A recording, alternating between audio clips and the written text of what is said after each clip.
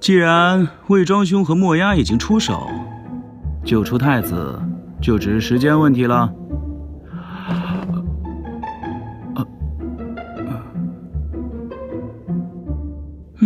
没酒了。去。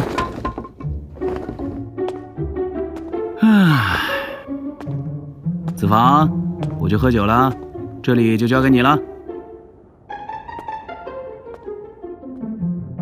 是，张公子，事关太子殿下安危，九公子是否有些托大了？千成兄，我们这位九公子屡破奇案的诀窍，就是必须有美酒迎尊。看来九公子果然是名副其实。韩兄，留意这些士兵，不太对。御前禁卫军。禁军何在？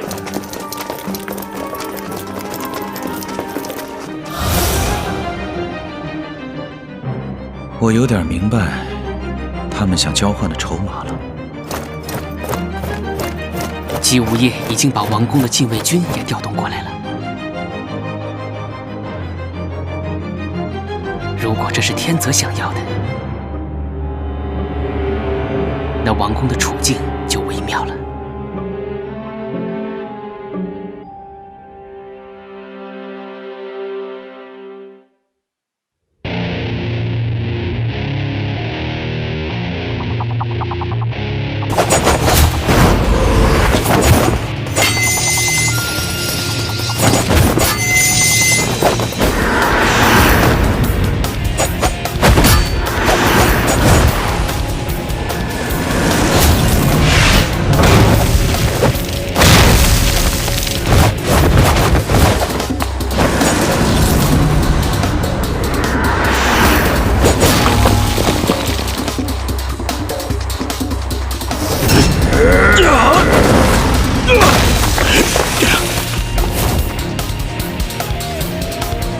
能够挡住沙池的进攻，这样的铜筋铁骨，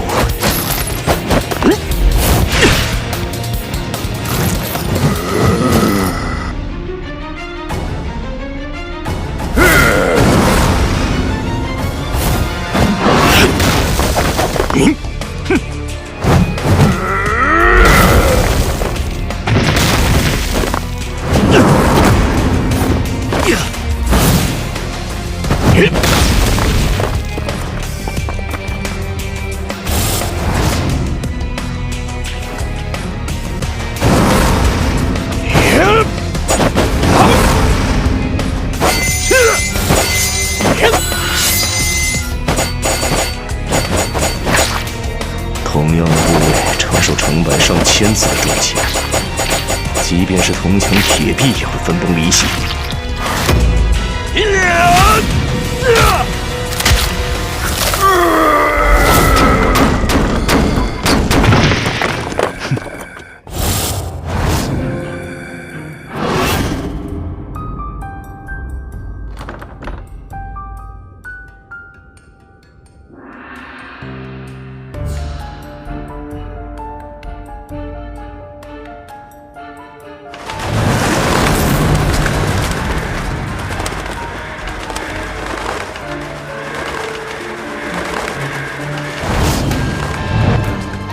鬼谷传人面对敌人也会下不了手。哼！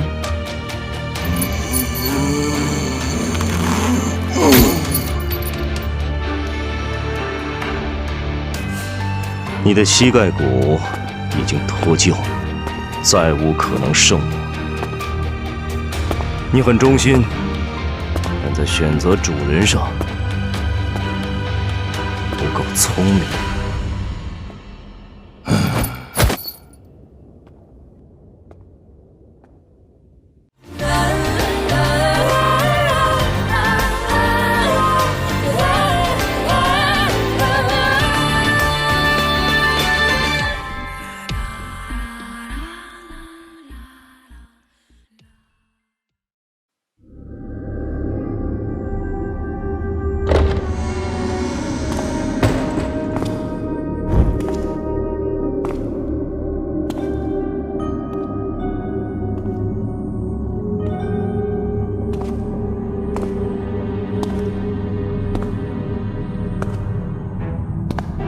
太子殿下。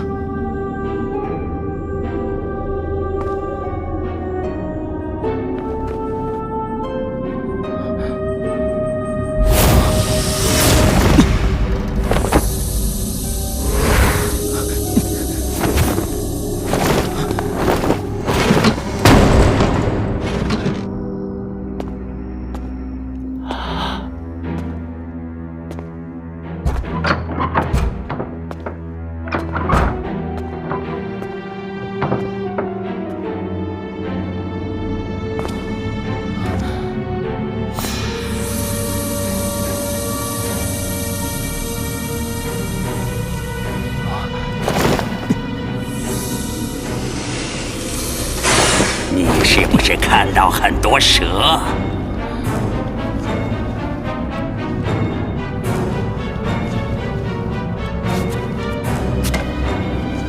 因为你踏进这扇大门时就已经中毒了。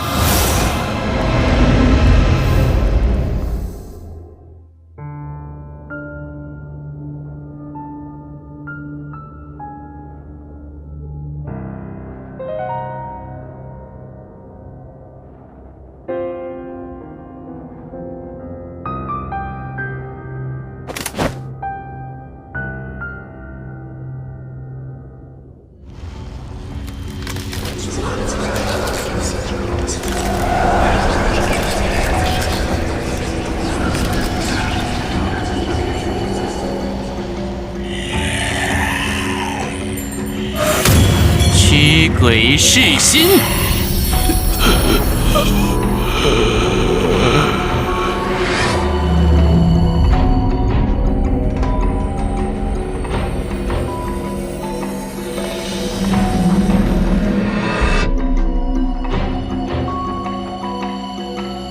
告诉我，我要的东西具体在哪里？有意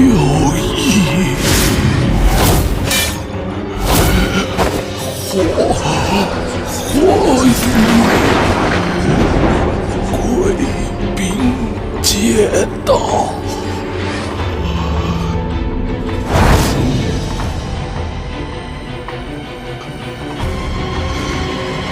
苍龙七宿。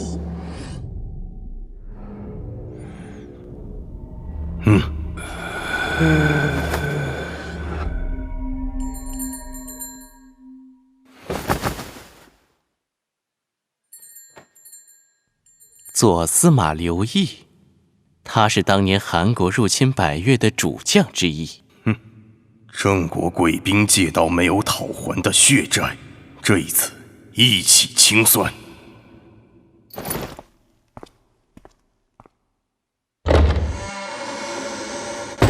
走吧。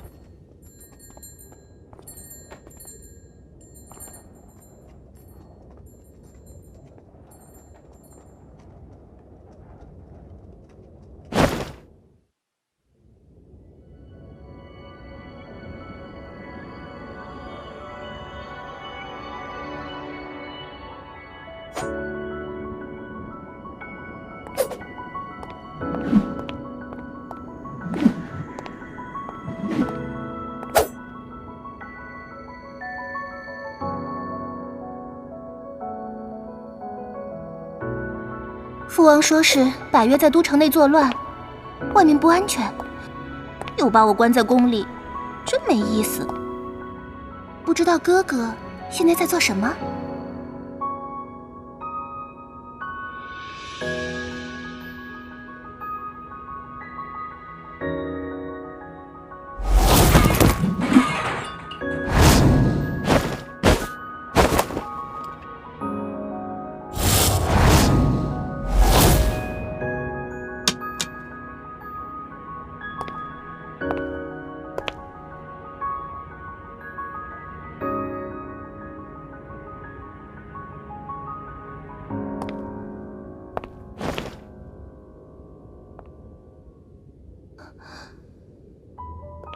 好快的身法！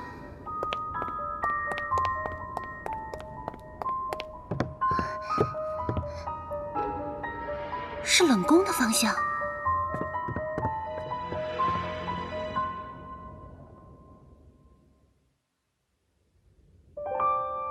不是说让我陪你来喝酒吗？喝酒只是幌子，醉翁之意从来就不是酒。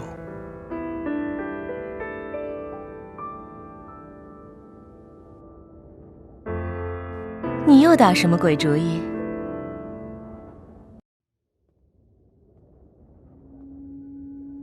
王宫富丽堂皇，怎么还有这么一个破败萧瑟的场所？这是一座冷宫，也曾经喧嚣一时，炙手可热。只是现在确实很冷，用来封存逝去主人的记忆。逝去主人？确实，这里是郑国的旧王宫，原本属于一位不可一世的君王霸主。霸主？你是指郑庄公？郑国的第3代国君，春秋年代诸侯中的第一位霸主。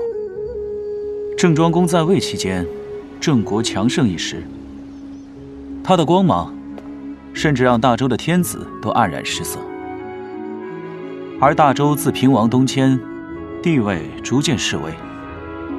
对于越来越不听话的郑庄公，天子联合4国，欲削取郑国风范。但天子联军却被郑庄公打得溃不成军。我老师荀子在《王霸》一篇中点评：诸侯各自为政，继而崛起的春秋5霸中，到楚庄王问鼎中原，春秋就此渐行渐远了。问鼎九鼎？禹王窥天机而受神策，分天下为9州，集4方鬼神之力，铸造9鼎。9鼎历经夏、商、周3代相传，天子威严之所，国家社稷之主。楚庄王向大周询问9鼎之大小轻重，这个看似轻描淡写的提问，却使天下诸侯震惊。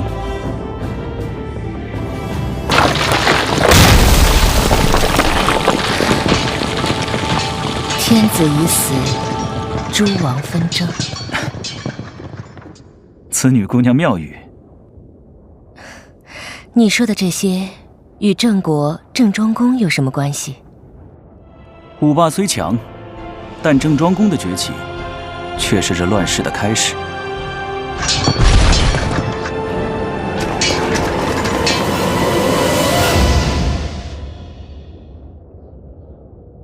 而这个起点，就在我们身处的这座冷宫。就算风光一时，却也不长久。很多人好奇，当年他快速崛起成为霸主的力量来源是什么？哼，我也很好奇。你啰啰嗦嗦、东拉西扯说了半天，却没说到底为什么来这座冷宫。我已经尽量简明扼要了呀。不是说让我陪你来喝酒吗？哎，喝酒只是幌子，举杯的目的从来就不是酒。你又打什么鬼主意？怎么还加了个又呢？出这么大的事，你就不能正经会儿？我走了。这次打鬼主意的不是我，而是叶幕、姬无夜，还有赤眉龙蛇天泽。那你放着太子不救，却跑到这里来喝酒，为什么呢？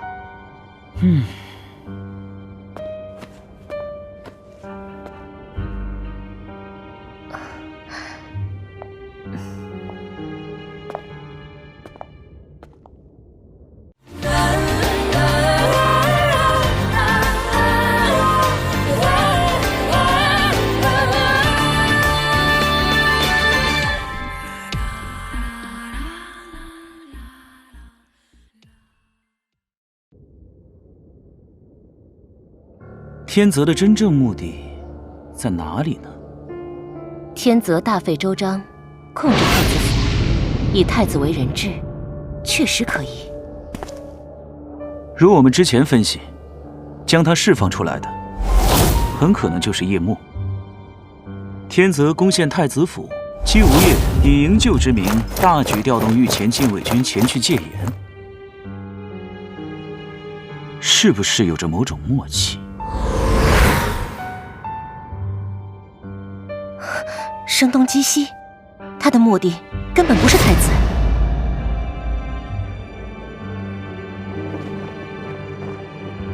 如果天泽的目的是复仇，那么作为侍卫，他完全可以毫不犹豫地杀死太子殿下，就像他对待原本是本族的那些百越难民。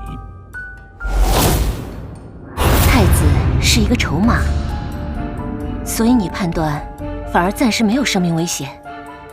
只是太子殿下这样的筹码，似乎举韩国上下能够交换的东西，已经屈指可数。他的目标是王宫，难道是你的父王？这是一个非常可怕的推测，但我有一种直觉，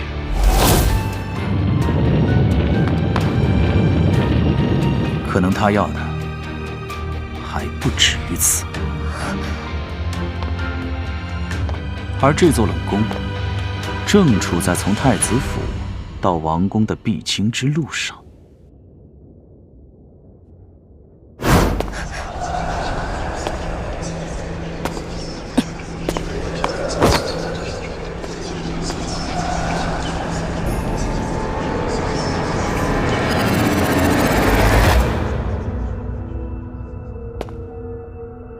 直觉是属于女人的东西，但并不适合即将要死的人。一个即将要死的人，等待一个死过一回的人，这样的会面不是也很有趣吗？死亡并不是一件有趣的事情，你很快就会明白。有趣的是，这段时间我见了不止一个本该死去的人。很多本该死去的人，恰恰就在这座王宫。你是来复仇的，还是为了当年断发三郎追寻的宝藏？我只是来证明一件事。什么事？种下了因，就会收获果。时间掩埋不了真相。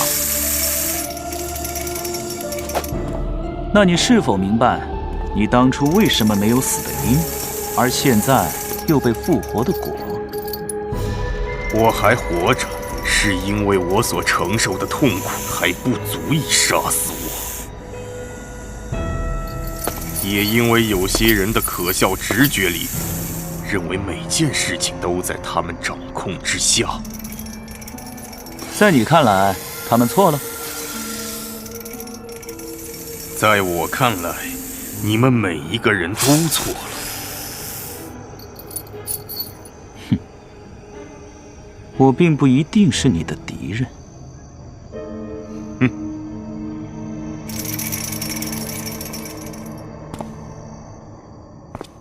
流沙不一定是我的敌人，但是百越一定会摧毁所有的障碍。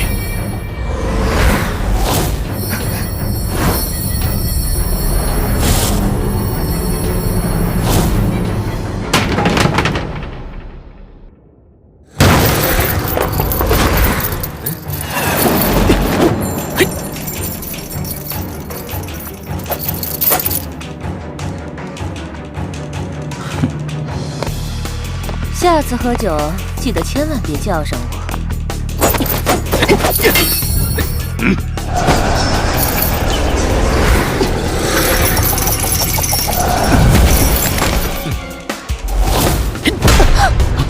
紫女姑娘，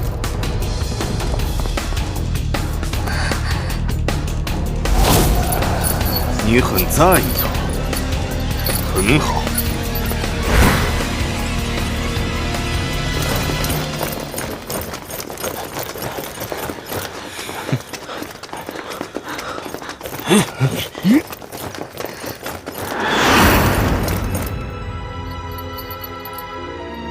这就是你说的，不一定是我的敌人。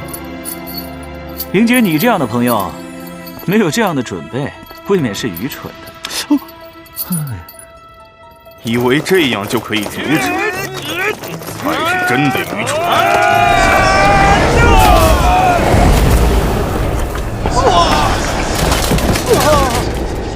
侯公子，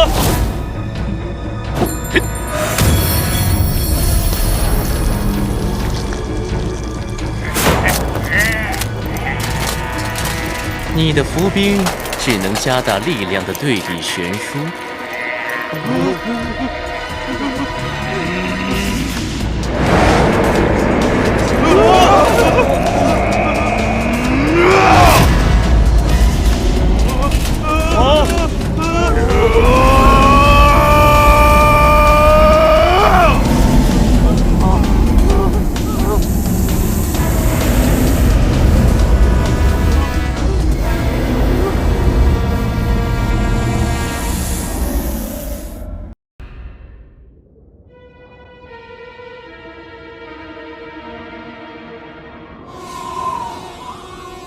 我并不一定是你的敌人。流沙不一定是我的敌人，但是百越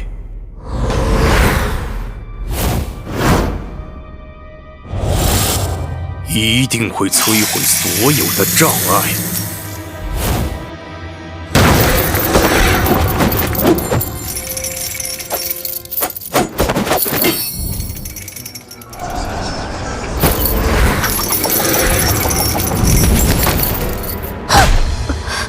子女姑娘，你很在意他。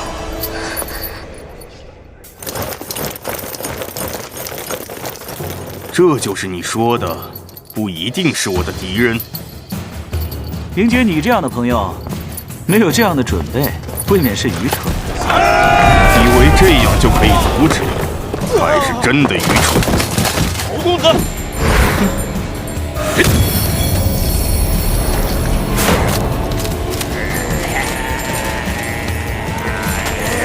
你的伏兵只能加大力量的对比悬殊。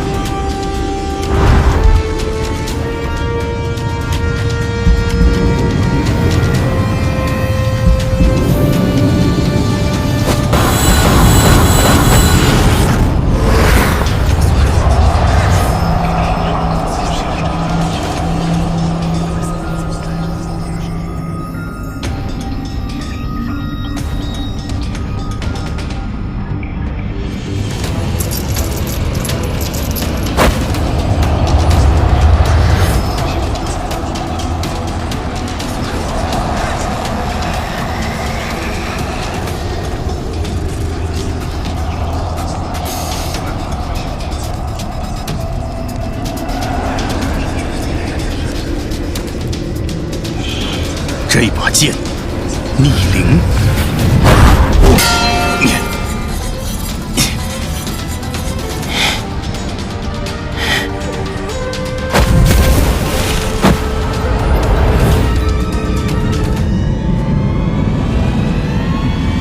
你到底是什么人？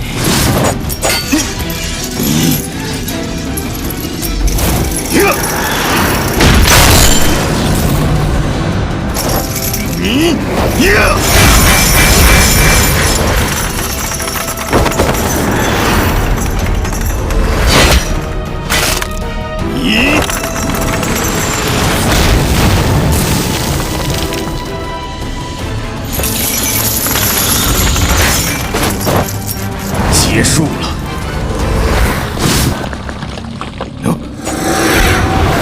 碎片。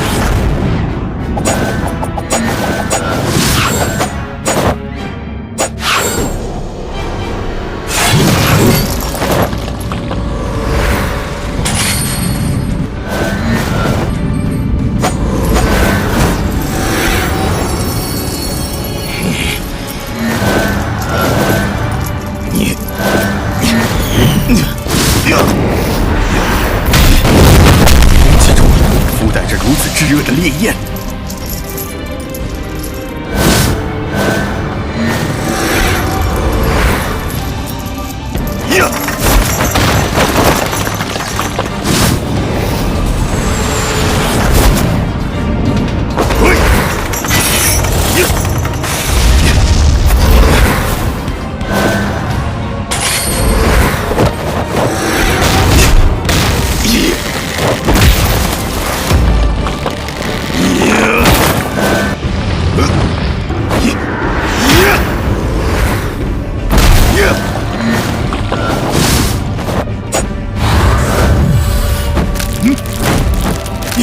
偏偏在这个时候，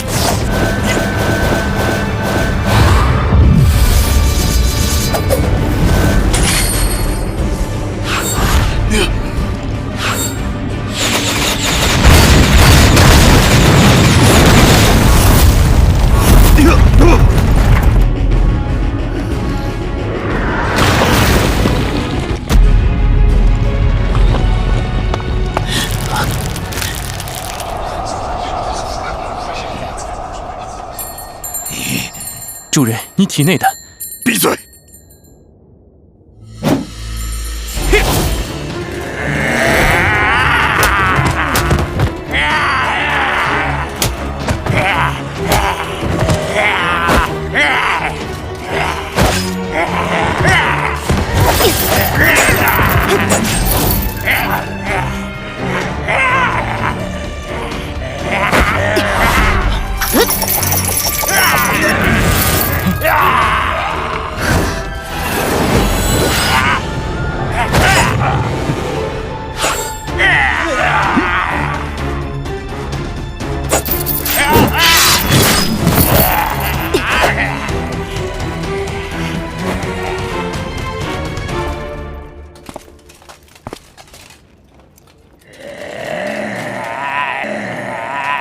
你的作战方案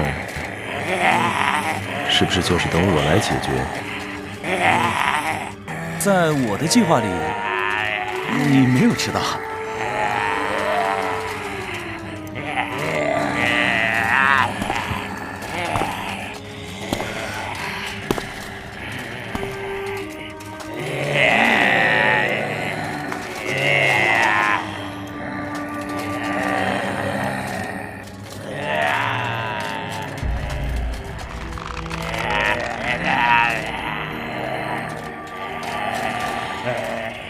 走。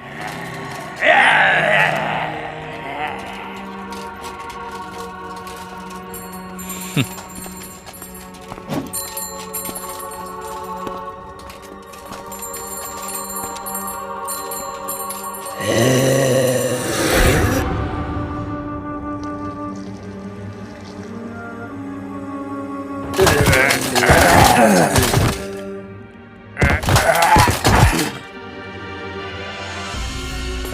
这次算你们走运。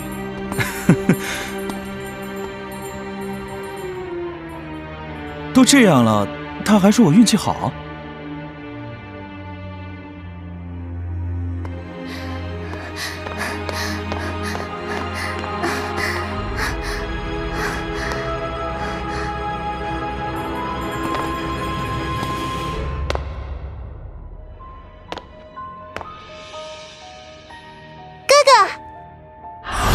红莲，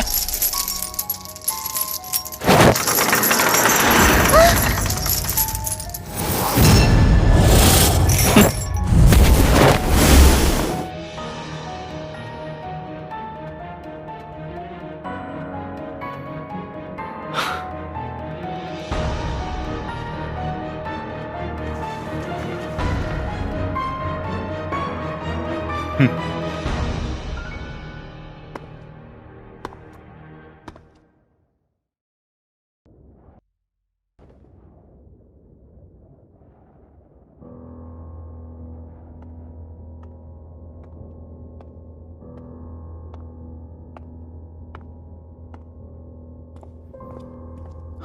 是天泽所为，卫兵们没能拦住他。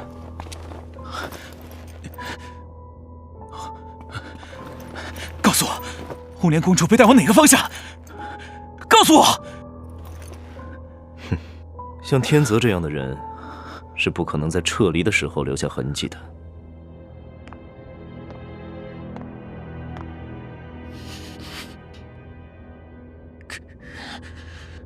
魏庄兄，你深入太子府，得到什么有价值的线索吗？驱鬼噬心，告诉我，我有的东西具体在哪里？你听过苍龙七宿吗？苍龙七宿，阴阳家的占星之术。阴阳家，天之四灵，以正四方。东青龙，西白虎，南朱雀，北玄武。东方七宿，角、亢、氐、房、辛、未、忌，又称苍龙七宿。天泽对死而复生的巫柩使用巫术盘问，提到了这4个字。巫柩曾经的身份就是断发三郎，而他们这次浮出水面，与百越的火与玛瑙案中涉及的一个宝藏有关。而且，姬无业的夜幕也在追查此事。天泽的目的，应该与巫柩、刘毅之徒不同，不会仅仅是为了财富。他要的是复仇，还要复国，尤其是后者，确实需要财富，而且是巨大的财力支持。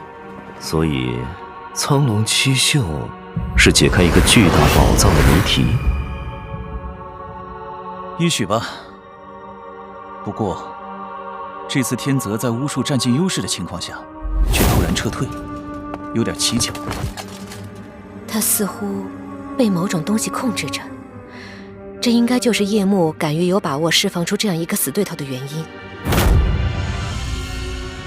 所以，无论天泽自己的打算如何，他首先得把自己从夜幕的控制下摆脱出来。这是一个值得关注的脆弱环节。而你的脆弱环节，红莲公主在他的手里。你知道红莲把他也调查过了？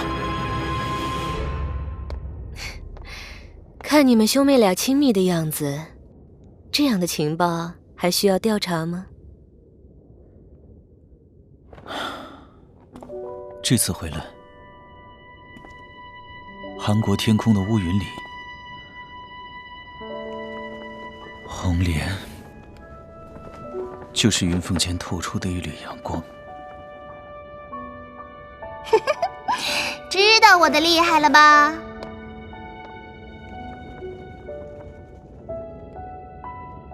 暴露自己在意的东西，会让敌人看清你的弱点。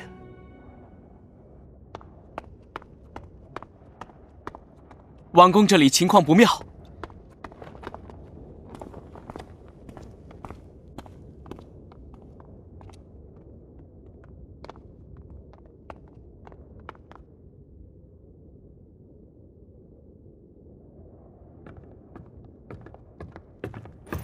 大王有令，任何人等不得擅自入宫。九公子见谅，王命不可违。祖父，张相国，太子殿下尚未脱险，红莲公主又为贼人劫掠，大王听闻噩耗，震怒之下，以致龙体欠安。老夫几番求见，都被拒之门外。张大人可知道调动禁军戒严太子府之事？公子，请一同走两步。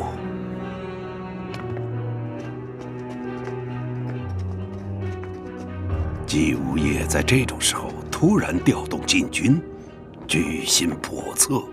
不错，我也知道公子在冷宫拦截了天泽及其手下。张大人怎么看？张家在韩国武士为相，深蒙王恩，也看了许多风雨冷暖。善观气象者，望云之变，闻风而动。现在的韩国已在存亡之际。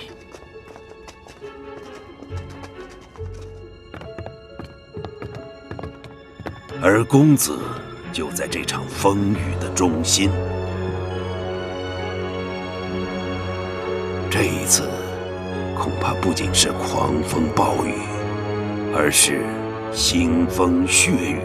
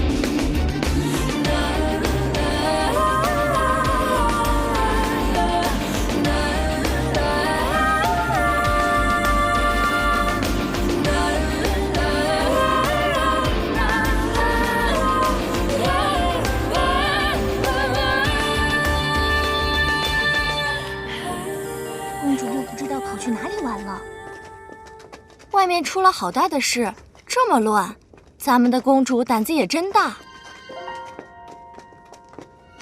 以后要嫁了夫君，不知道有没有人能管得住。哎，小声点，被公主听到一顿打。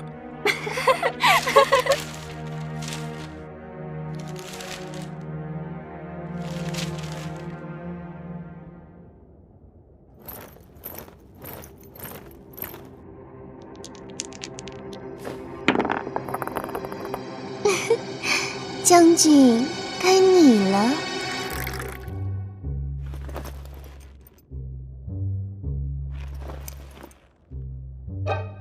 呵呵，你们不怕输了受罚？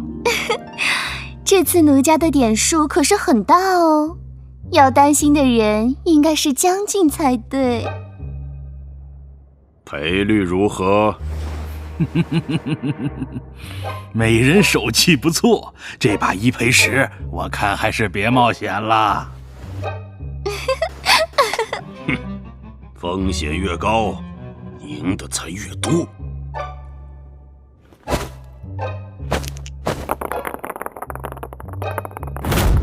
啊！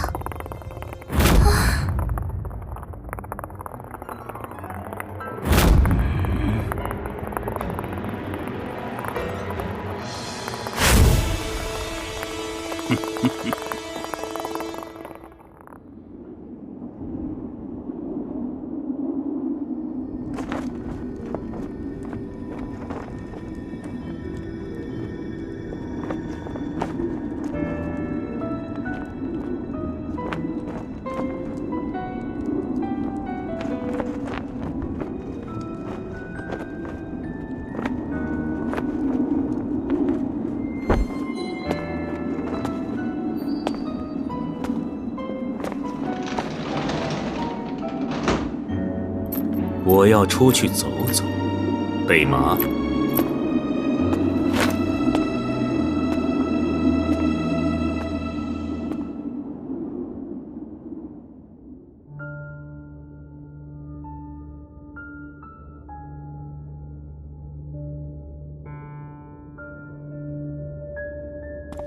年纪大了，走夜路不容易呀。接收了毒仙门的地盘后，又吞并了青竹帮、3寸门、关山口，势力范围扩大了10几条街。我看你的7绝堂快改叫7满堂了。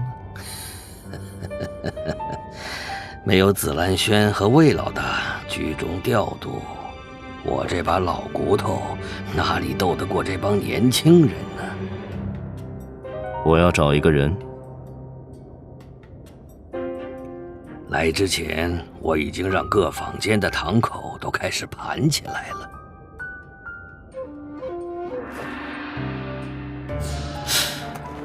这可不是出自寻常平民人家，所以才找你来。看起来做工很昂贵啊。免你3个月的上供钱。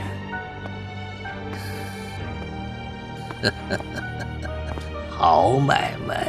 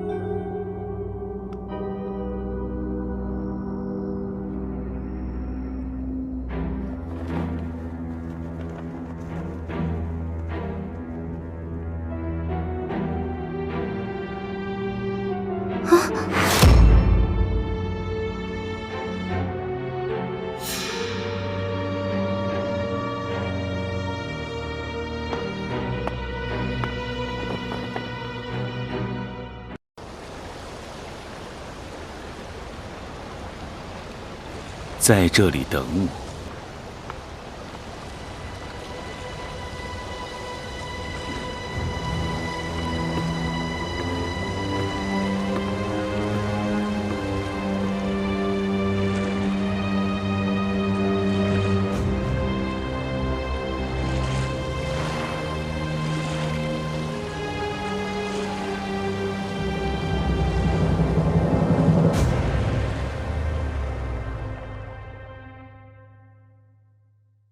王上处在封闭状态，这是一个危险的信号。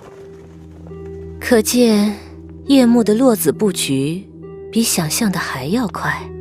这并不是一局棋，而是一场赌博。有收获吗？需要等。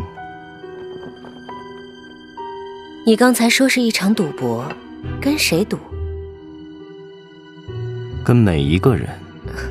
赌什么？胜者为王，败者为寇。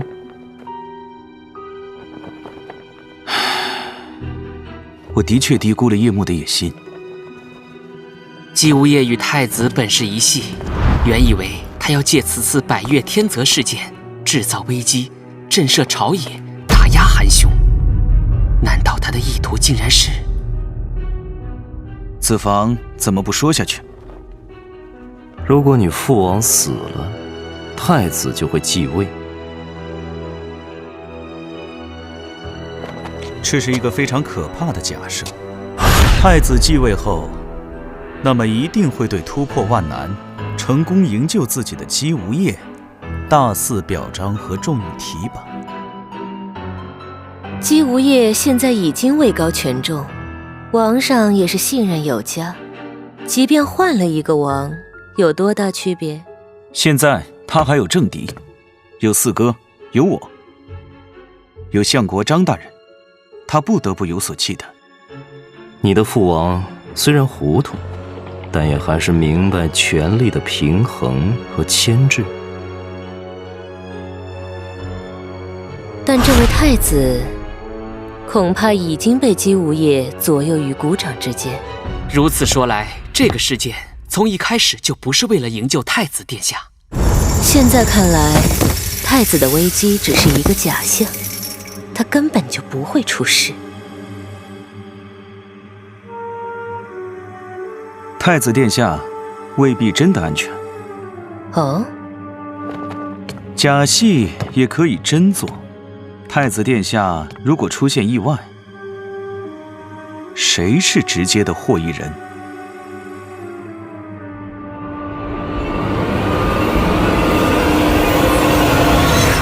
四公子，不错，他是最有力的继任者。问题是，你会选哪一种结果？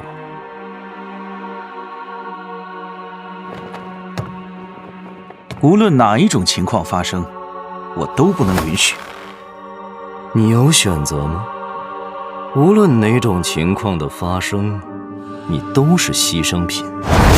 要么作为司寇营救太子不利而承担失责之罪，要么作为政敌被继任的新王清除。好像是这么回事。你说的他似乎已经处在左右为难、完全被动的情况，怎么做都是错的。这就是他手中的这杯酒迟迟没有喝掉的原因。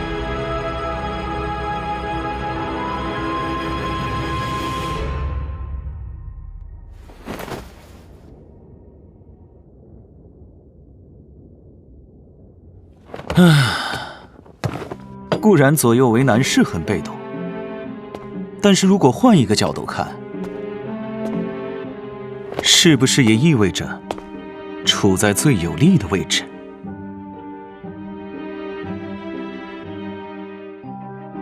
韩兄有何妙法？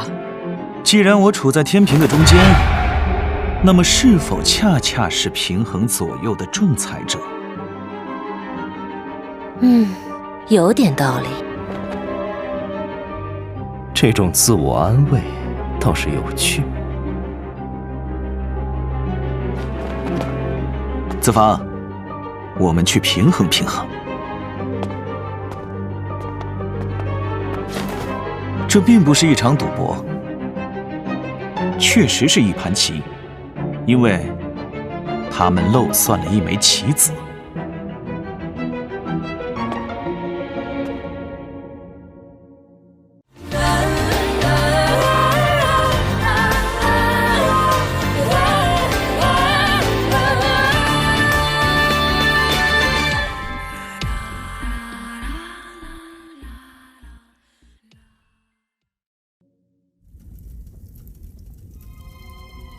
如今韩非已经骑虎难下，左右两难，不仅不能扭转将军的妙局，甚至自身难保。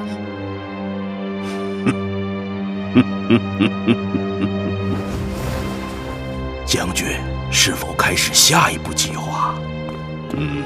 将军，四公子到了。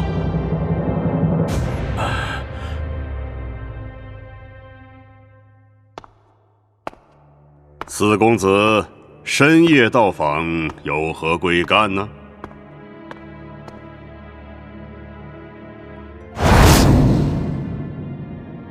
子房来，还我人情。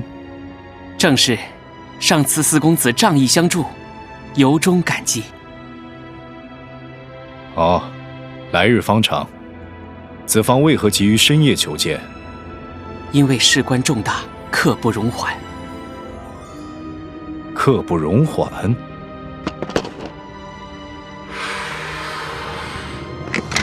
请四公子品鉴一物。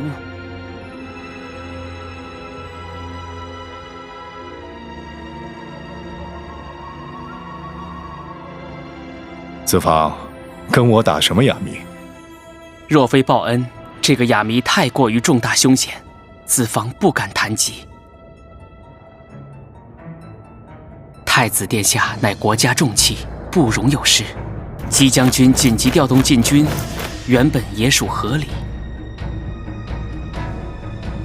然而禁军一被调离，天泽却出现在王宫附近，未免太过巧合。子房，知不知道你正在说一个非常严重的指控？子房心中困惑，如坐针毡，所以才斗胆来请四公子品评。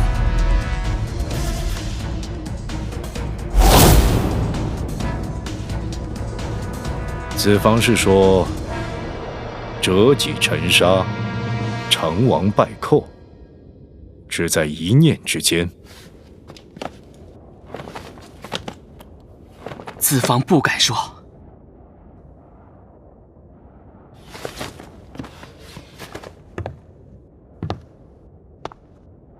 这个问题是你祖父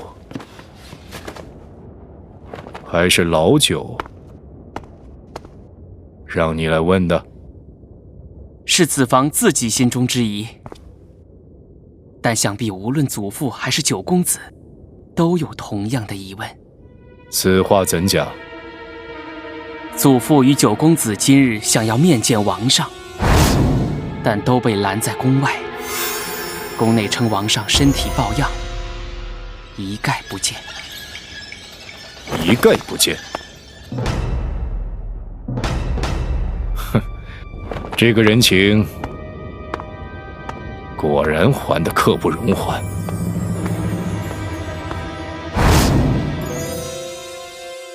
如此危难时刻，唯有请姬将军亲自坐镇王宫护驾。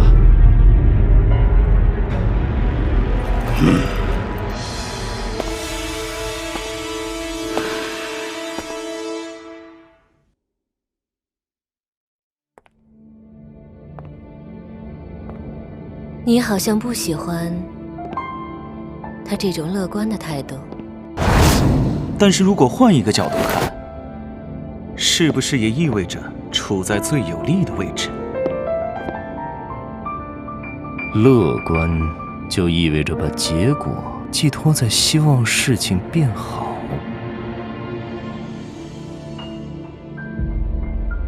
这样不好吗？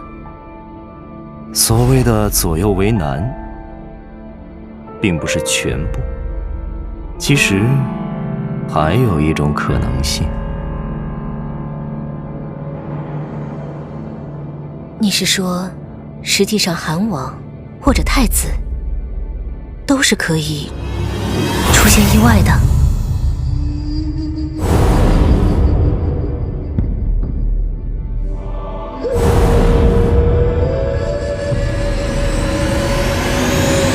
掌握真正的主动，比乐观的被动更有效。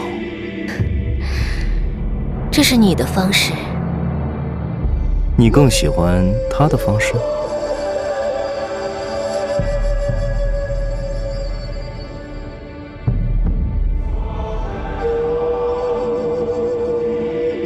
现在做决定的人是他。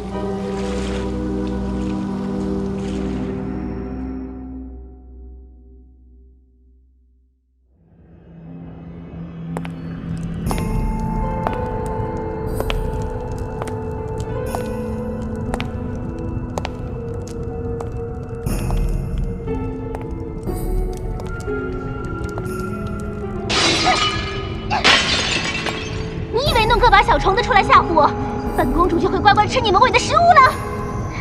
我偏不要。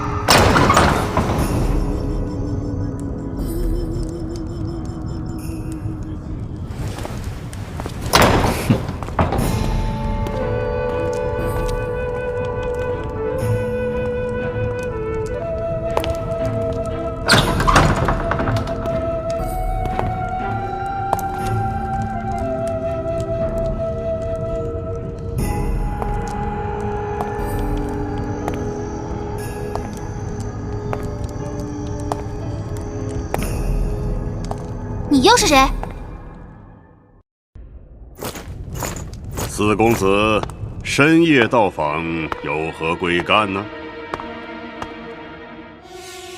天泽等百越余孽惊动圣驾，宫里传出消息，皇上龙体抱恙。哦，是吗？如此危难时刻，唯有请姬将军亲自坐镇，王宫护驾。如此重任，姬某自然义不容辞。不过，末将还担负着太子府警戒之责。太子府由九公子担当，如果营救不利，皇上震怒，就算我这个四哥也救不了他。确实如此。王宫乃重中之重，真的出了什么闪失，你我都担待不起啊。好你个韩愈，居然算计起我来了，要拉我一起下水。四公子赤胆忠心，末将责无旁贷。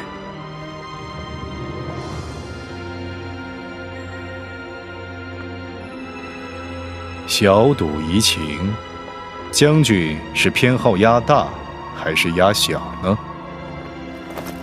四公子说笑了，一味压大或者小，怎么可能赢呢？确实，每一局都有风云莫测，压一种赌注很难成为赢家。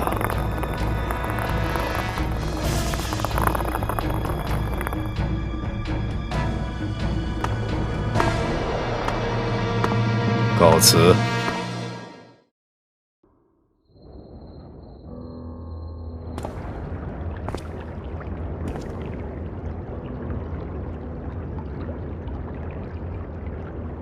你要找的人，我们跟丢了，还损失了2名弟子。在你接受我开价的时候，就应该考虑到这些损失。我的损失早有考虑，倒是你的损失，有办法弥补吗？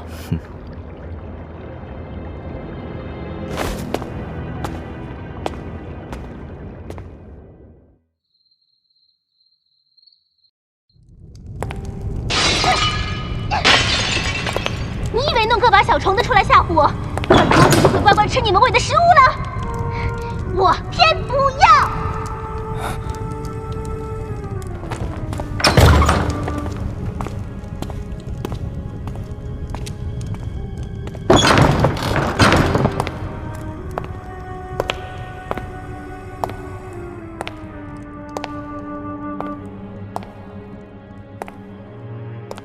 你又是谁？我也觉得这里的厨师手艺不够高明，饭菜不合公主胃口了。你是把我抓来的怪人的手下吧？快点放我出去！哼，等我哥哥来扫平你们的时候，不杀你就是了。公主殿下，你九哥哥虽然机敏过人，足智多谋，而且也帅气俊秀，可惜了，并不是我们主人的对手，已经被打败，所以你也要乖乖听话哦。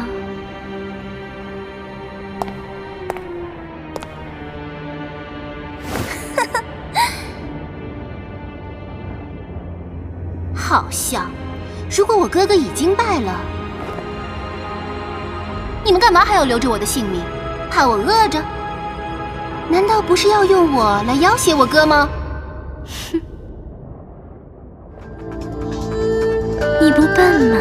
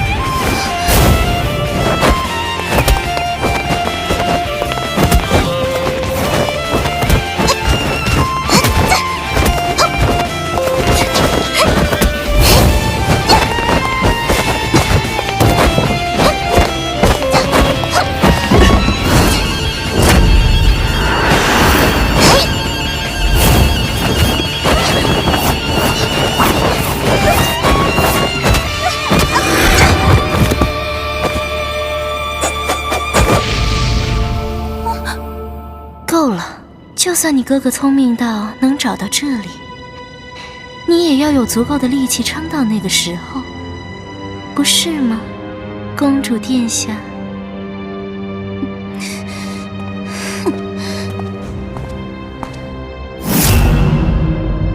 别玩了，他还有用。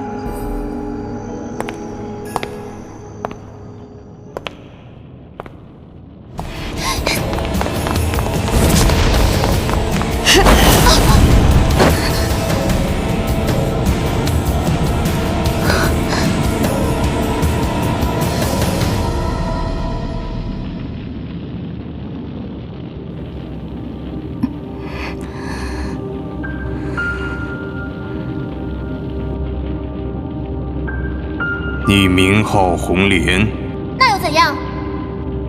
知道红莲是一种什么样的花吗？当然是很美、很名贵的花喽。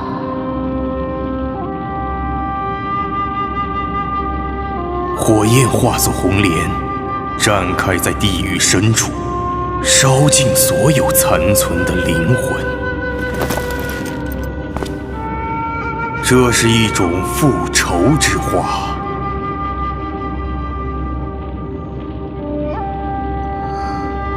复仇之花。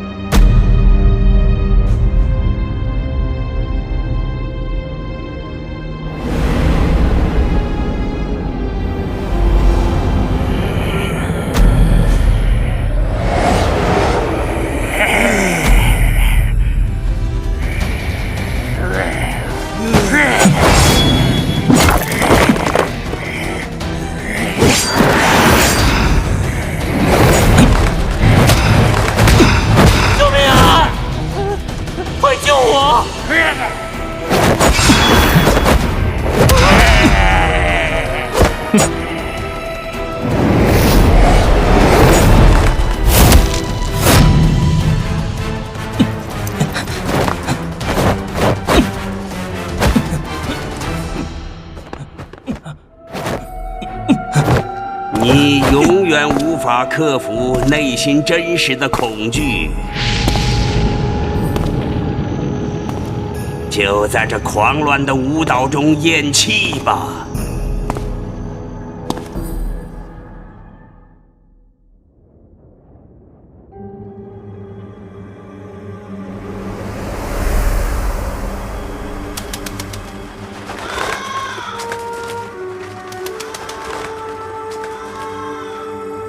毒瘴在退去。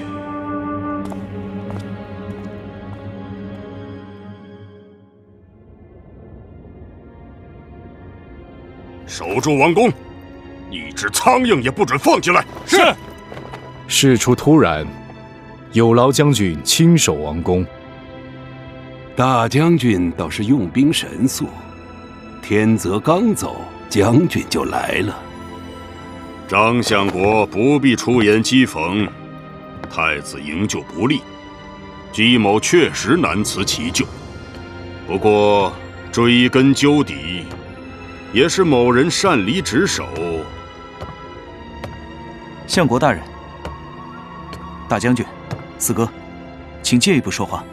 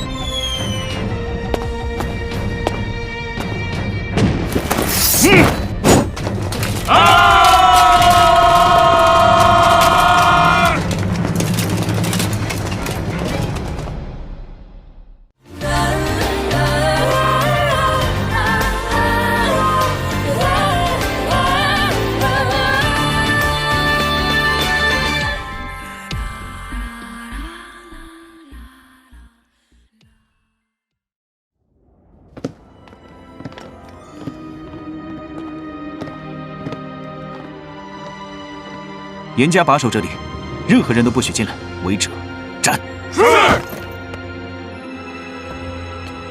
事关重大，韩非不得不谨慎行事，还请见谅。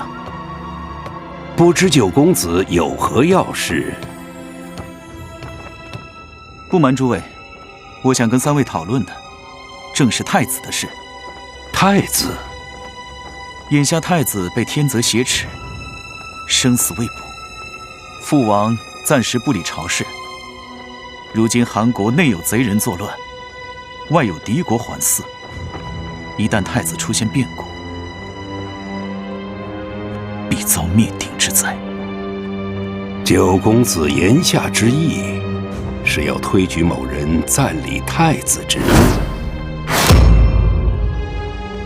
正是，不知相国大人意下如何？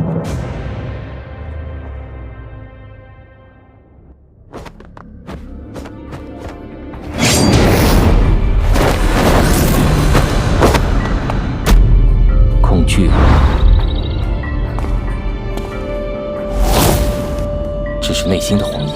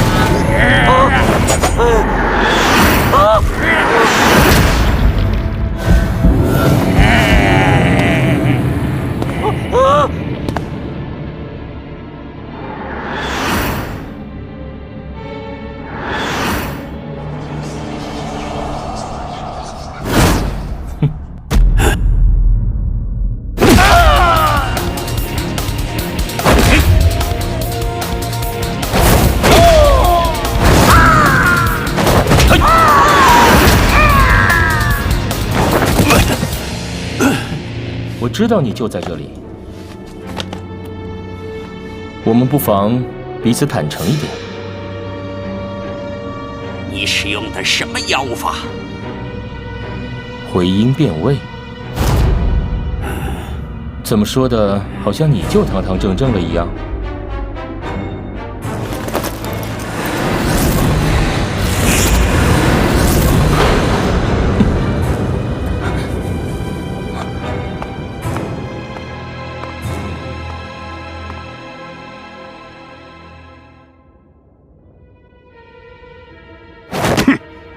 太子尚在，谈什么暂代职务？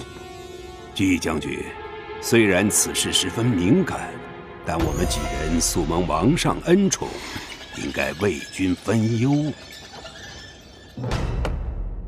相国大人所言不错，因为太子虽在，却身陷险境，我们才需要未雨绸缪。如果韩千成能从太子府内救出太子，自然最好。但若韩千成，此人是四哥的义子，为了营救太子，四哥出力颇多。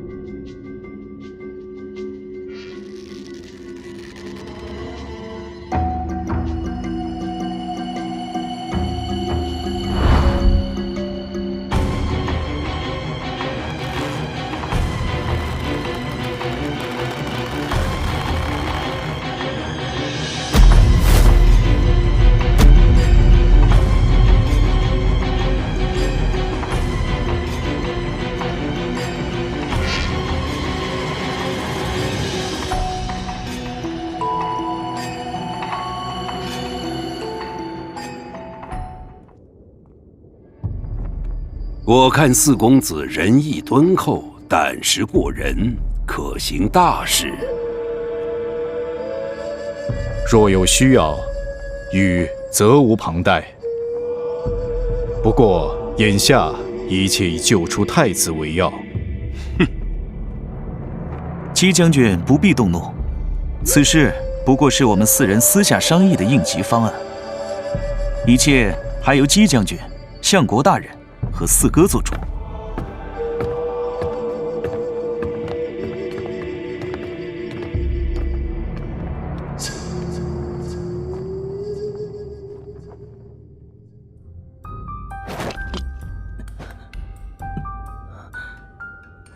若不是这个过滤了大部分毒障，还真可能死在百度王手上。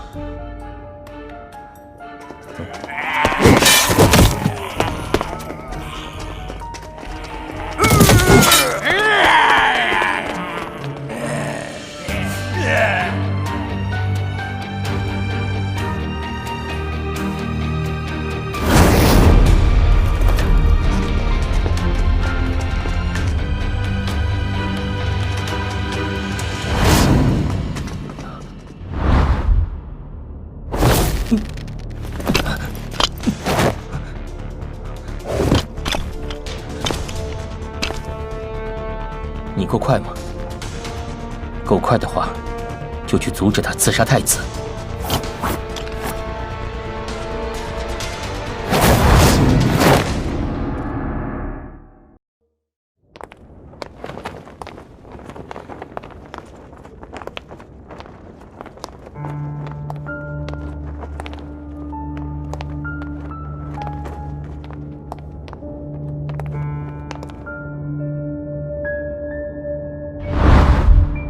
入宫，这个任务对你而言是一次巨大的挑战。弄玉愿为公子分忧。他其实并不希望你涉险，此举实属兵行险招。王宫已被夜幕渗透，看似平静的水面下充满漩涡。必须万分小心。弄玉谨记。你扮演的是一双眼睛，只负责观察，没有进一步的指示之前，不要采取任何行动。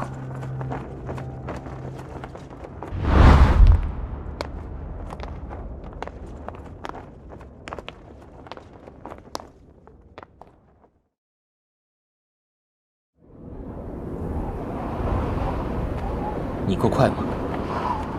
够快的话，就去阻止他刺杀太子。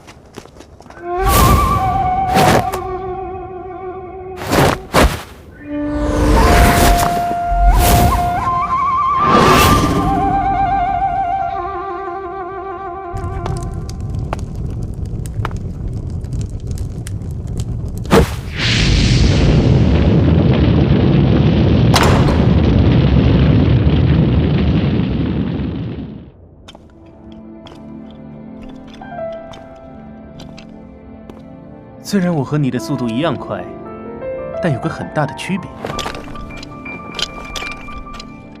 我更帅。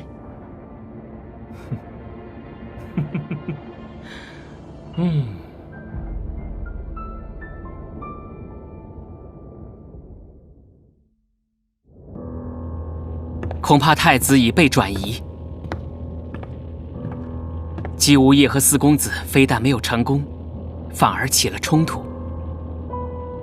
韩非下的一手好棋，如果没有你拉拢四公子，姬无业就会扶持太子登基，大权独揽。相反，如果没有韩兄警示姬无业，太子很可能遭遇意外，四公子成为最大赢家。看似被动，实则已经掌握了引导冲突的主动权。只是，王上还处于封闭状态，局面随时都有恶化的可能。这一切恐怕都是叶幕在背后操控。王上的消息封闭，很可能是叶幕四凶将的手笔。哦，四凶将，丑女妖。在事态明朗前，姬无业不会动手。倒是另一边，你是说红莲公主？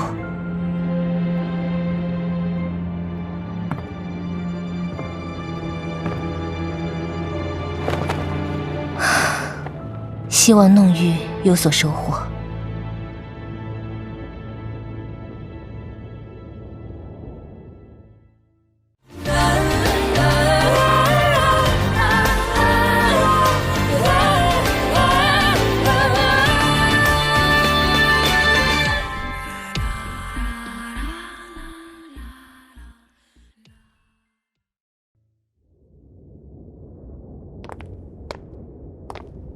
宫来为王上侍疾。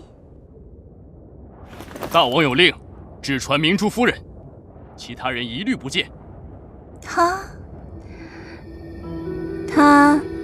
早就来了。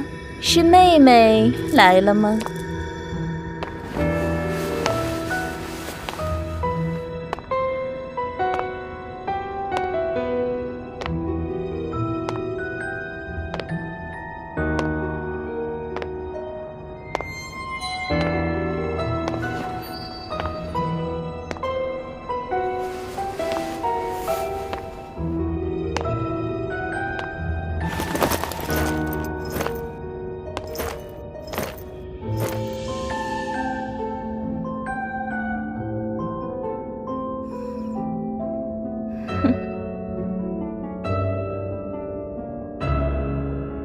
妹妹为何在此？我牵挂王上，便自作主张前来求见。不想唐突了夫人，夫人精通医术，我自该想到，王上会传夫人侍疾。哎，妹妹说笑了。她是我宫里新来的宫女。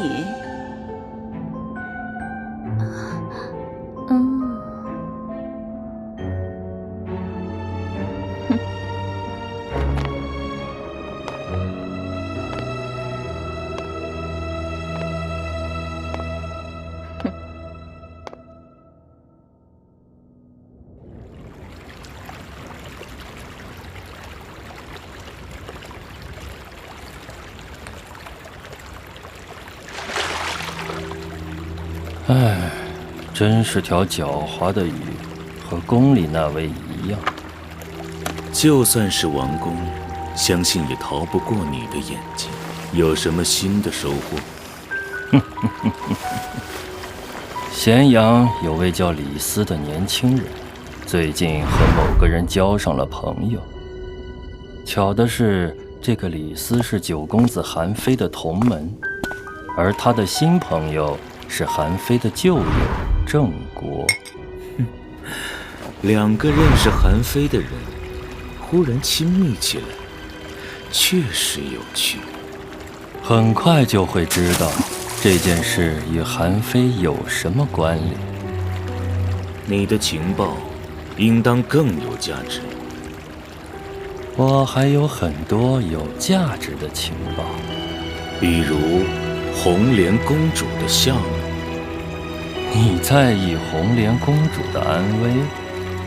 韩王的掌上明珠，诸位公子血脉相连的姊妹，她的卷入让这场博弈的走向变得难以预料起来。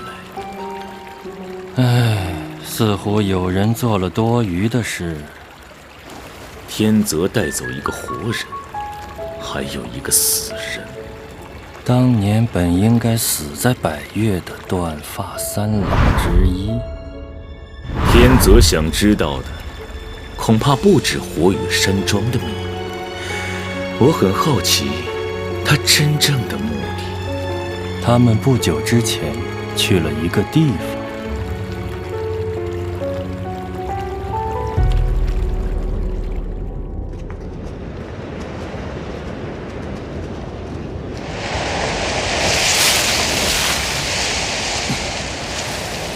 韩兄不是才和子女姑娘造访过冷宫，怎么又拖着我来？这个子女姑娘似乎觉得上回酒喝的有点惊险了。应该都约不到第二次了。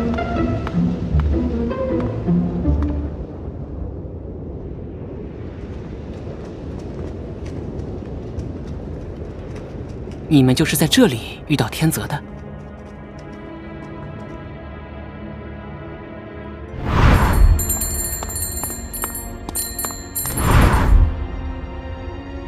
我们以为天泽的目标是父王，但即便天泽和他的手下身手非凡，想凭两人之力行刺一国之君，不是太任性妄为了吗？这里也是天泽的目标。这座废墟有什么吸引着天泽？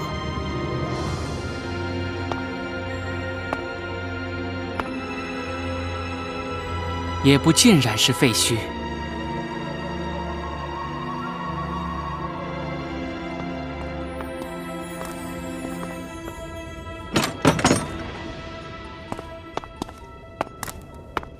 地上只有一个人的脚印，天泽没让驱尸魔一起进来。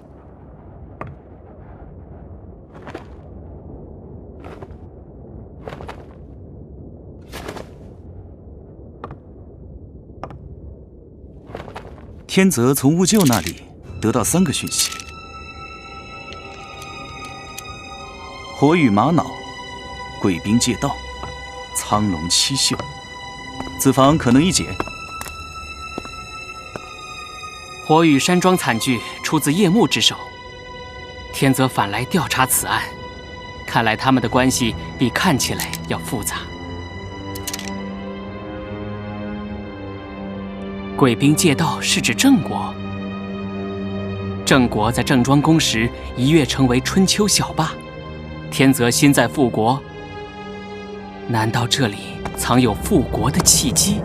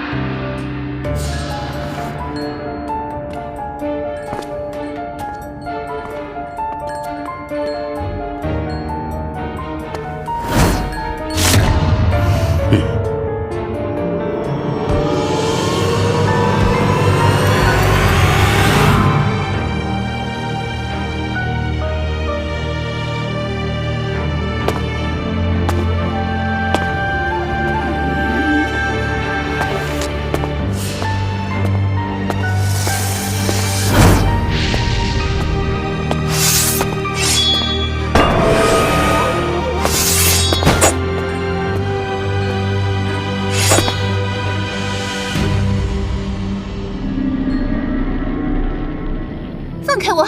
你要带我去哪儿？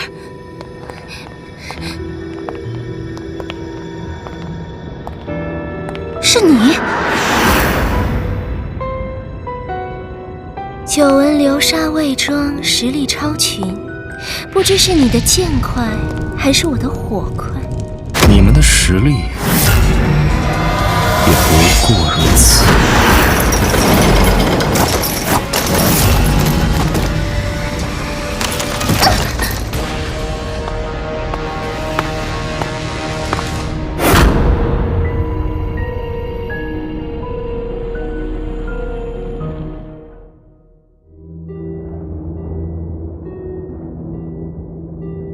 天泽心在复国，难道这里藏有复国的契机？如果这是答案，第3个问题的答案很可能与郑庄公有关。3个信息看似毫无关联，抽丝剥茧的分析下来，却发觉可能只是一件事。你真的很擅长劫掠女子，可惜上次走得太匆忙了些。你是来救人的，你很在意她。不，我不在意。像你这样的人，本不该忽略掉诱饵周围的陷阱，因为这个陷阱很老套，可以被忽略。我要带他走。忽略你的对手是愚蠢的。等等，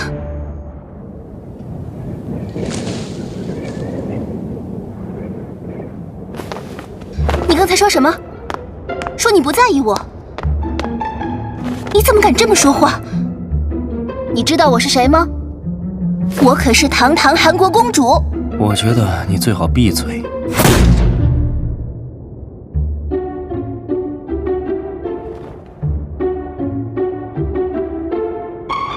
胆！你还敢叫我闭嘴？你回去吧，我不会跟你走的。哼，人家可不要跟你走啊，好没面子啊！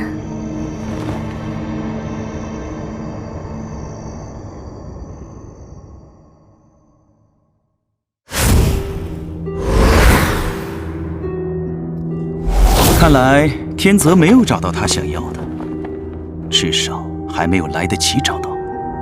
天泽需要帮手，完成他一个人完成不了的事。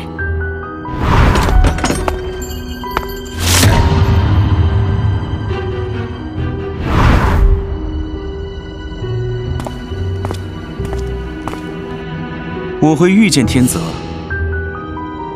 是因为天泽想要被我遇见。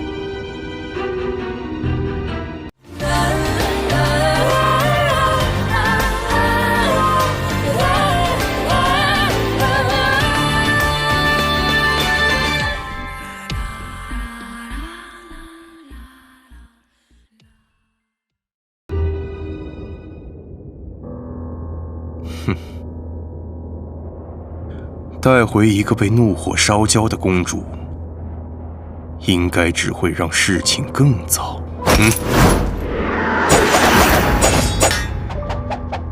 这算什么？陷阱虽然老套，但依然会致命。既然我不杀你，就不会让你空手而归。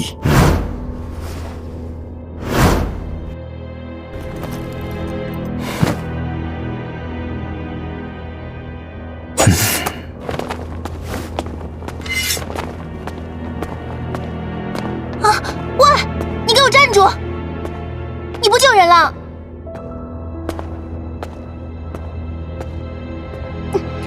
这个家伙！尊贵的公主，是不是该起驾回牢房了？居然说不在意我，气死了！哼，他骗你的。什么？他如果不在意你，就不会接那个瓶子。真的？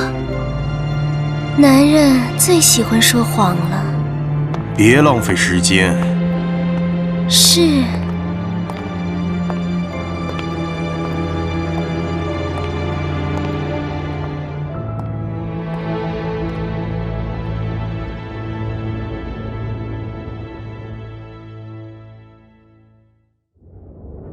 我义子千成在营救太子时，似乎同将军的人起了冲突。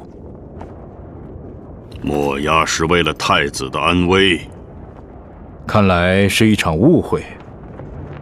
哼，兵无常势，将军确实不能松懈。太子安危，我自能保障。哼，将军，可曾想过因敌变化？我可看不出什么变化。红莲的事，难道不是变化？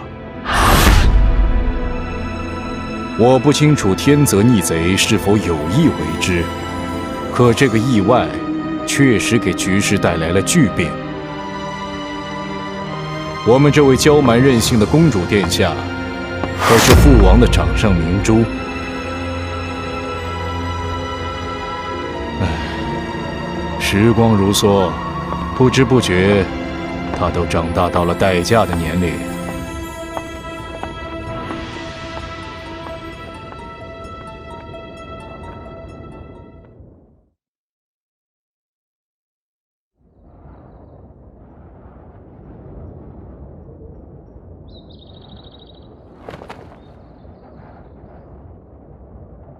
在一场并不公平的交易里，拥有最多筹码的人，却选择与对手交换筹码。那么他想得到的这个筹码，就比他所拥有的更为珍贵。看来这是一个很特殊的瓶子。这像是一个药瓶，而材质是专供于王室的陶土。子女姑娘曾推断，天泽被某种东西所控制，而这应该就是天泽摆脱桎梏的关键。韩兄，请看，这是腾蛇。腾蛇传说中是一种长着翅膀的怪兽，一半是龙，一半是蛇，飞腾在火焰的烟雾中，主宰人类的梦魇。腾蛇主宰噩梦，却寄生在夜幕的深处，有趣的关联。我其实有句话想忠告你：夜幕降临，还不是最黑暗的时刻，因为梦魇还没有开始。此瓶雕刻精细，非上等工匠不可出。印文陶技始于百越，这令我想起火羽山庄以石料工艺闻名。百越一等工匠聚集其内，然而当年巨变，这些工匠如同火羽山庄的宝藏一般消失无踪。也许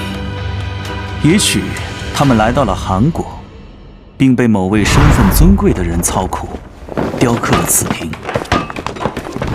既然你们说这瓶子来自宫中，不如让弄玉调查。至于那些工匠，魏庄兄，相信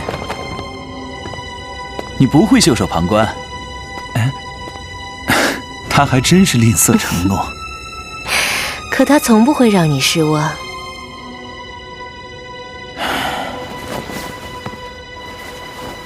拜托了。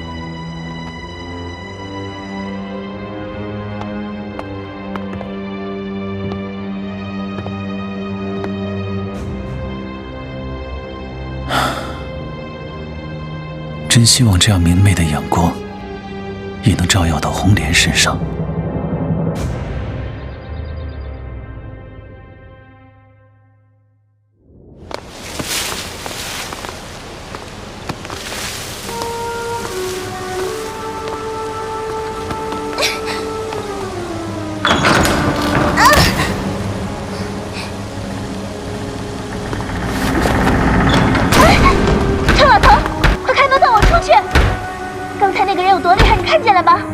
要是我出了什么事，你们都不会有好下场。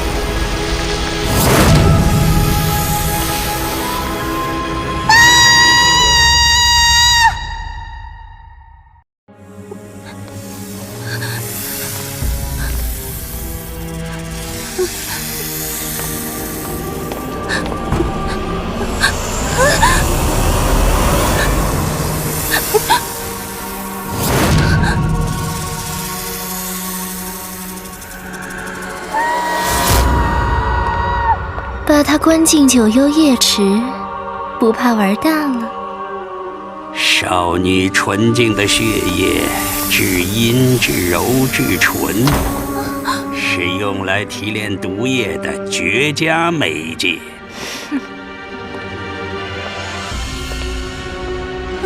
别过来！别过来！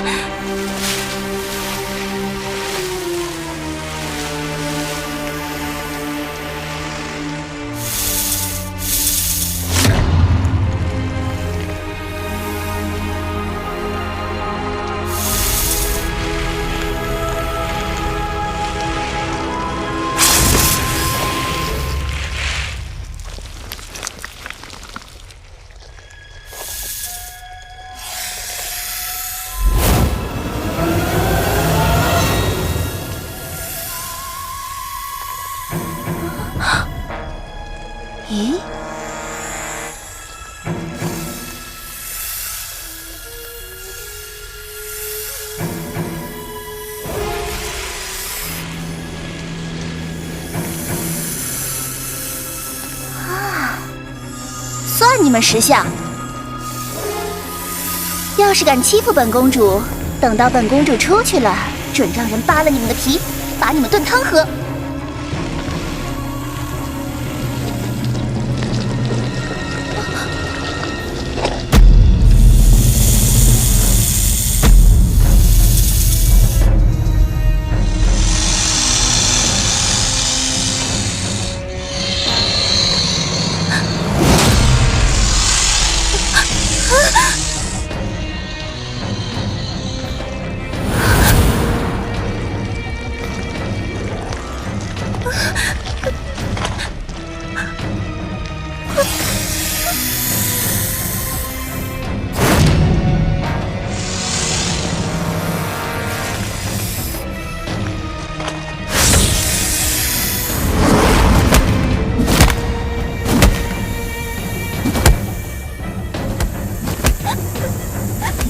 这什么鬼地方？你们放我出去！放我出去！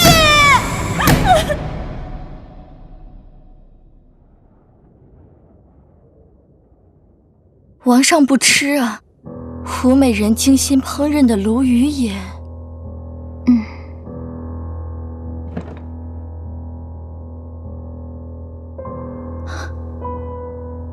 鱼眼睛不见了。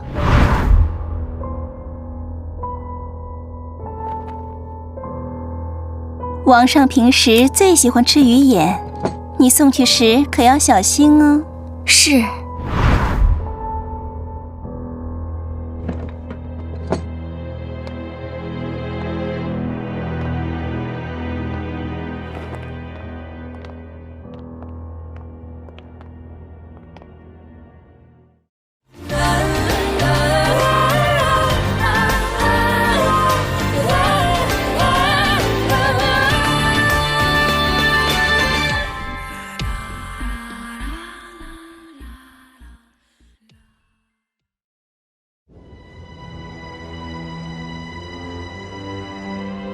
四爷想与姬无夜合作。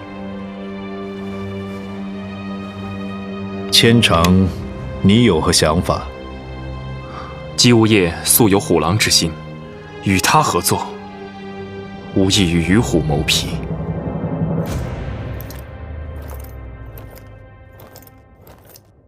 四公子，不错，他向我抛出了合作的暗示。既然想合作，想必四公子也有所表示。他给出的筹码，让我颇有些心动。不知是……不知不觉，他都长大到了待嫁的年龄。红莲公主，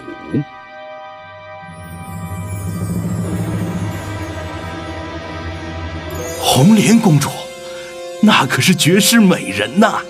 王上诸多公主中，就属她最受宠爱。此事若成，将军便可跻身韩国公祖，获益匪浅呐！你且过来，你看到了什么？天元位置被黑子占据，两军交战。黑子占据上风，此便是当今韩国权臣当道，王权暗落。纵然我有心匡复王室，也无从施展。四爷心思设计，千城明白。只是为何要与姬无夜？哼，要改变眼下韩国危难困局，则必须主动出击，安抚稳住姬无夜及其夜幕，不过权宜之计。与其联手，进可保父王，退百越；中则强韩国，退外敌，远能削弱夜幕，澄清郁郁。四爷的苦心，千城明了，但姬无夜如狼似虎。与其联合，并不容易。然而韩愈心机叵测，而且颇有些手段，恐怕不似太子一般。坐。猛虎虽凶，不过兽王。姬无业虽然位极人臣，但终究只是人臣。此人贪图美色，醉心权力，不能跻身公族，始终是他的心头之痛。我开出的筹码，料他难以拒绝。这就要看将军您怎么决断了。何以见得？获职之道，不外乎成本、风险、利益之间的计算和取舍。想求取高利，必须增添本金。将军若用手中的黄金换取一座尚未开发的矿藏，风险不小。你怕这矿藏内并没有宝石？奇货可居，乃秦国吕相经商之道。但若奇货未能换取足够价值，就未免得不偿失了。奇货可居，有几分道理。太子性格并不强势，将来登基大位，同样可以将红莲公主许配给将军。将军又何必急于一时呢？正因为太子素无主见，可被多方左右，我才有所顾虑。将本金压在一件商品上，未免风险过高。将军不如先保太子平安，规避风险。届时坐地起价，四公子也不敢不从啊。老虎啊，你果然是个精明的商人。不过，经商之道跟权力斗争还是大有不同的。四爷的筹码固然对姬无业诱惑极大，但太子一向对姬无业言听计从，他所能给予的似乎也不遑多让。哼，如果我是唯一的出价者呢？将军，墨衙有事禀报。讲。太子已被百毒王转移。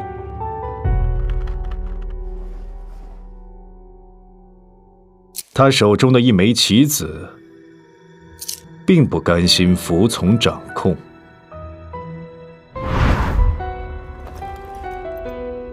四公子府上的韩千成有暗杀太子的嫌疑。只要这样，姬无业就别无选择了。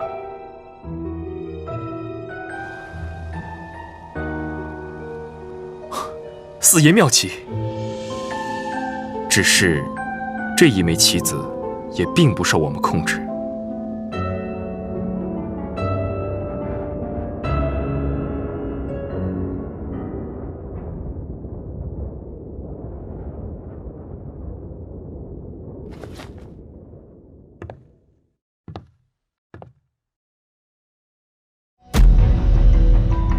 老实点儿。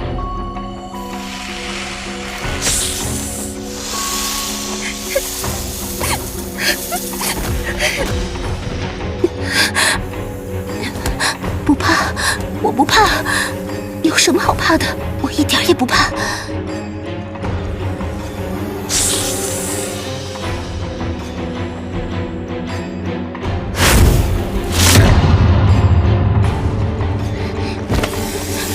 别靠近我，走开，走开！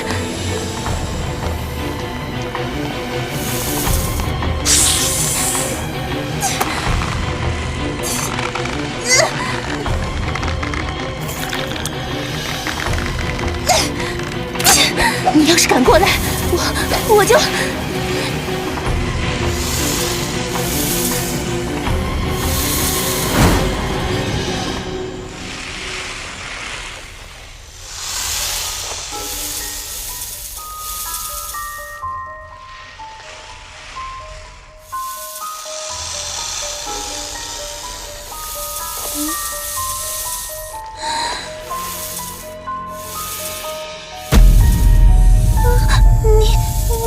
我这么近！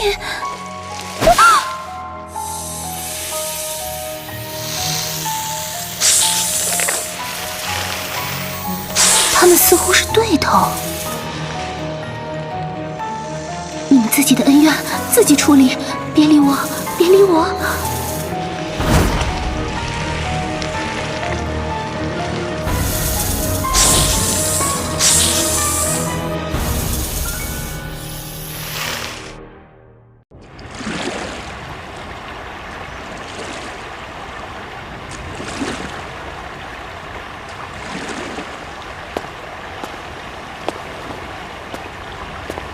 进攻！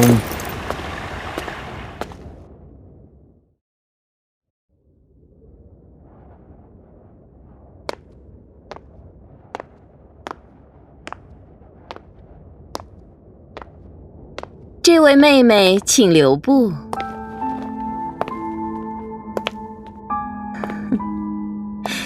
昨夜就在胡美人身边看到你，我倒是哪儿来的妹妹这么标致？妹妹是要外出吗？外面现在四处凶险，可比不得宫内这么安全。张良见过明珠夫人。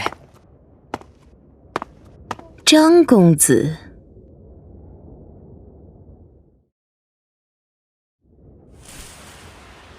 你不要离我这么近！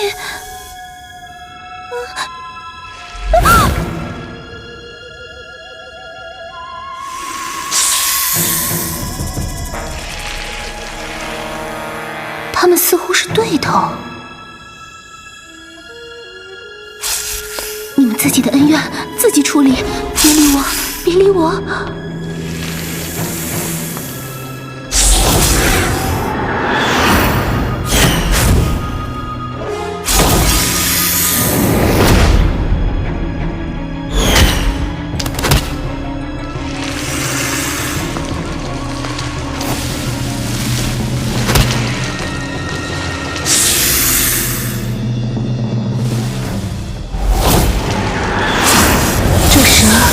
挺聪明的。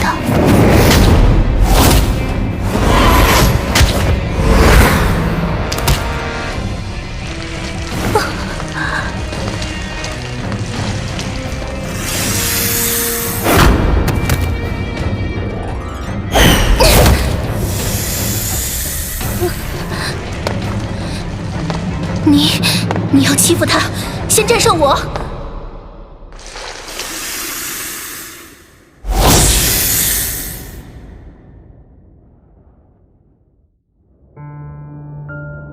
张公子，不知今日为何而来呀？正是为了这位姑娘。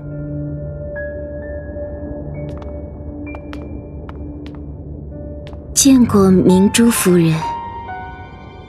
胡夫人，适才宫中传话，舍妹有美食相赠，这位姑娘便是传送之人。哦，原来是胡美人有物相赠啊！不知张公子是怎么得来的消息呢？回夫人，自夫君过世，府内营生困难，若非相府仗义接济，我恐怕……良时时铭记祖父教诲，近日百越作乱，便自告奋勇陪同而来。张公子果然出身贤相世家，他日也是国之栋梁呢。夫人谬赞。胡美人一向对菜肴讲究，她亲自挑选的美食佳肴，我也很想一睹为快呢。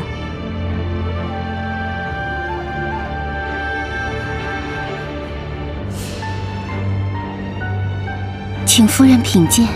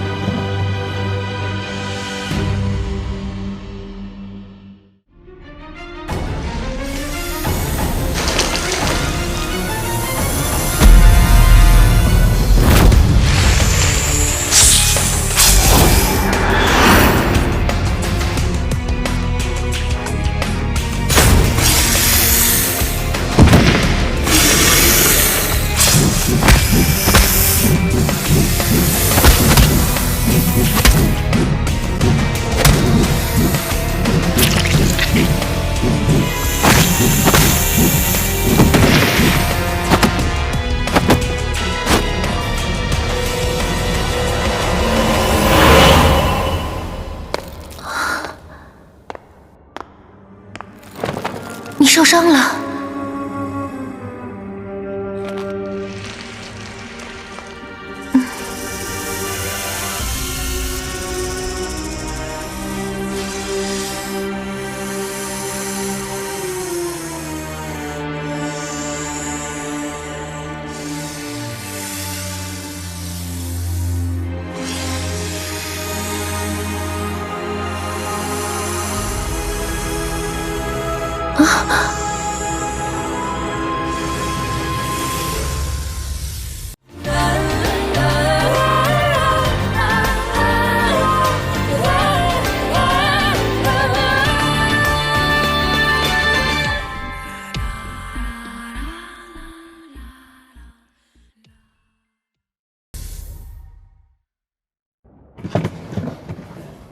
这是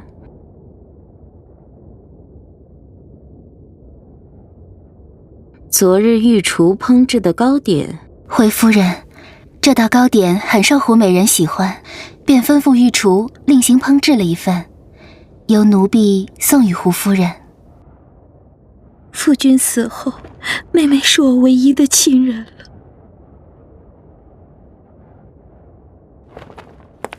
夫人，莫要伤悲。如有困难，我也愿做夫人手足至亲。妹妹，快把糕点交给夫人吧。是。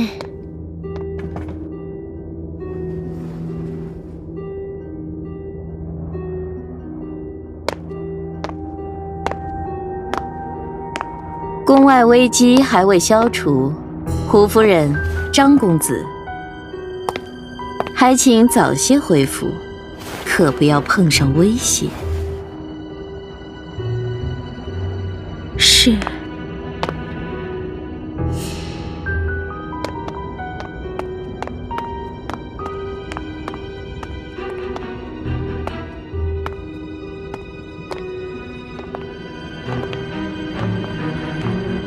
事出突然，梁冒昧邀请，还望恕罪。我明白，弄玉此行颇有风险。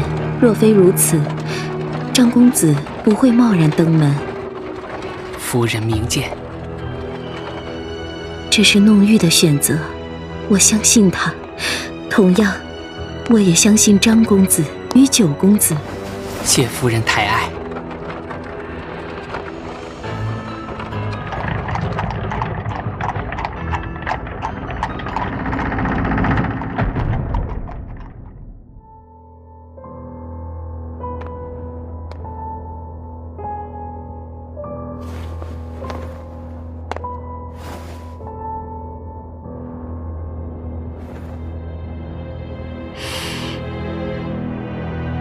这个味道，好像哪里闻到过。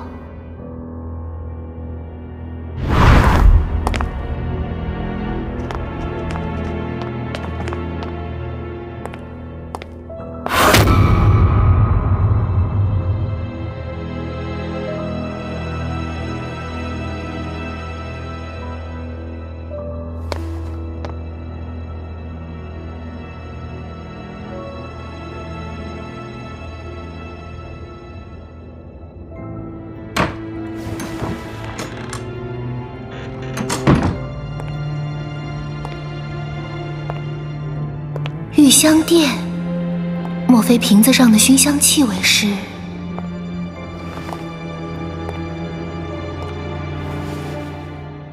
没有进一步的指示之前，不要采取任何行动。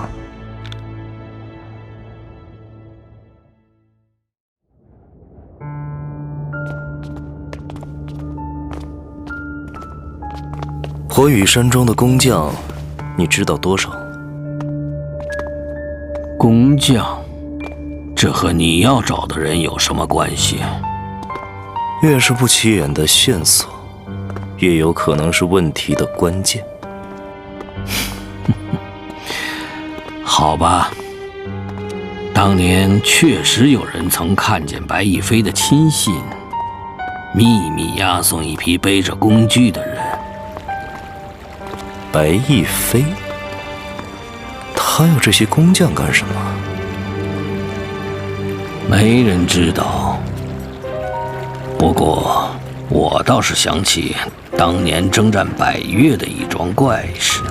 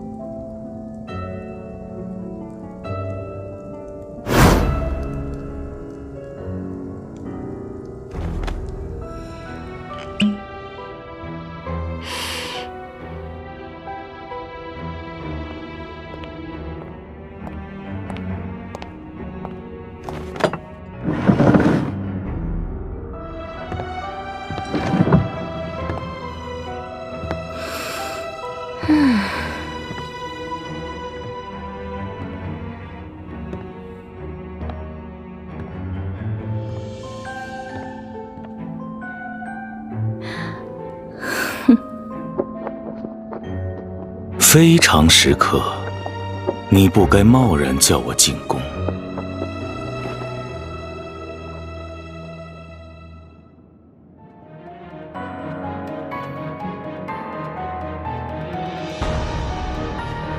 你害怕了，表哥？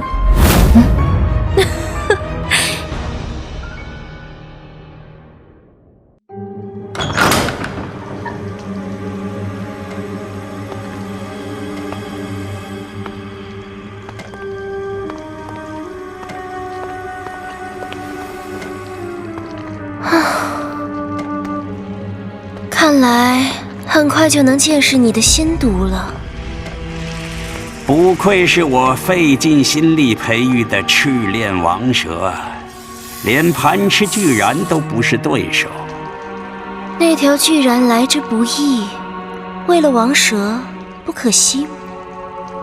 你懂什么？这是为了炼制独一无二的毒。非用这方法？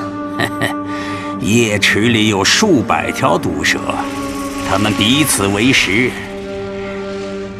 不仅摄取同类的毒素，生存的竞争也会刺激它们不断增强自身的毒性。活到最后的，必定是最凶最毒的蛇。它就是我提炼毒液的绝佳材料。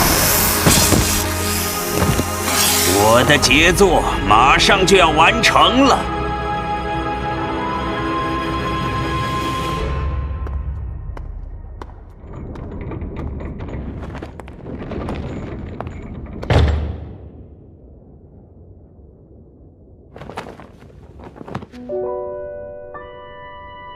你听到了吗？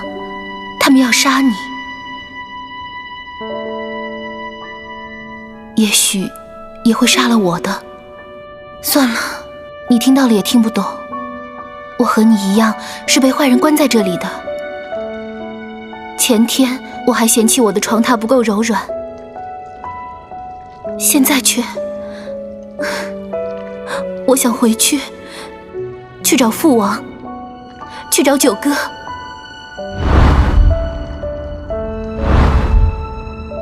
我不想死。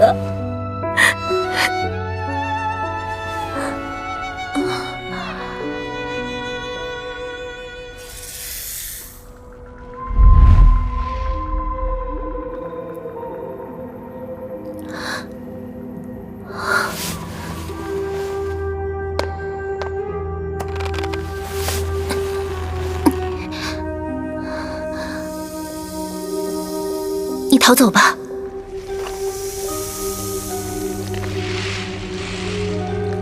你怎么不走啊？难道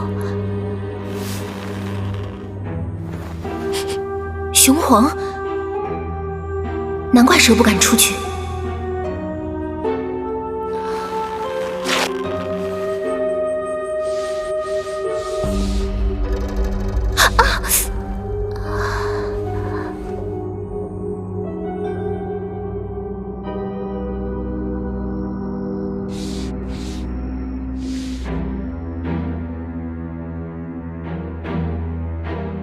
可以了，你走吧。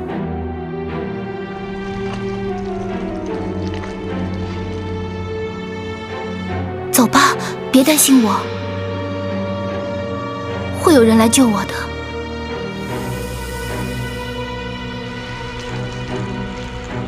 你赶紧走吧，走得远些，千万别再被抓住。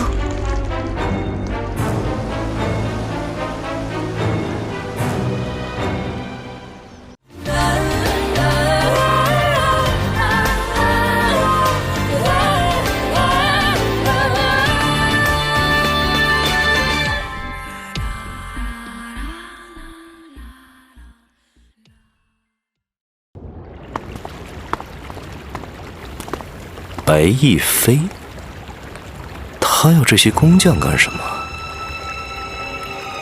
没人知道。不过，我倒是想起当年征战百越的一桩怪事。白亦非曾经是家族中军功显赫、王恩世袭的耀眼明日之子，血色白衣飘然众臣之中，韩国上下都为之仰慕。百越之战，白亦非一战成名，但是耀眼的光芒总有照不到的黑暗死角。在百越的驻地，我曾经领命去处理过一些尸体，一批俘虏而来的少女。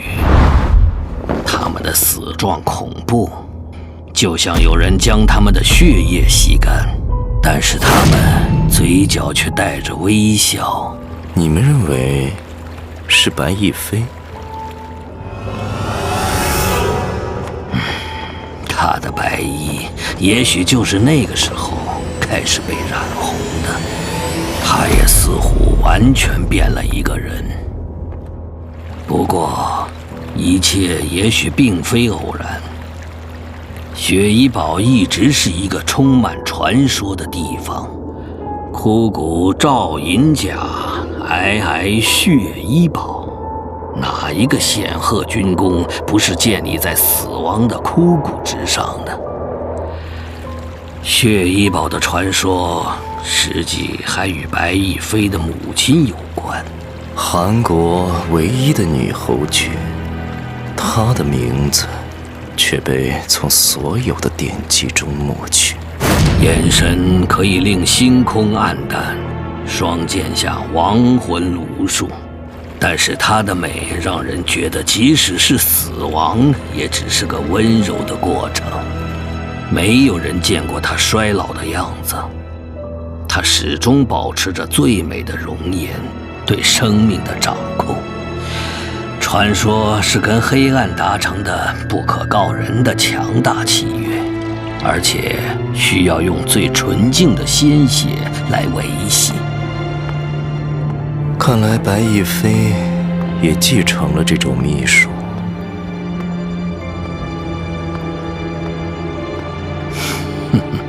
不仅如此，这个传闻的原句是“夺命化枯骨，凝血染白衣”。这个骨是独骨之骨。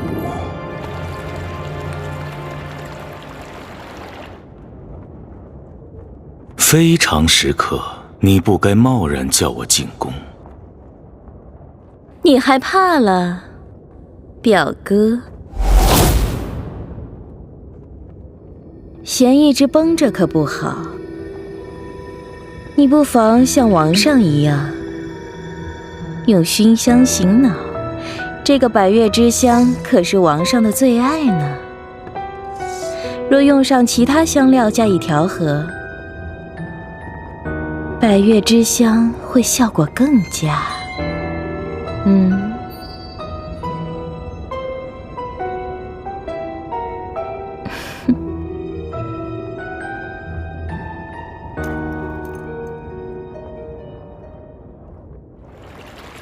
现在想来，白翼飞抓走那些工匠，也许正是为了烧制阳谷的器皿。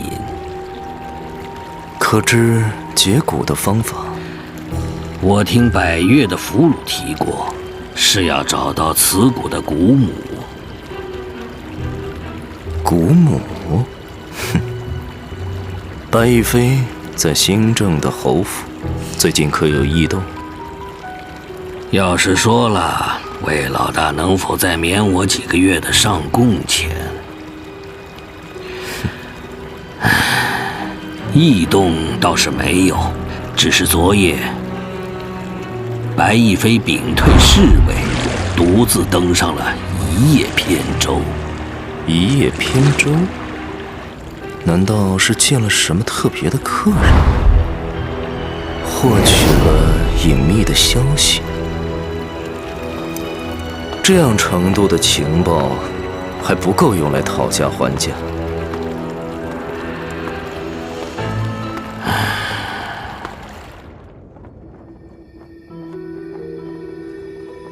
要想调好百越这种熏香，恐惧是最好的调和剂。不过你要小心，配制的过程很危险。我对他的掌控早已游刃有余，这还是你教我的呢。我教你，是为了应对不时之需。不时之需？我已经挑选了足够的美女来满足你的需求，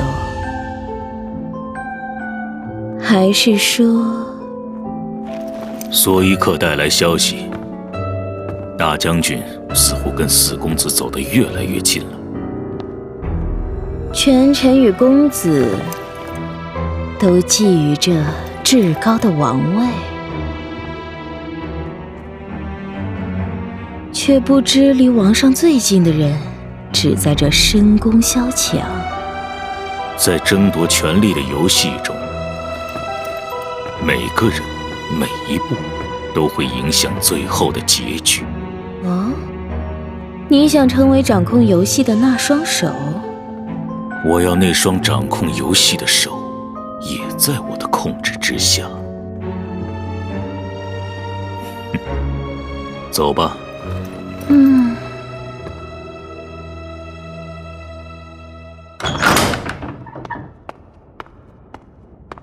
现在只需把你的毒囊取出炼制，就可以。我的王蛇呢？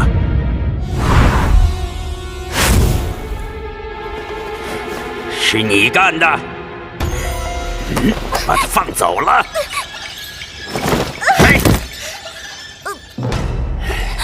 我是人质，你不能杀我。谁说要杀你了？你活着也能成为我炼制毒液的器皿。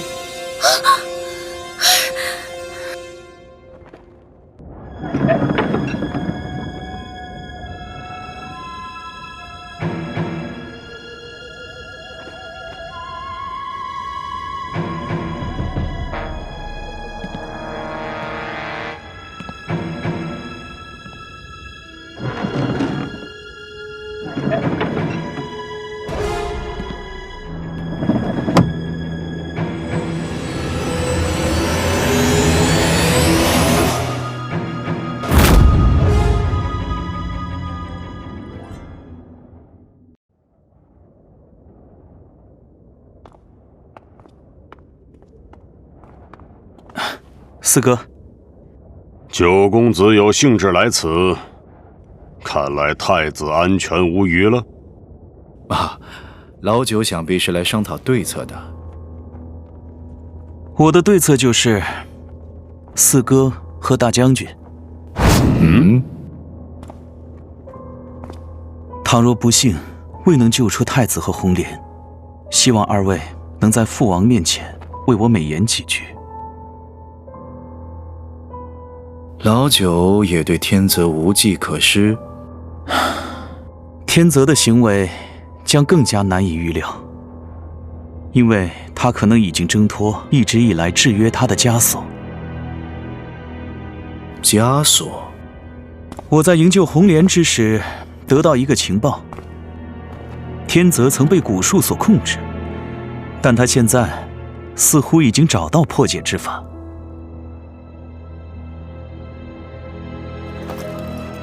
你是怎么知道的？天泽手中有一个特殊的药瓶。哦，一个出自公侯之家、绘着腾蛇图案的药瓶。这个药瓶盛装的就是蛊术的解药蛊母。如果天泽完全挣脱制约，那么带来的全面后果将非常可怕。虽然不知道谁把天泽放出来的，但是恐怕也无法独善其身。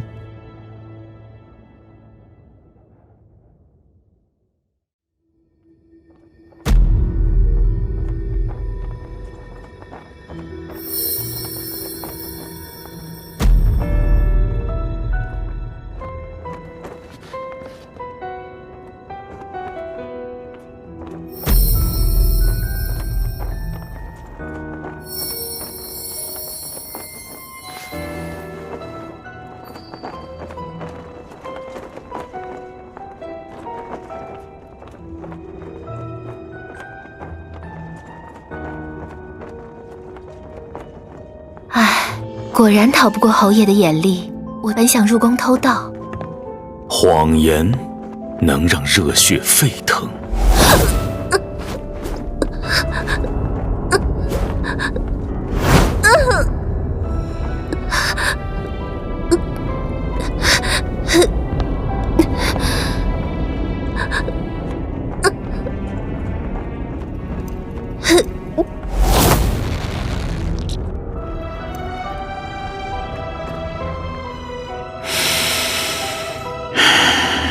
你的血流淌着百越的味道，而你还带着百越的珍宝。就算是来自百越的盗贼，也并不奇怪。还在掩饰吗？那么你身上这个药瓶是从哪儿来的？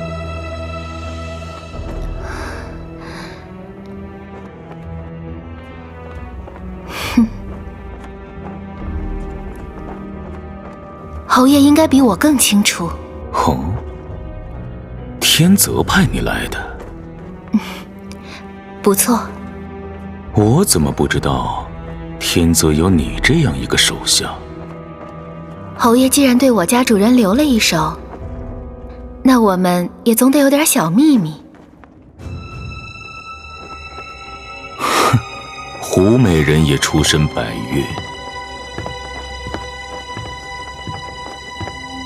一个熟知宫廷的无知女人，不正是最好的利用对象吗？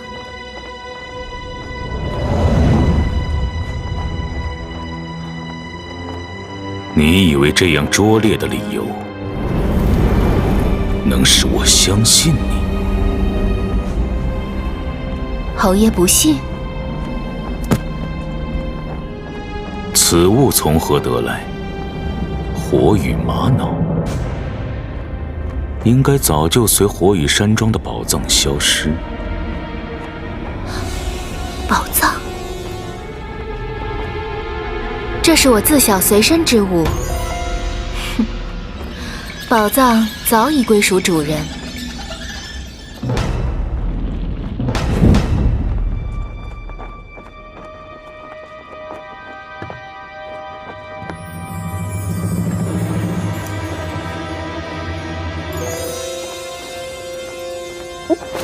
真是个好孩子。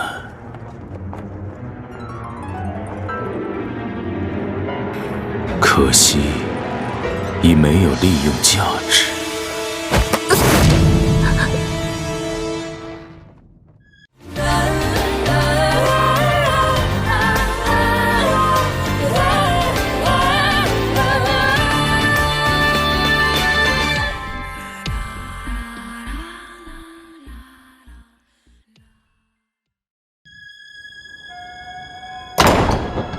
现在只需把你的毒囊取出炼制，就可以。我的王蛇呢？是你干的！把他放走了！我是人质，你不能杀我。谁说要杀你了？你活着也能成为我炼制毒液的器皿。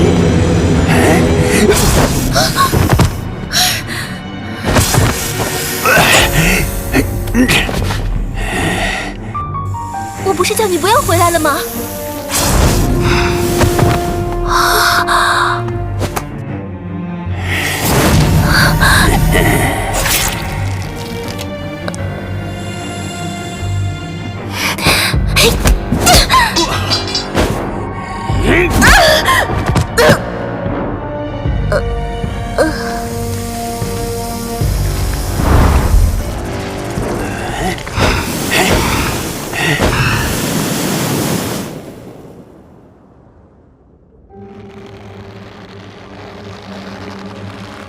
我死了，太子和公主也回不来了。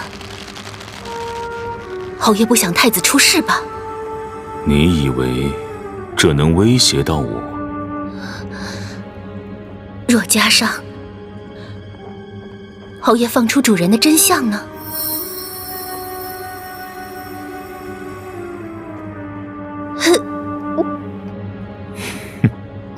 揭发真相，他的话有人会信？如果没有解药，生不如死。主人说了，大不了鱼死网破。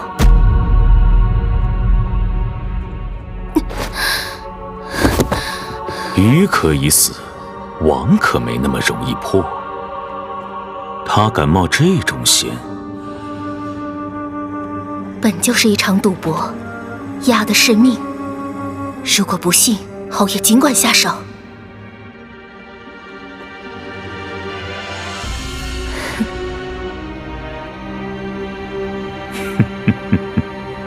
入了这张网，想求死，也不是你们自己可以决定的。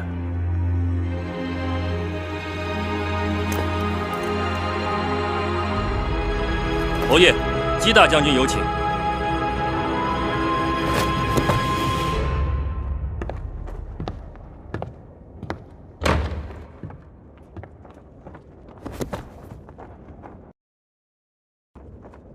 把它锁起来。是。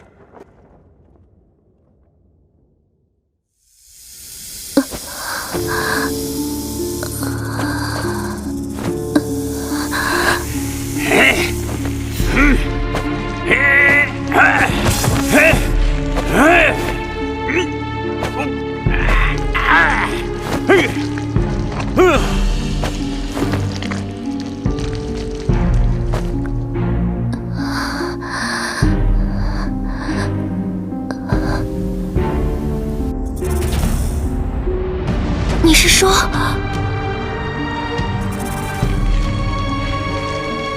不，我做不到。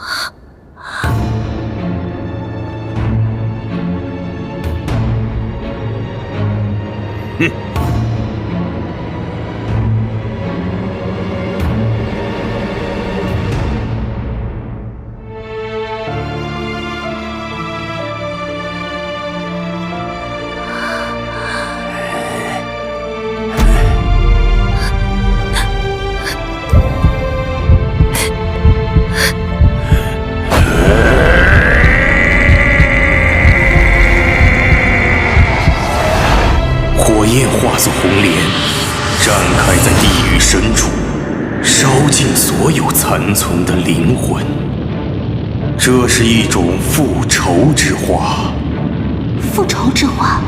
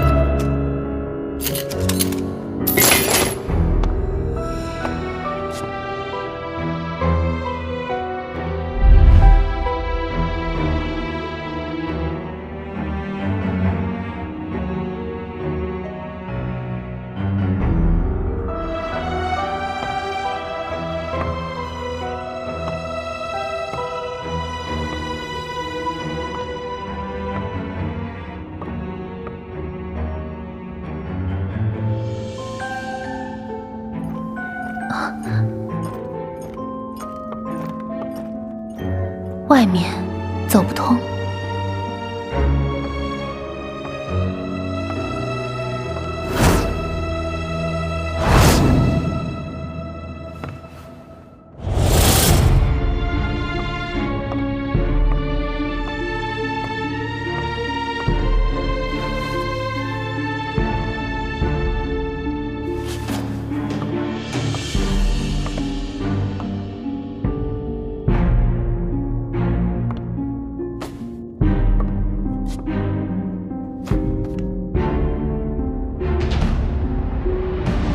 五行，五音。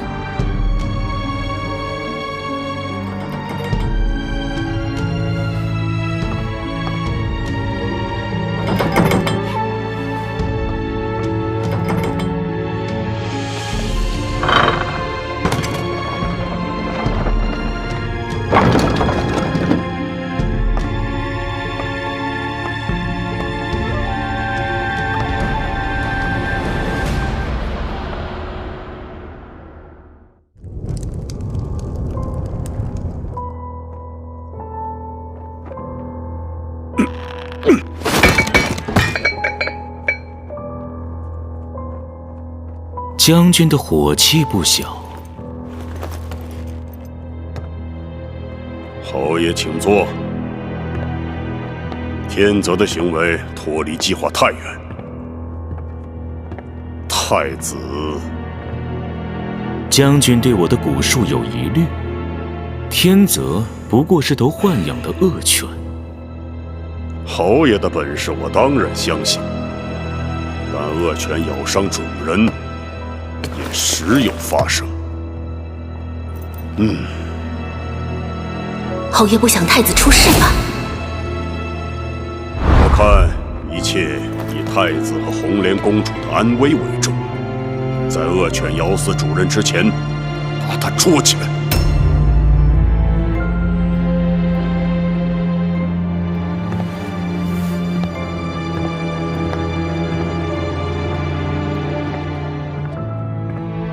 请将军静候佳音。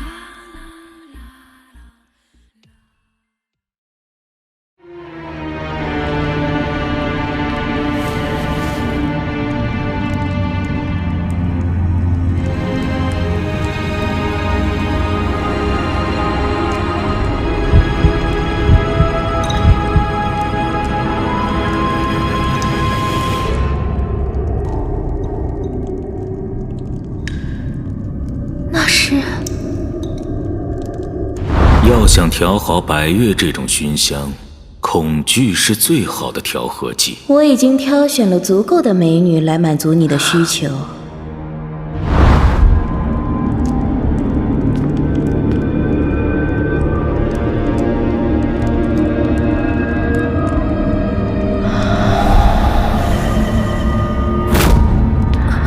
还活着？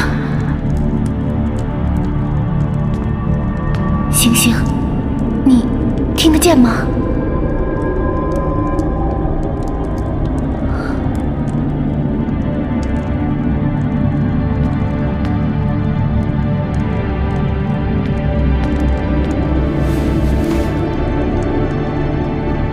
这就是血衣后为百越准备的恐惧。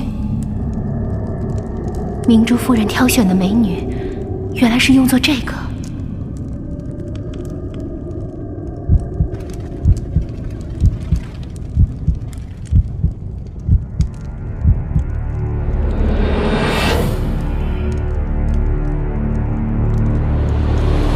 这是制造恐惧的根源。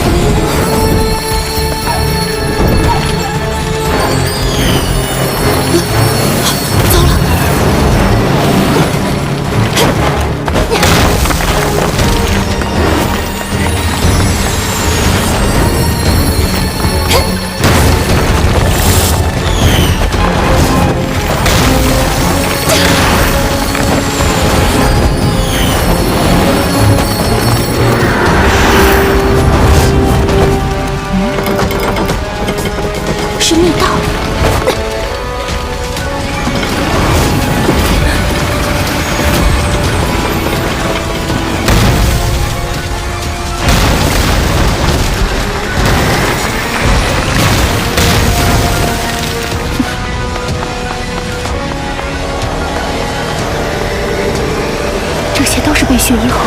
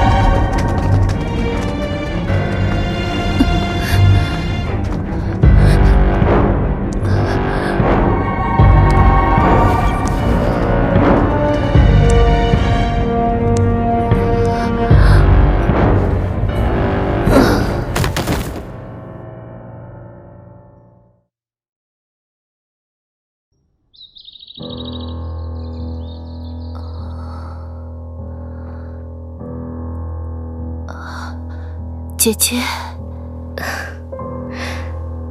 是七绝堂弟子发现了你。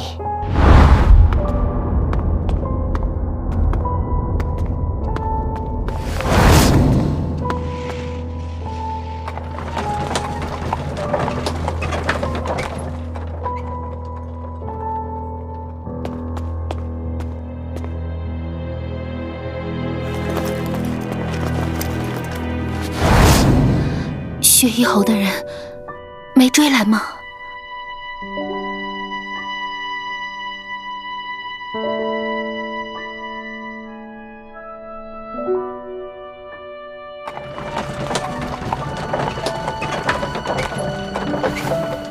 我就说嘛，弄玉吉人天下，一定不会有事的。还说呢，这里就属你最担心。公子，弄玉不辱使命。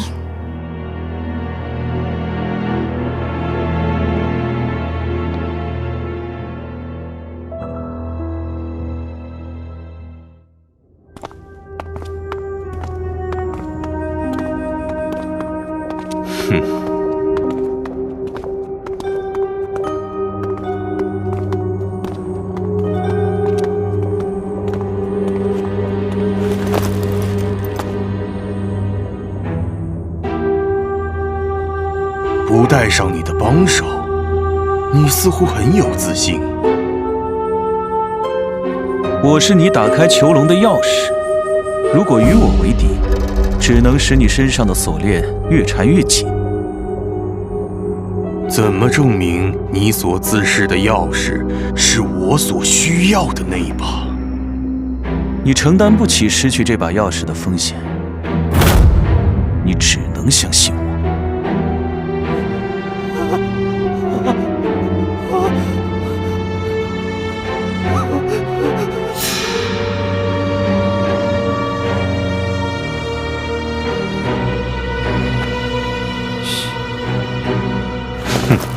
2个人，你只能带走1个。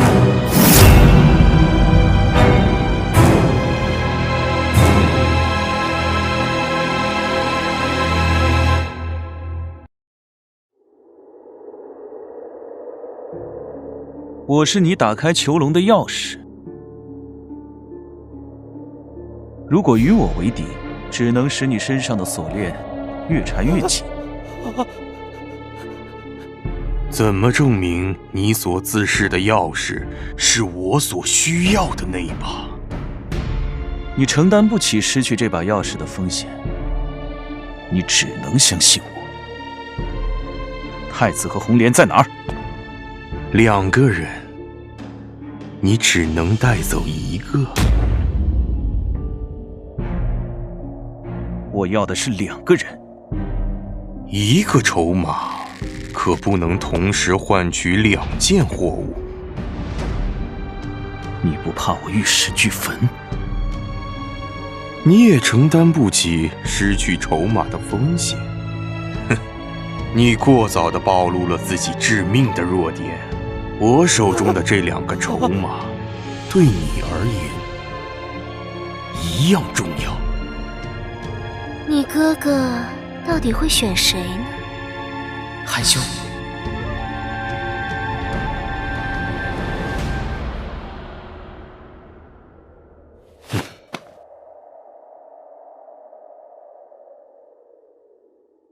我选太子。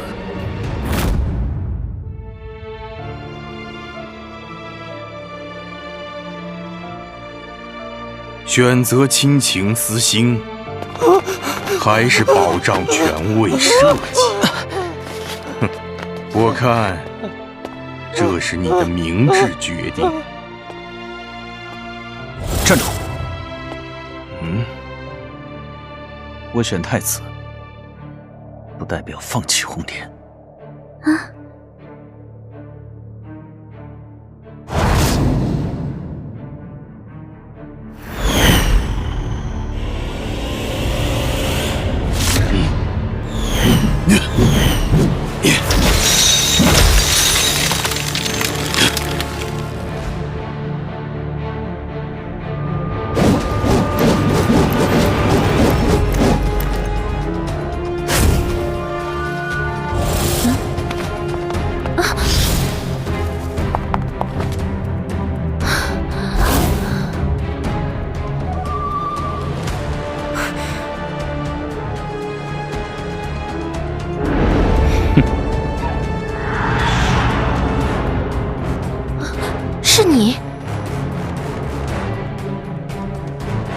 说过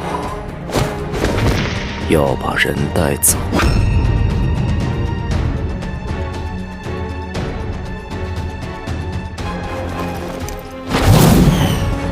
你出卖了我们的交易。你已经交易到了景阳，但是你也说过，一个筹码无法交换两全其美。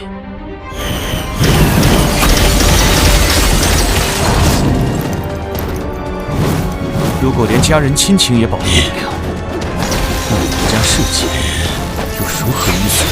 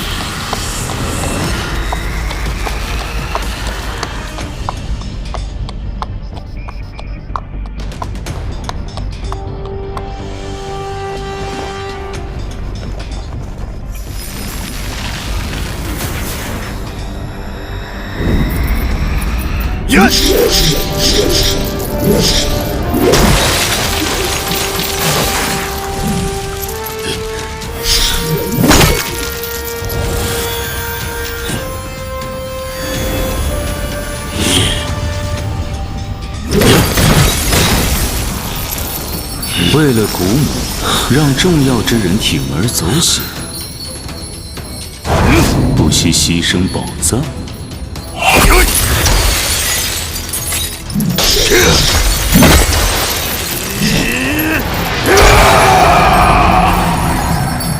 我不需要牺牲任何东西，就得到了古母。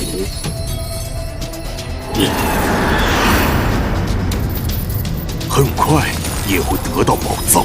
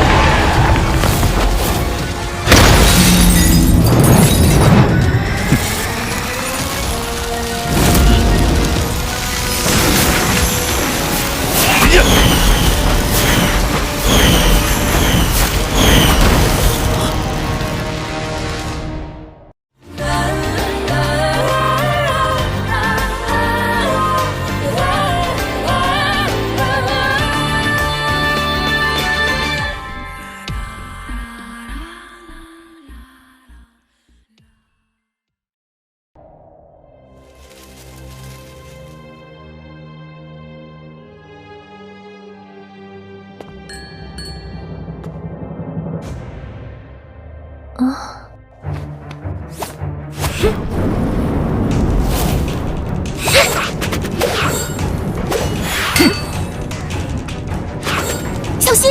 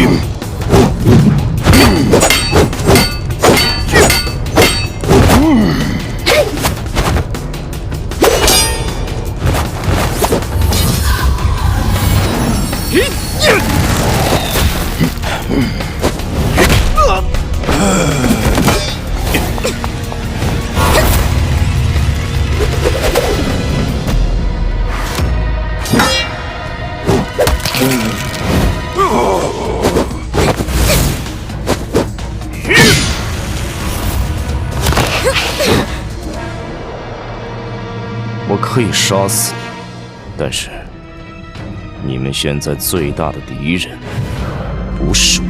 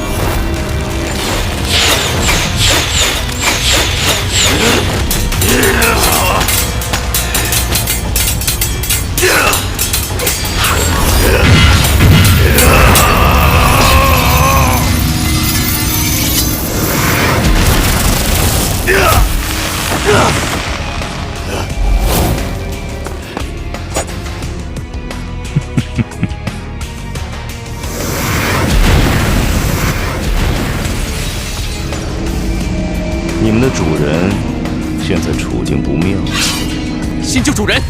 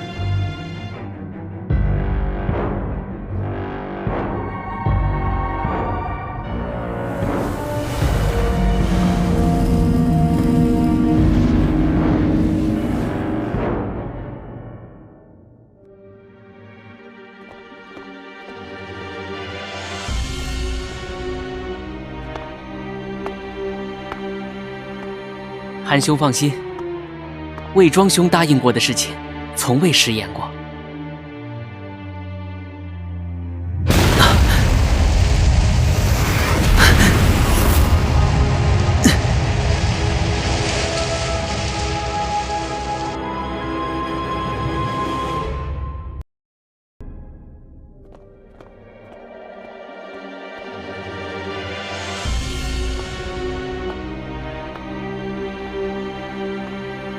韩兄放心，魏庄兄答应过的事情，从未食言过。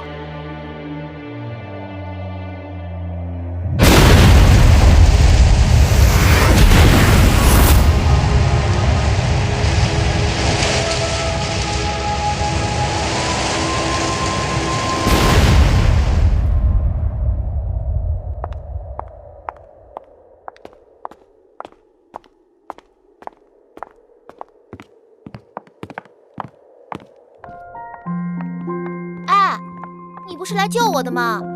你走得那么快，我要是又被坏人抓走了怎么办？这是个弱肉强食的世界，你这样的人只是强者的耳食。你说什么？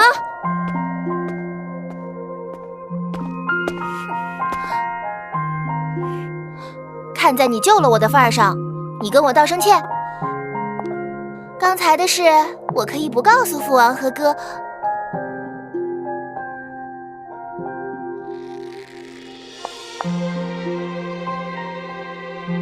你到新郑城北门，告诉屋檐下撑伞的人，你丢了一只手镯。啊！你不回去？你去干什么？我跟你去。你的任务是回到新郑。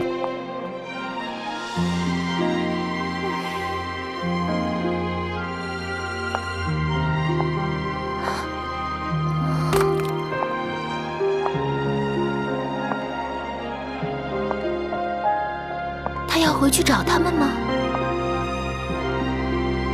哎呀，他会不会有危险？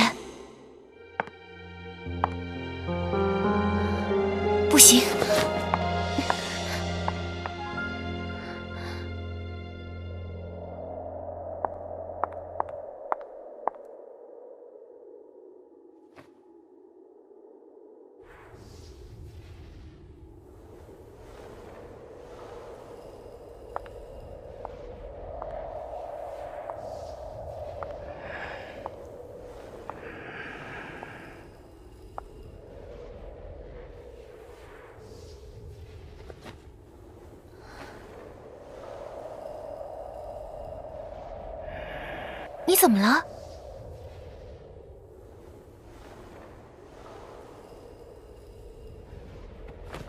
你中毒了？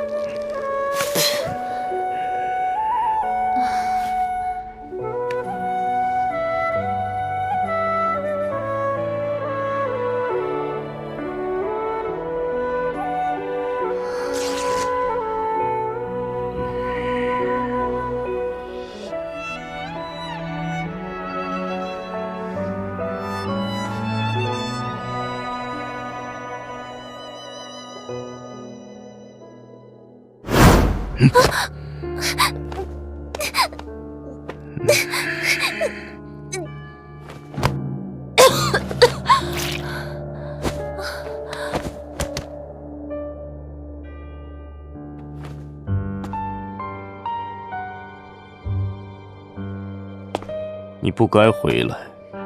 我帮你把毒吸出来啊！区区蛇毒，我可有内力逼出来，不需要弱者的帮助。弱者，你现在最好不要乱动，也不要说话，否则蛇毒蔓延，会死得更快。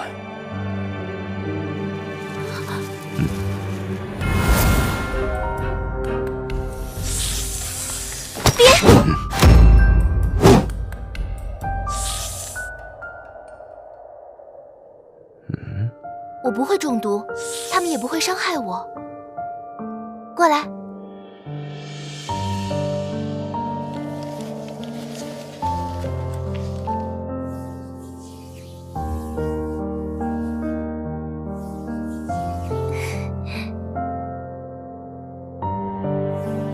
你回去吧。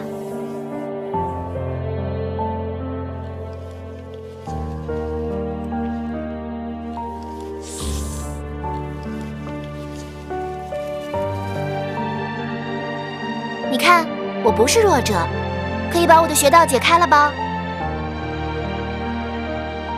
但是，你说的也没错，我不够强，所以会被坏人抓走，会需要你救。等回去了，你可不可以教我武功？还有这种厉害的点穴功夫？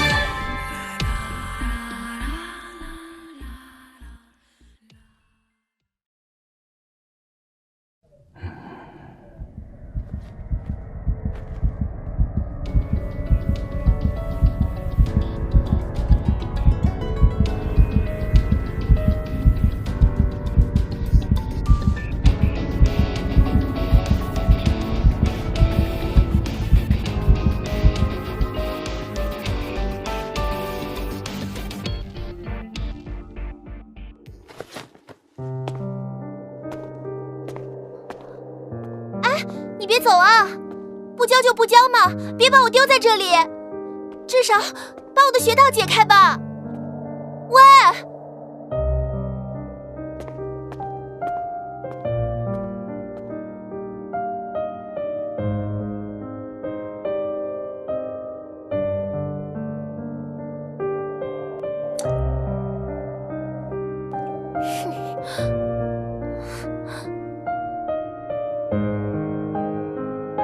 可恶，竟然把本公主这样晾在这里！等我回去，非让九哥。手好酸，腿也好酸，他不会真的不回来了吧？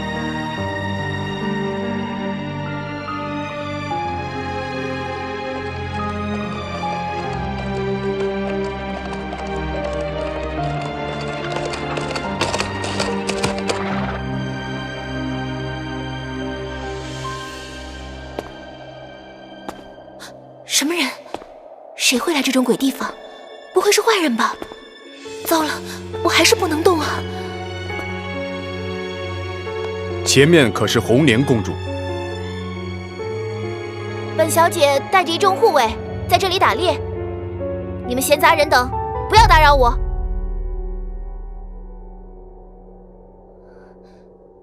你们还不退开？我那些侍卫可是不会手下留情的。红莲公主，您动不了，是不是被点穴了？我在欣赏日出，才不是。你们知道我是谁吗？别碰我！我等奉命护送公主回城，请公主上车。是他派你们来的？老大命令我们保密。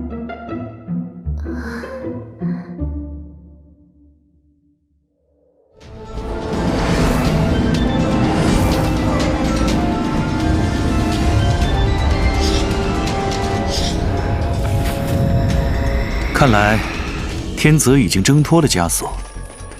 天泽本就不会成为我们的朋友，如此一来，他必定更加危险。倒也未必。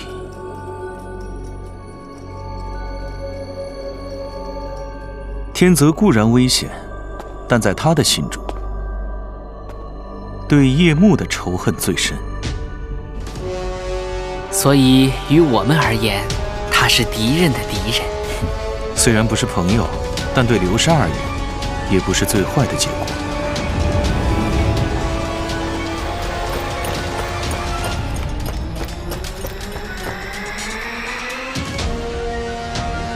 我们也该护送太子回宫了。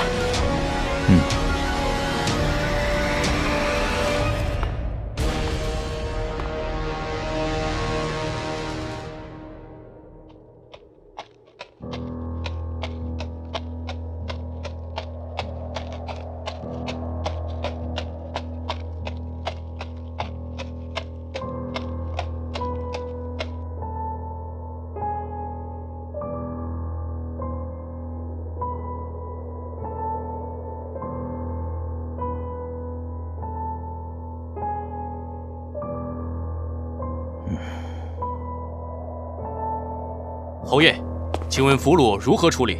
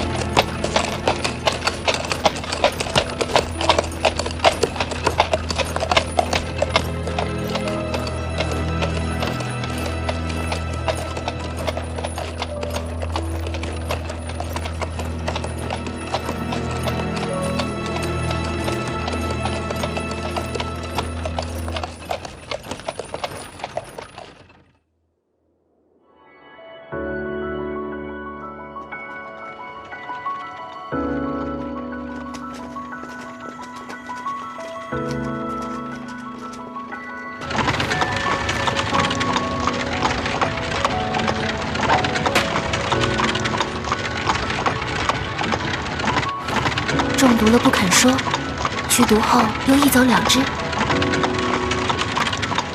派人来接我还不肯说，肯定是觉得被我救了没面子，又怕我收拾起来。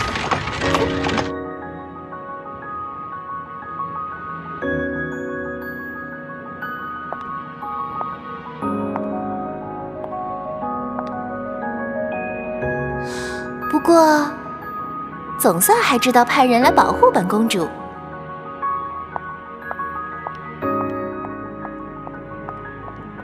就原谅你啦。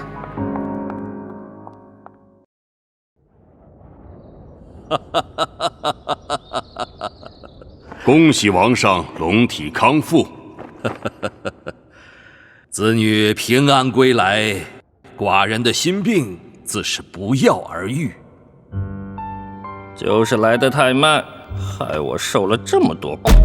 为保你归来，姬将军和老九可是出力不少。保护太子不失，实乃万幸，但还能让红莲公主毫发无伤的归来，这多亏四公子的调度斡旋，末将与九公子才能旗开得胜。将军镇守王宫，确保君上无忧，劳苦功高。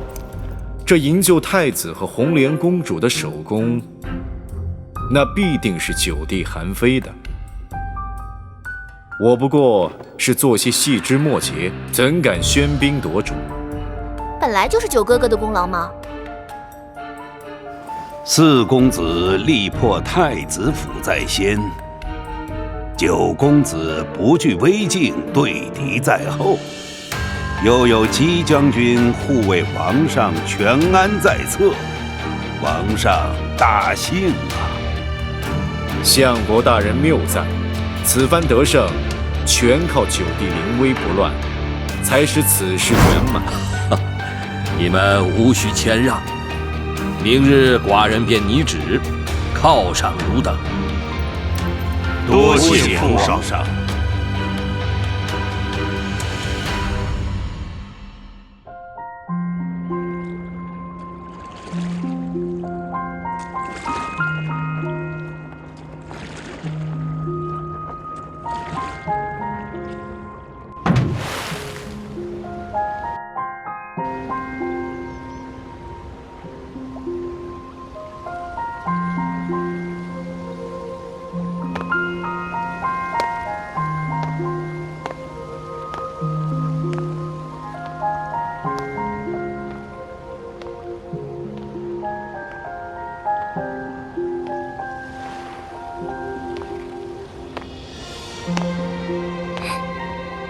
你来教我武功啦？但是先说好啊，我可不会叫你师傅。哎，你为什么要选在这里啊？这冷宫阴森森的。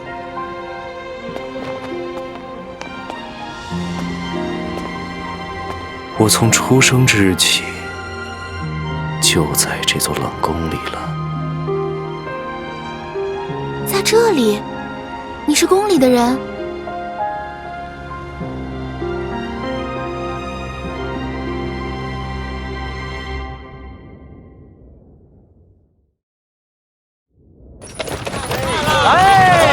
各位客官，您请来，这里有上好的饭菜喽！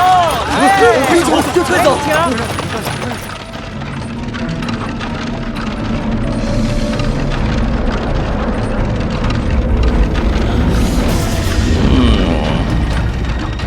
让开！让开！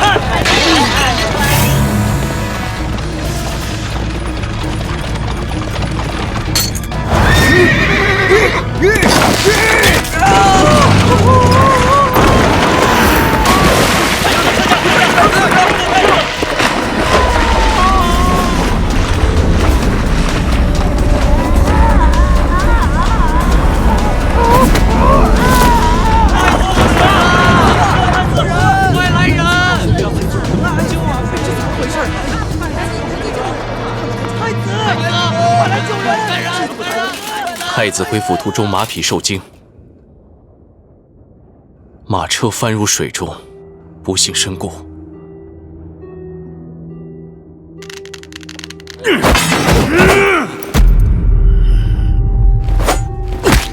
韩愈这个鬼狐狸，就是要让我没有其他选择。四公子是个生意人，他既然开出了价码，自然不会给将军太多还价的余地。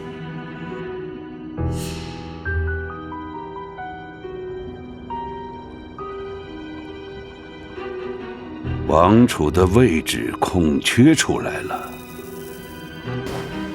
暗潮涌动，变成了惊涛骇浪。祖父会如何自处？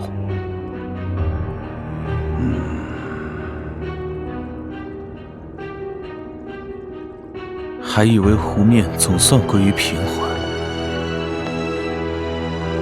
没想到，这是我最不想看到的。你其实很清楚，这场意外实际是意料中的结果，不过是潮水退去，让对手水落石出。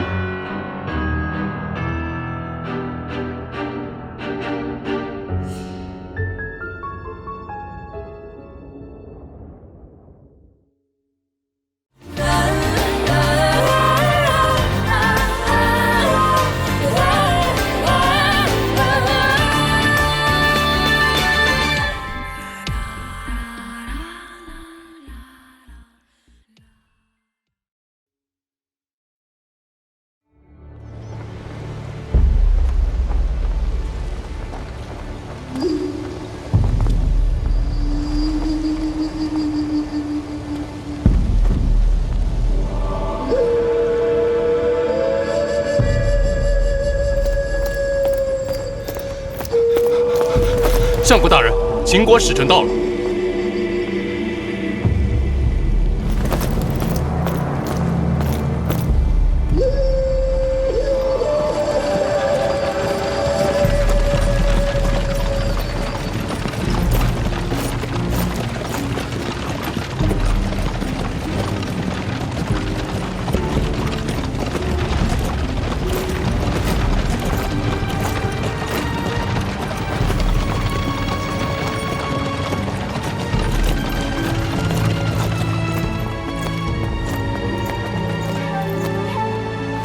韩国相国张开地奉王上之命迎候秦国使者。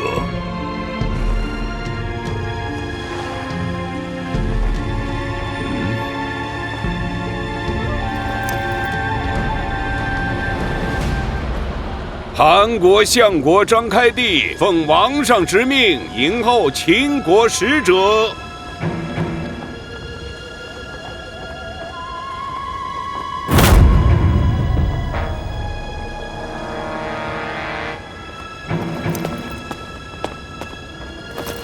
大人，韩国相国在等您回话。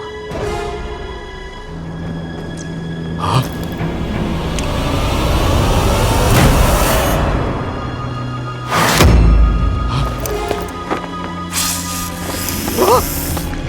不好了，大人遇刺了！不好！快封锁周围！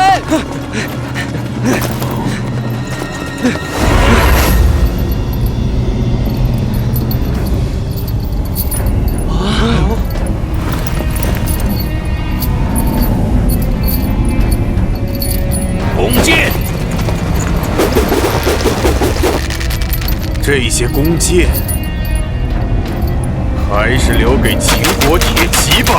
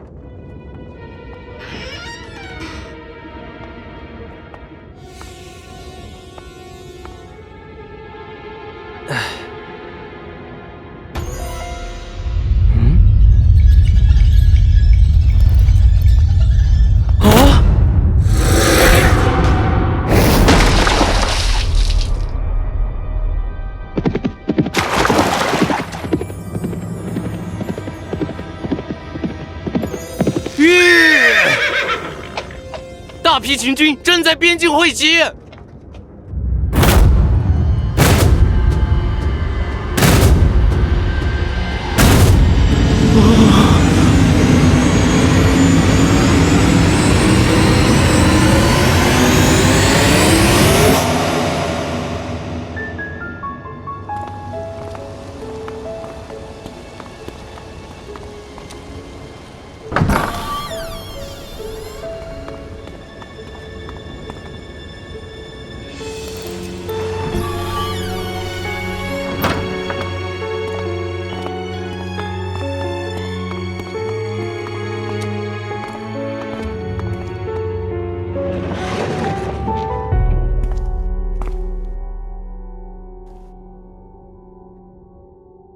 手段如此残忍，天泽是在向韩国示威。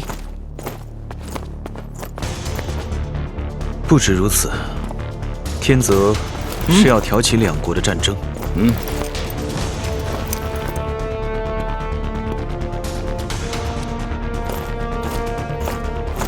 韩国与秦国抗衡，兵力悬殊，我们必须寻找别的途径。新的使臣已到达新郑，他与韩兄颇有些渊源。一个国家应寄希望于自身，而非他国的使臣。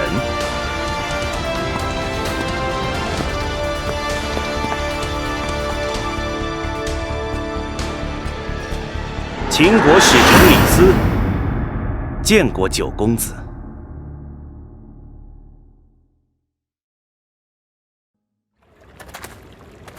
师弟对此案有何看法？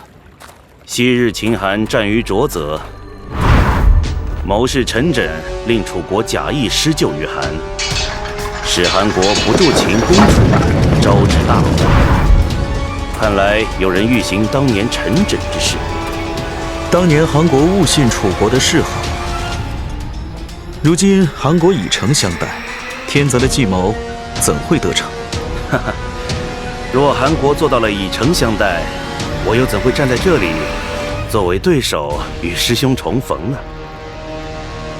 还记得当初你我分别时说过的话吗？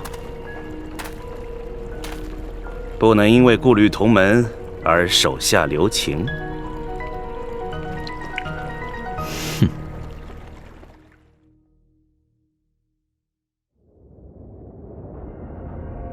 秦国使臣李斯觐见。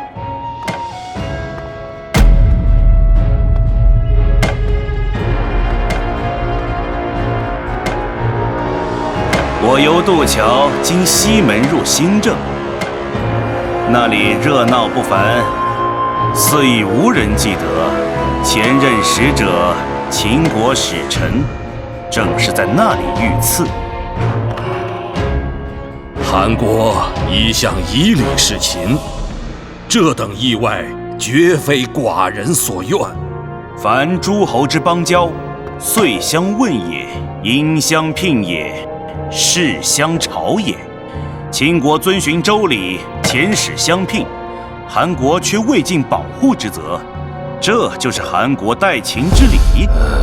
百越余孽善使妖术，我们必定倾力缉拿凶犯。天泽入侵王宫，绑架太子和公主。公主虽然有幸得救，太子却依然丧命。姬大将军的亲力解决，听起来倒像拿天泽没有办法的借口。如果韩国无力单独剿灭天泽，大秦铁骑愿助一臂之力。故此聚兵边境，蓄势待发。韩国的事当然由韩国自己解决。秦军不邀而至，兵戎相交，帮忙是假，只怕反客为主是真。现今楚人虎视眈眈，如果秦韩交战，无异鹬蚌相争。使臣遇刺于韩，秦国若无动于衷，天下以为秦国可欺。但是，如果王上愿意纡尊，亲送使臣遗体归葬咸阳，以表诚意，秦国可既往不咎。古语云：“诸侯相送，故不出界。”王上送秦国使臣归秦，与理不合。韩与秦并列诸侯，同为一国之主，岂能屈尊护送，为天下耻笑？虽并列诸侯，却有分别。惟却有朝，惟纠居之。韩固然为国主，但联合赵、魏三家分晋地而得之。而秦王乃受命周天子封赐世袭王爵，贵为正统。天行有常，不为尧存。不为桀亡。晋之衰亡，韩魏赵三国立，非仁义，乃为天道。李大人虽宣扬秦国受周天子之正统，但大周却灭于秦。贵国文信侯吕相可是亲手终结了大周的王脉。看来在秦国眼中，对这份正统可谓弃如敝履。如果王上不愿屈尊入秦，那么还有一种方法。什么方法？当年齐桓公帮助燕国得胜后，燕庄公亲自送行，相谈甚欢，不觉送入了齐国边境。齐桓公深感失礼，于是将燕庄公走过的地方割让给燕国，传为家谈。韩国何不效仿五霸之典，允诺以秦国使臣遇害地点为界，割让土地给秦国？此等诚信，必能赢得天下美誉，平息兵戎之灾。割地。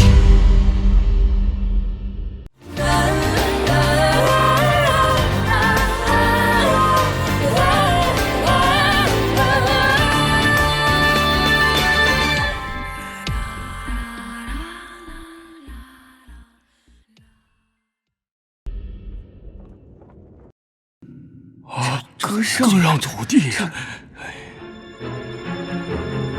秦国使臣从咸阳到新郑遇害，走了几日？10日左右。10天之内解决不了这个案子，就依大人所言。老九，你说什么？此话当真？既然以时间为限，如果破案早于10日，相应减少割让土地，是否公平？这个自然很公平。从咸阳到新郑走了10天，这10天里有5天是在秦国境内，而5天是在韩国境内。如果案子少于5天破了，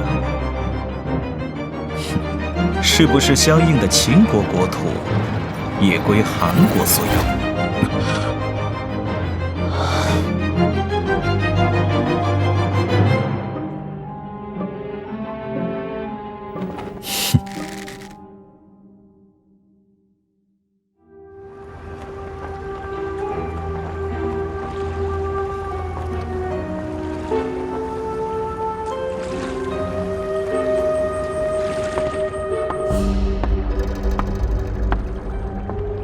近日城里来了一群行踪神秘的外邦人，他们在秦国使臣前后进城，但又不像是同一行人。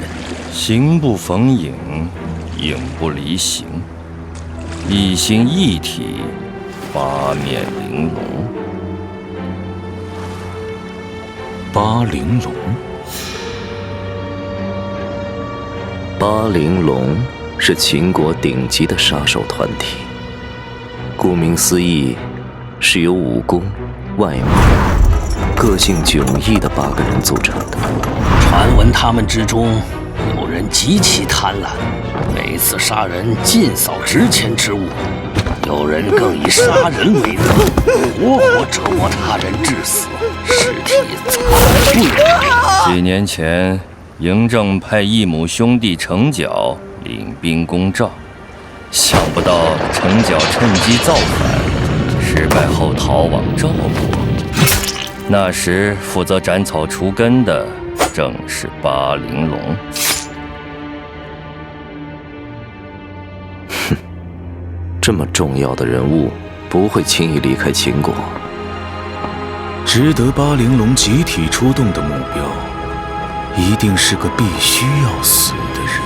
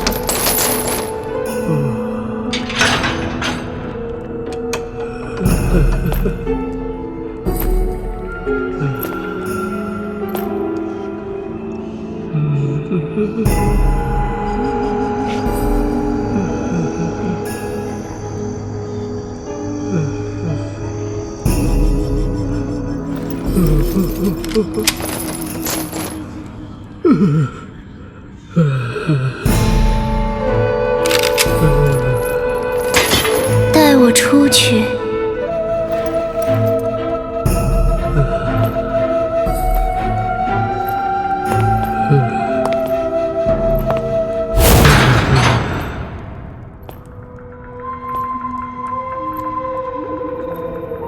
哼，你在那里多久了？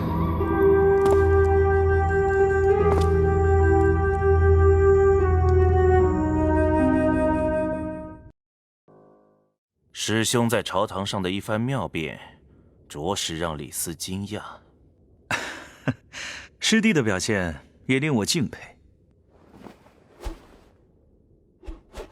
只可惜师兄所言皆是诡辩。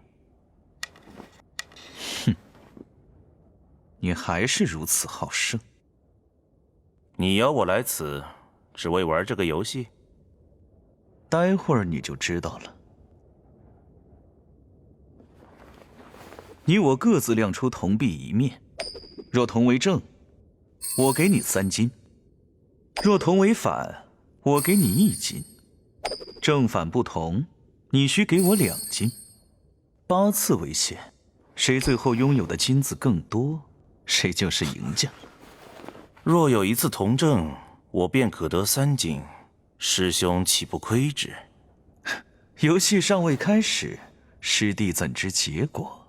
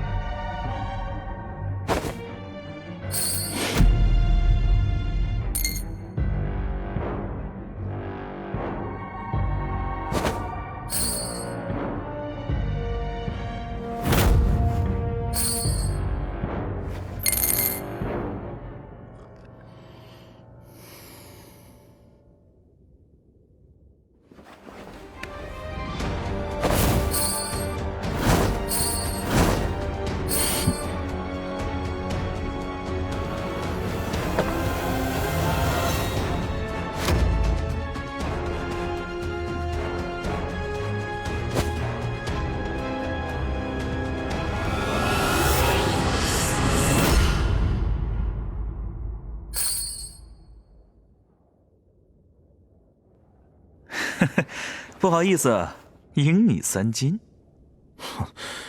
师兄的赌运总是很好。再一次。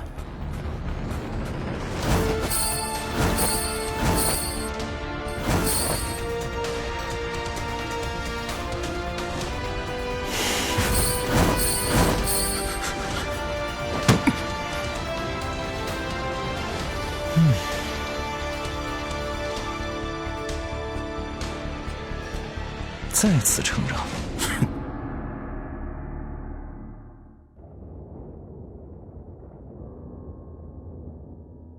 全赖师弟你的配合，你一早便看出这场游戏的奥秘，却仍愿放手一搏。这个游戏名为不胜之胜。不胜之胜，颇有深意的名字。游戏规则看上去己方明显不利，对方占尽便宜，但实际上正好相反，杀机暗藏。强弱之势逆转的关键，在于利用对手的贪念。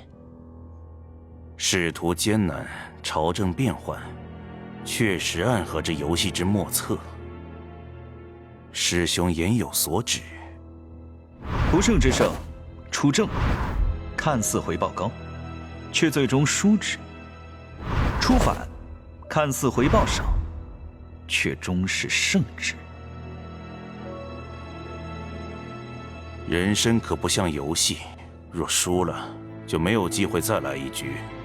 选择赢面较大的一方，也许不胜，但我可保不败。老师在《仲尼》一篇曾言：“位尊则必危，任重则必废，善宠则必辱。看似位尊，实则必危。胜与败，或许早已注定。愿闻其详。听闻秦国吕相位高权重，而秦王嬴政虽亲政，却犹称吕不韦为重父。如今的秦国，相权强而君权弱，师弟不觉得与这游戏相似吗？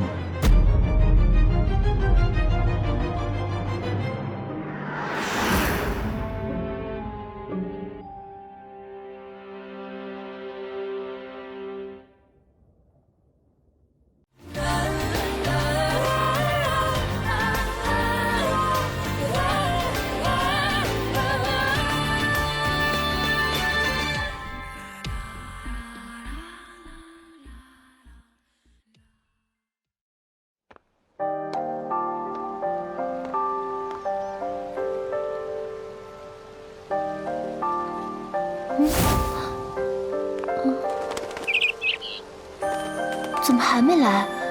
难道不愿意教我了？哼，他敢不来，我就……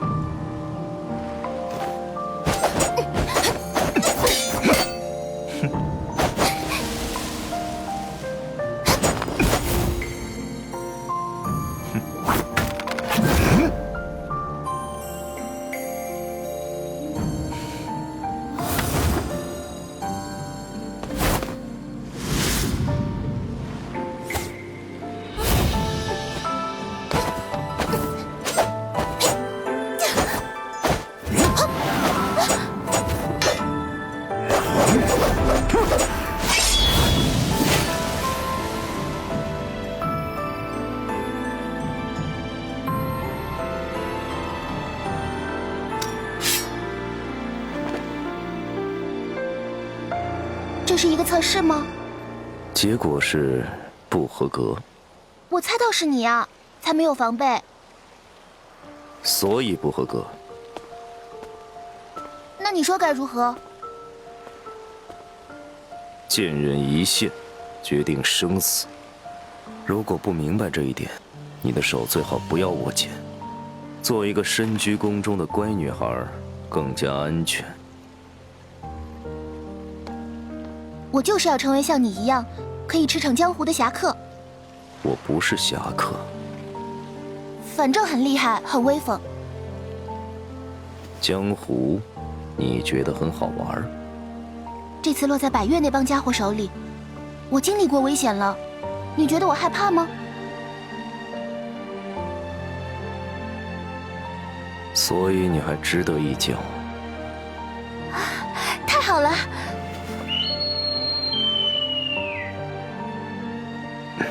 啊，怎么走了？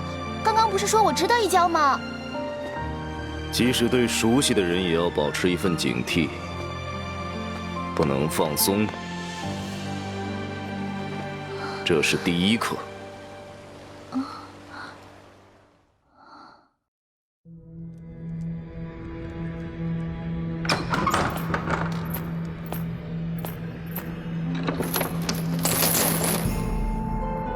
带我出去。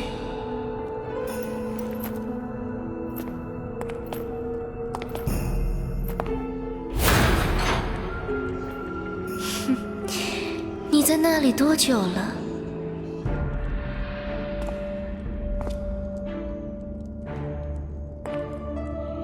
从你开始释放火魅术的时候。你的眼睛很美，但是涟漪深处往往隐藏着危险的漩涡。不到漩涡深处，怎能知晓水下的美景？你这样的邀请，总让人难以拒绝。你愿不愿意与我一起沉沦？最好小心，不要烧到自己。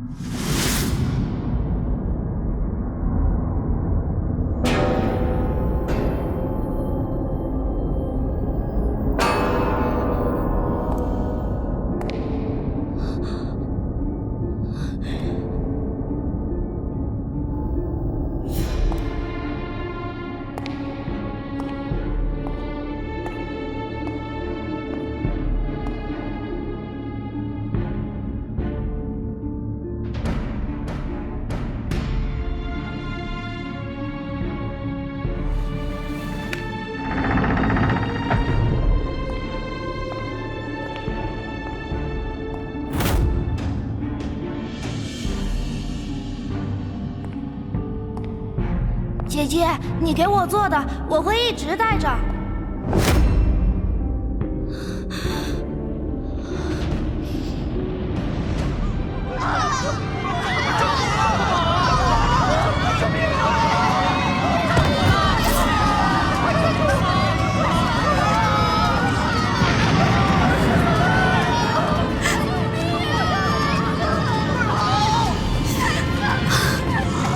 不可能，这不是我。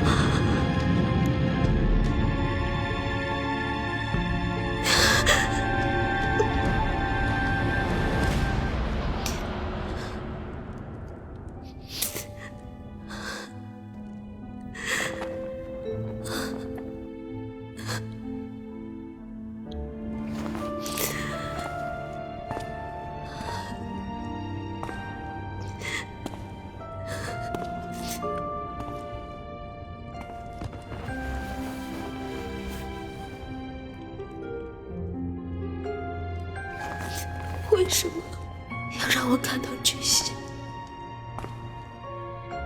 野心、妒忌、愧疚、贪婪，只要能够打开每个人心底那扇黑暗之门，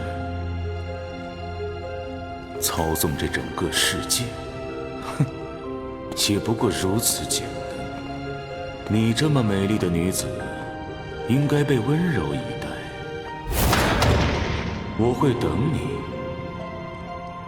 告诉我你主人的下落。今天几个弟兄遇到了硬点子，只有他一人活了下来。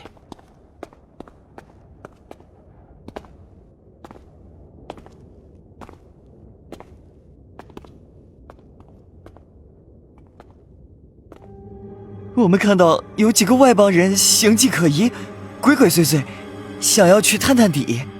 对方几个人？当时天色太暗，可能有4、5个人吧。出手的有几个？都出手了。你把他移到这边。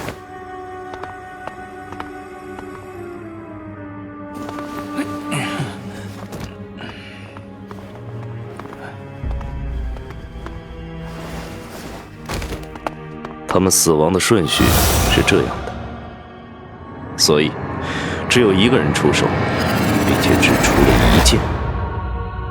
从伤口分析，剑意是连续的，一气呵成。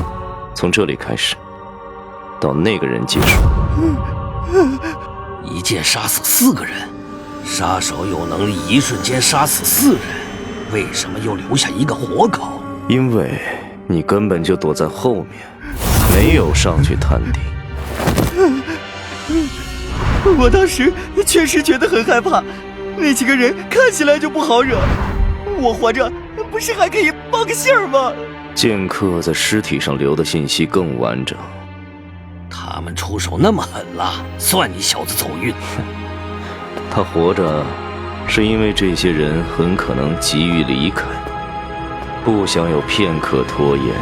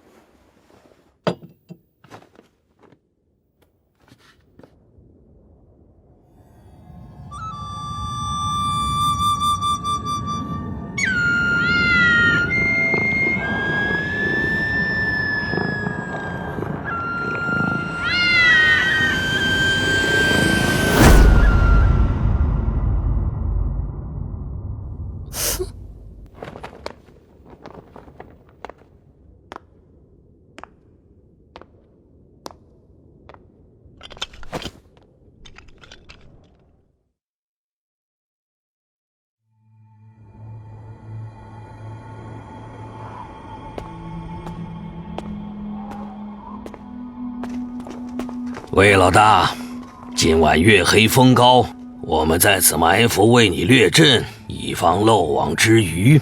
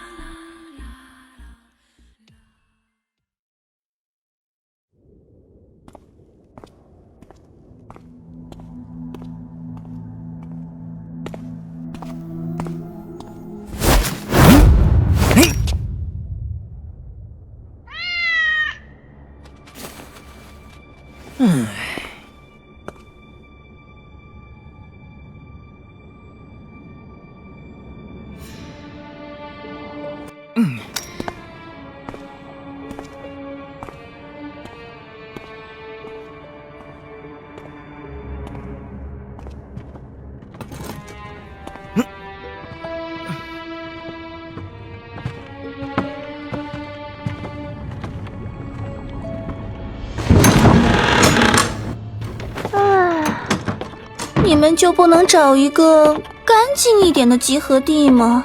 这里脏死了。你走到哪里，哪里便是光彩夺目的所在，何必在意这些？哼，算你会说话。我讨厌你们，又要去杀人。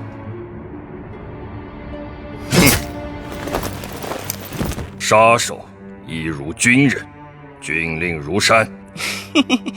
您交代的事儿，自当竭力去办。我的蜜蜂已经找到猎物的巢穴。聪明的猎物不会只有一个巢穴。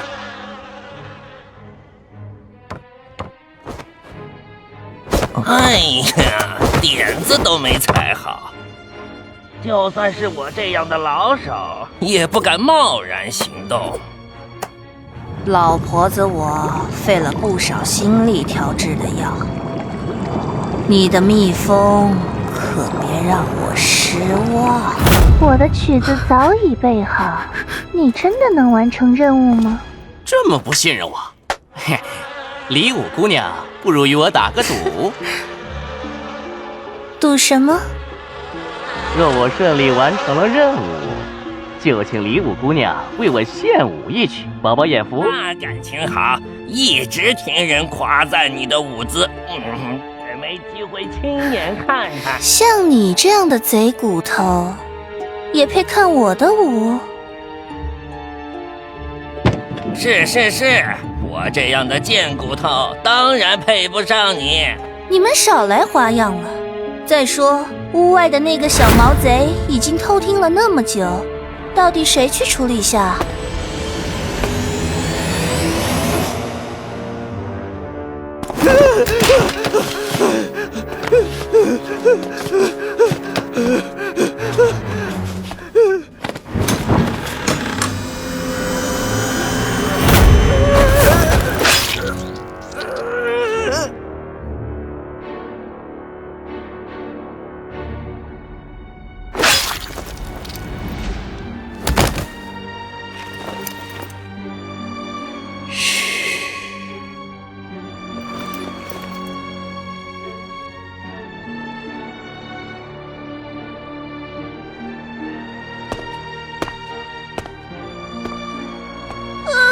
我还是个孩子，我怕血。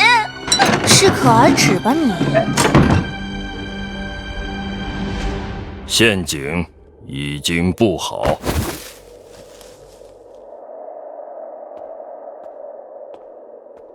佯动而行，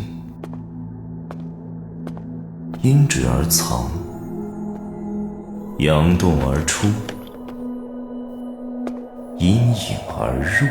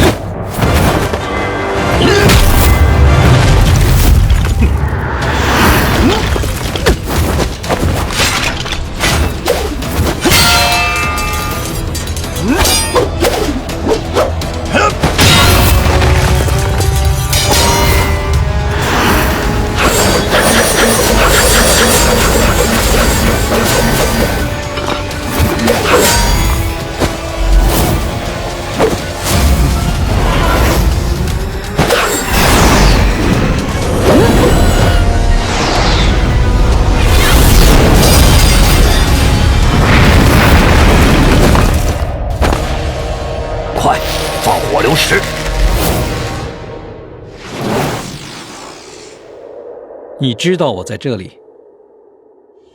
整座新政只有一处所在，可进可退，可纵可横，谓之天枢。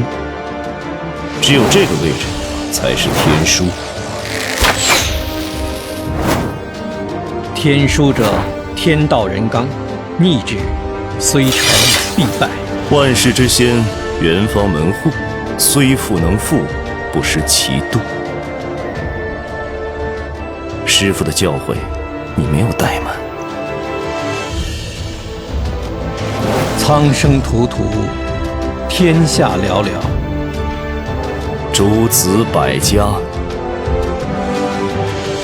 唯我纵横。师哥，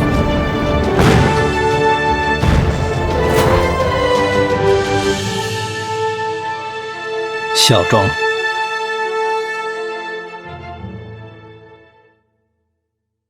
你在等我？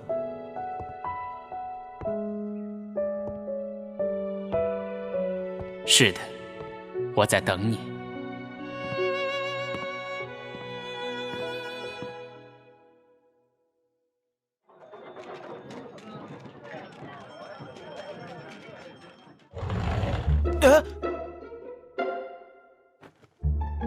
我要引荐一位朋友给你。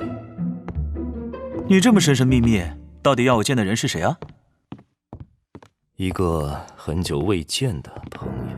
莫非鬼谷纵横的另一位已经在城里？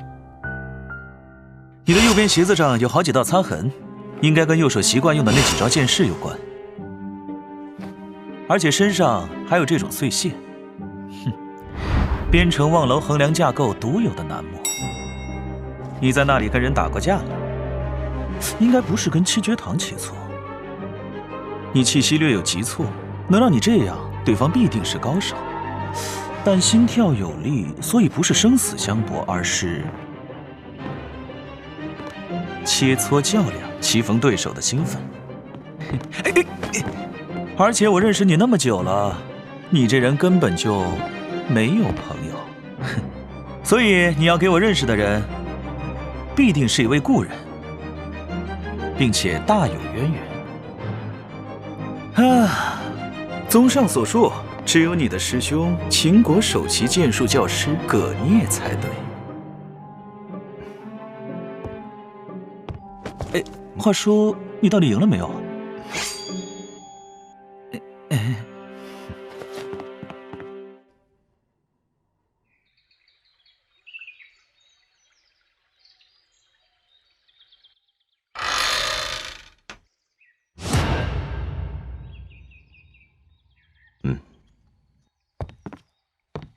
在下葛聂。葛聂先生，初次见面，剑未出鞘就已经让我受伤了。此话怎讲？魏庄兄说要我见一个人，我问什么人，他考虑了下，说是一位朋友。我跟他认识这么久，整天魏庄兄长，魏庄兄短，还老请他喝酒，他从来都没有把我称为朋友。你说，这是不是在我心口狠狠扎了一剑啊？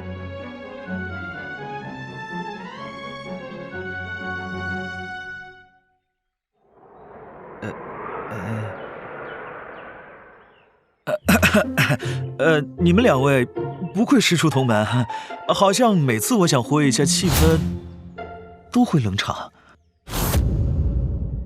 鬼谷传人也可以成为九公子的朋友吗？那是自然。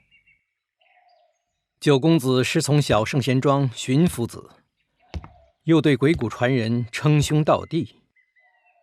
但是在阁下的五度一文中，儒以文乱法，侠以武乱禁这两句，可是历历在目。原来先生的致命之剑在这里啊！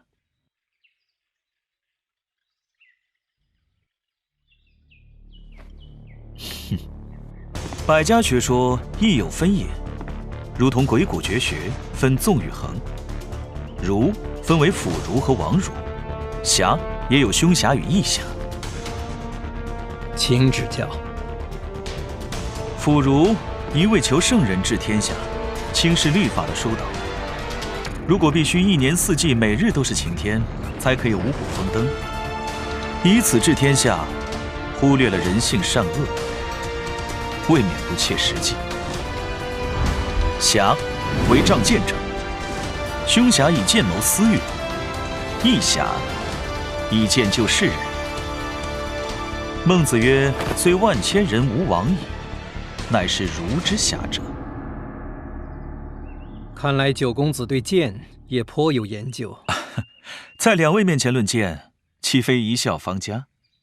庄子有一篇说剑，倒是颇得我心。愿闻其详。剑分3等：庶人剑、诸侯剑、天子剑。行凶斗狠、招摇过市，为庶人之剑；以勇武为锋，以清廉为恶，以贤良为己，以忠胜为甲，为诸侯之剑；以七国为锋，山海为恶，治以五行，开以阴阳，持以春夏，行以秋冬，举世无双，天下归服，为天子之剑。九公子所主张的严刑峻法，也是一把治世的利剑。乱世重点，法可以惩恶，也可以扬善。剑是凶器，剑也是百兵之君子。剑虽双刃，关键却是在执剑之人。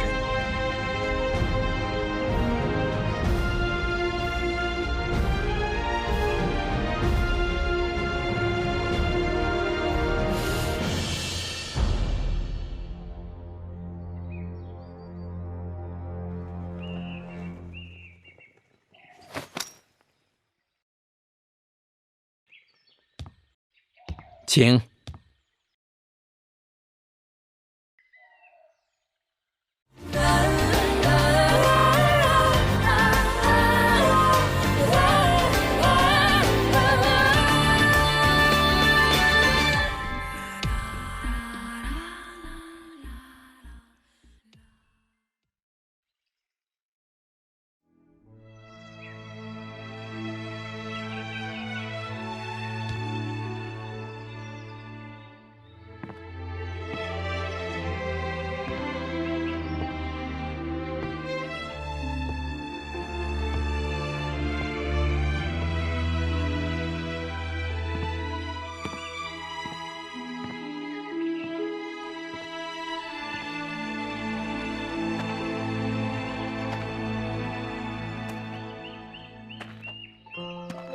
你在等我？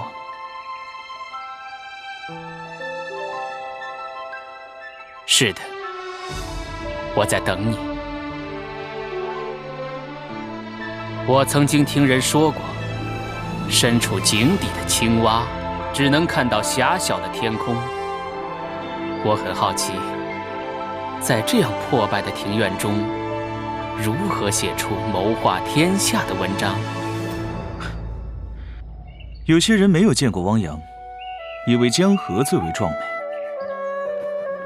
而有些人通过一片落叶，却能看到整个秋天。所以，你是后者。行万里路，才能见天地之广阔。我曾经流浪。为什么流浪？难道家国不容？为了寻求一个答案。什么样的答案？我遇到了一位老师，我问他，天地间真的有一种超越凡人的力量，在冥冥中掌控着命运吗？你的老师如何回答？老师说，有。那是一种怎样的力量？当时我也是这么追问的。那么你的老师回答了吗？所以，这就是你在这里等我的原因吗？你还没有回答我的问题。你为什么来到这里？难道家国不容？我只是四处走走，散散心。心，如果在深井，眼中的天空就会变小。你并不了解我。不如我先回答一个你并不想知道答案的问题吧。你会死。你说什么？关键是什么时候死，如何死。你难道知道？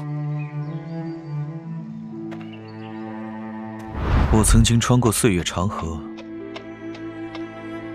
看到过自己的死亡。你相信吗？我不相信。死亡并不可怕，尤其对一个死过一次的人来说。每个人都会死，不是吗？你到底想说什么？你刚才追问天地间那种超越凡人，在冥冥中掌控命运的力量到底是什么？不错。高山变成深谷，沧海化为桑田，夏冬的枯荣，国家的兴衰，人的生死，真的是神秘莫测。10年可见春去秋来，100年可证生老病死，1000年可探王朝更替，10000年可见斗转星移。凡人如果用1天的视野去窥探100万年的天地，是否就如同井底之蛙？这就是答案。这种力量就在身边，充盈了整个天地。当静下心来聆听时，它就像是一首歌。你听到了吗？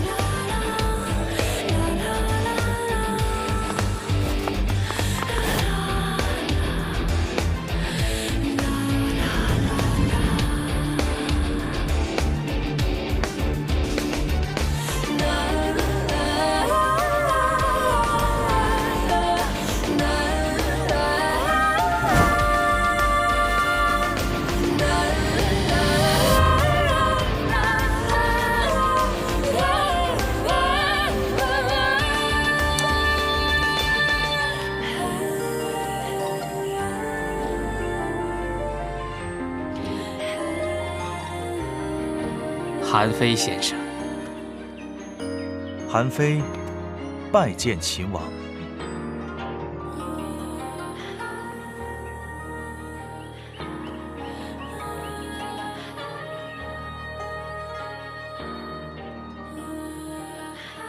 嬴政受教了。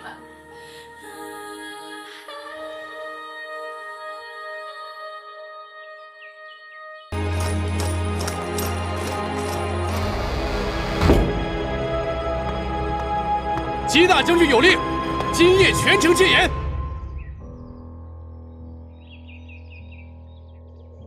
如果国家之间将起变故，江湖上便会显露危机的预兆。看来你已经知道了他们。巴陵龙已经到了新郑，他们虽然行踪隐秘，却还是在江湖上留下了痕迹。他们是一件凶器，一件出鞘就会染血的凶器。凶器只有一个作用，杀人。他们的目标是谁？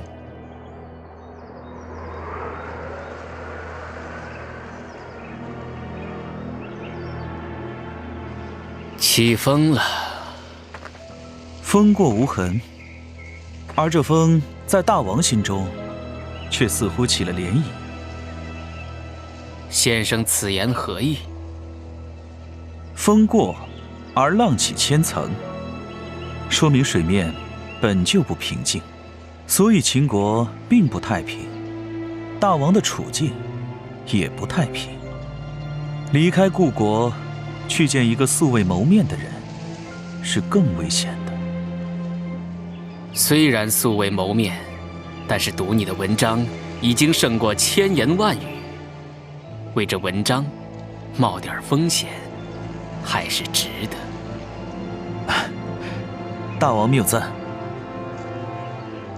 巴陵龙上一次集体出动，所猎杀的是长安军程角。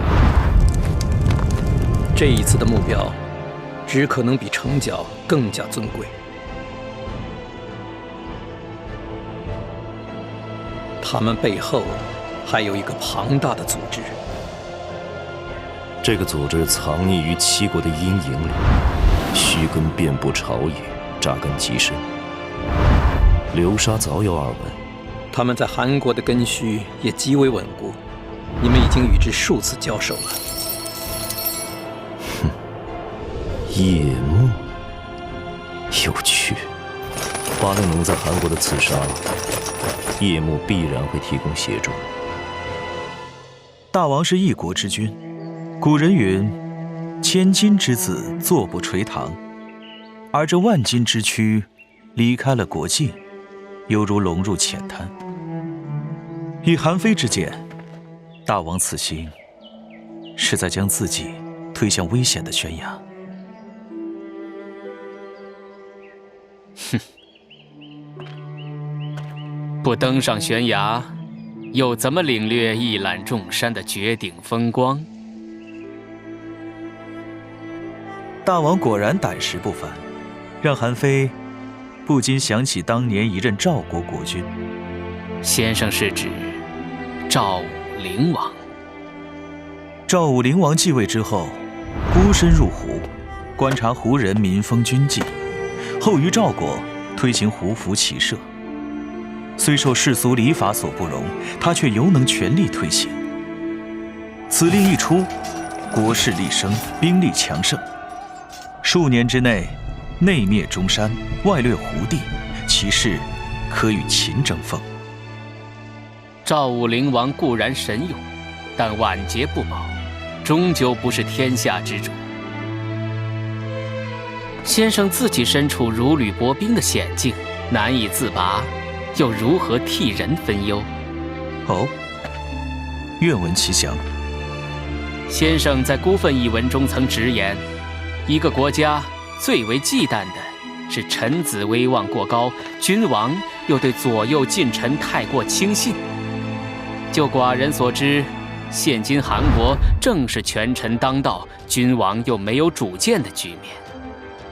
眼下韩国在野有百越乱党危害一方，在朝太子新死，各方势力明争暗斗；在外，我大秦铁骑将至，而无退兵之策。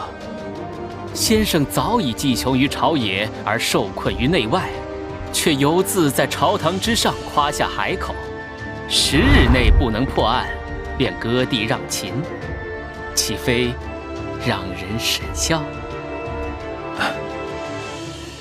我的困局，大王洞察透彻，莫非有心要看看韩非是否只是夸夸其谈之辈？我很好奇。只需要大王答应帮我一件事。什么事？赦免一个人。什么人？暂时保密。不登上悬崖，如何领略绝顶风光？大王可信得过韩非？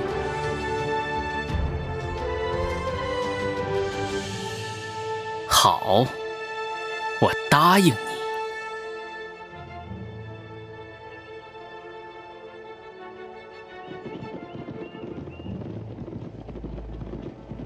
姬无业的禁卫军夜幕已经在行动了。皇上的行踪绝对不能暴露。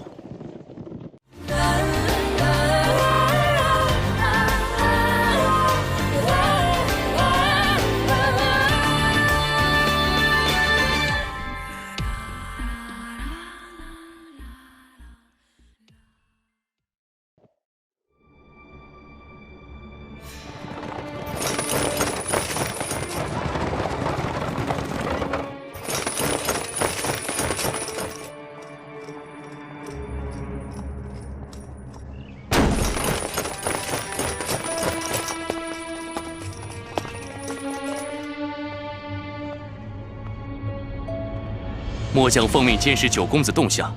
九公子进了这所院落后，我们就守候在院子周围，除了那2辆马车，没有任何人进出过。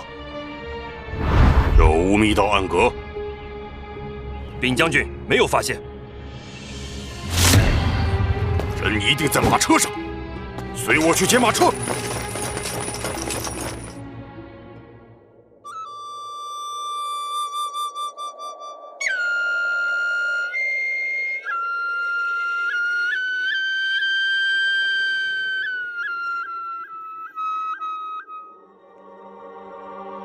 我已经闻到了那醉人的血腥味儿。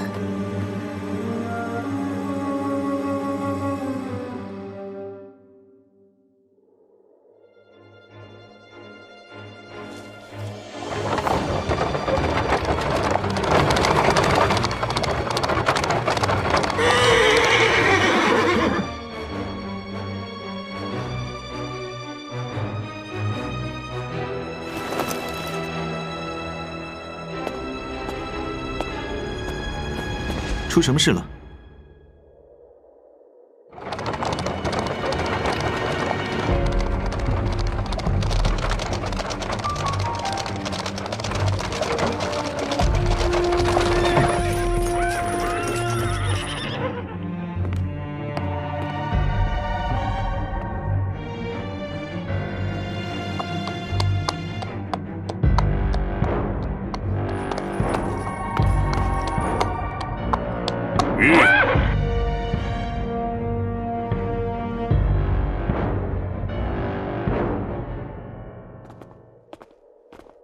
你们为何拦我的车？九公子，今夜全城戒严，属下奉命检查出行车马。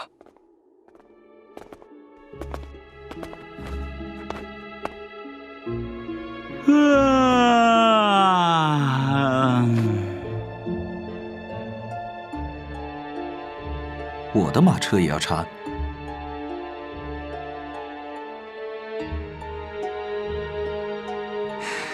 诸位不分昼夜，尽忠职守，也是为了新政的太平。请。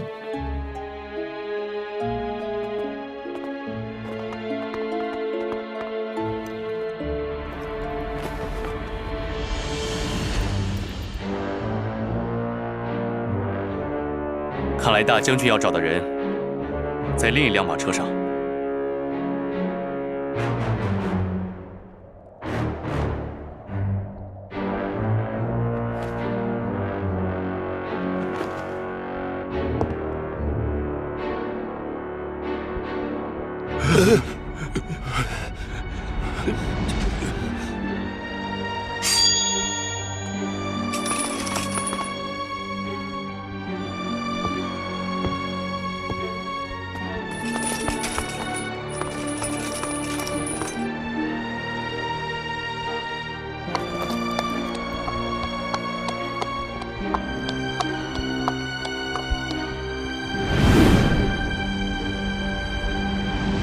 你是何人？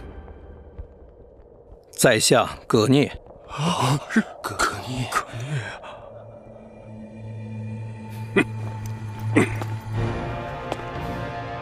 葛聂，秦王嬴政的首席剑术教师，你为何出现在函谷？那将军又为何将我的马车拦下？本将军得到情报，杀害前任秦国使臣的百越凶犯，正藏身于一架马车之中。秦野所有车辆都要接受调查。为了安全，请你交出佩剑。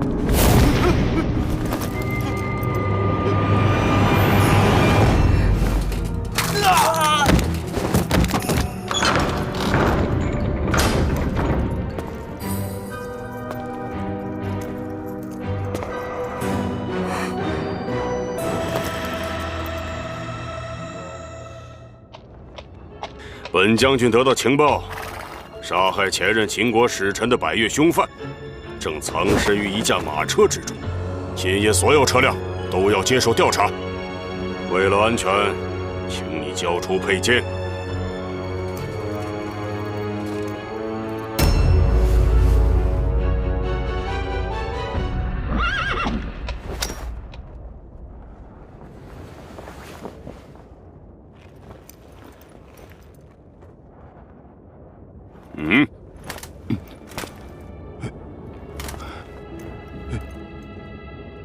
韩国的待客之道果然不同寻常。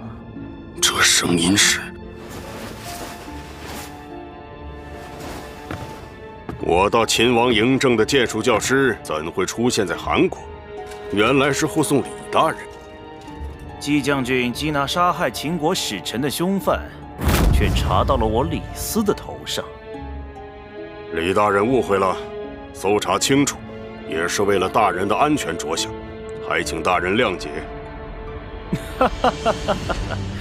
季将军如此用心，实在是韩国之幸啊！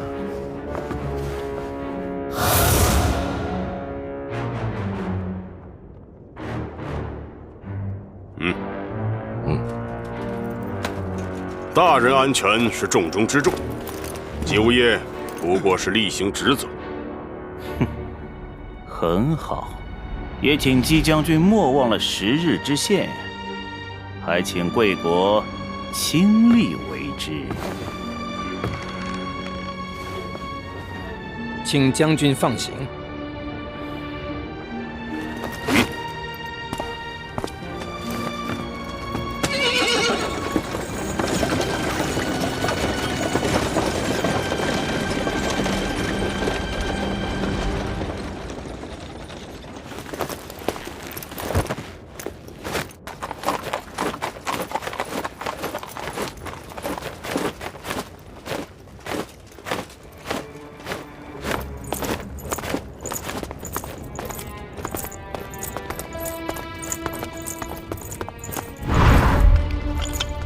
禀将军，没有发现，人一定在马车上，随我去劫马车。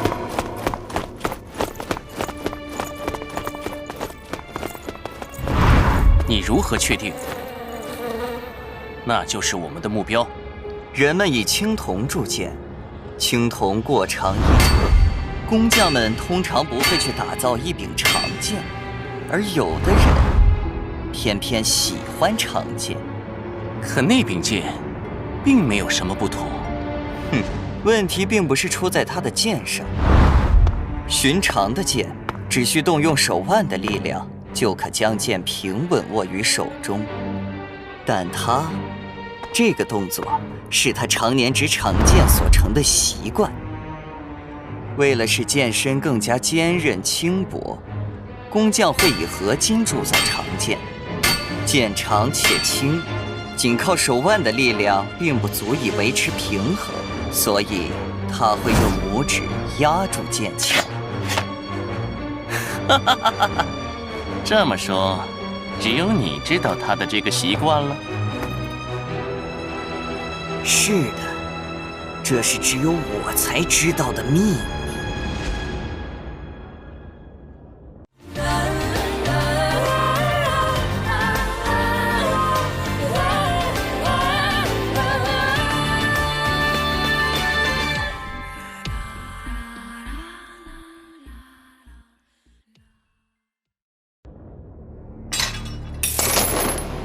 趁他还没发现，快走！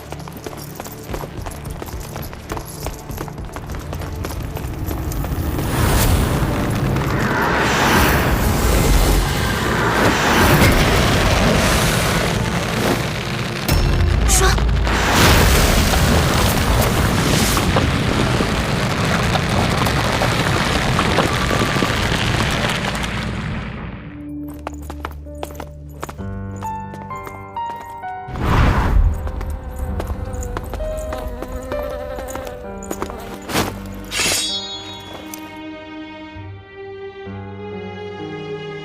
你的行踪已经暴露。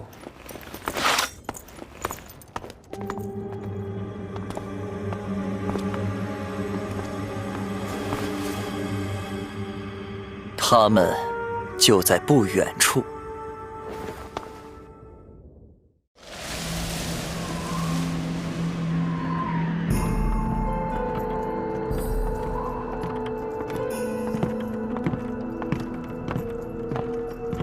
主人，我们为何来此？强大的野兽会给予猎物时间，来倾听猎物逃生时的绝望喘息。我们拥有的时间很短。血蚁吼很快就会追来。我们要在这喘息之间拿到我们想要的东西。主人想要的东西。百越宝藏，苍龙七宿。还记得乌鹫吗？乌鹫，主人曾从他口中问出百越宝藏的线索。乌鹫给出的线索就在这里。这里是郑国的旧王宫，属于一位曾经的霸主郑庄公。郑庄公、宝藏、苍龙七宿，都与这座冷宫有着千丝万缕的关系。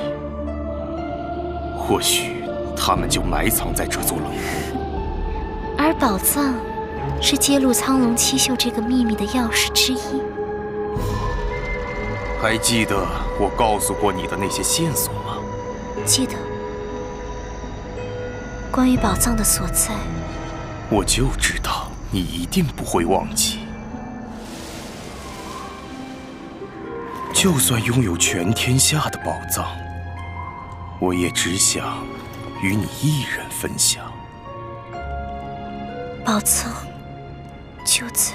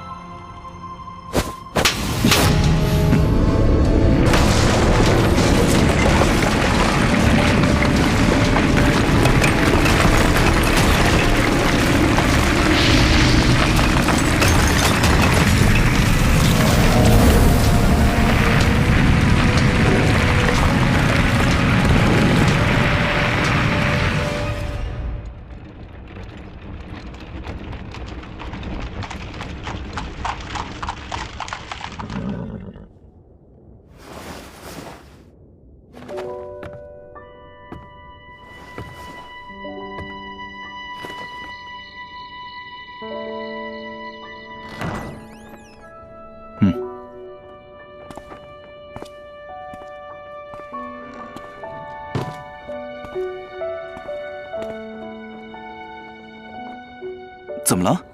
有一个坏消息要告诉你。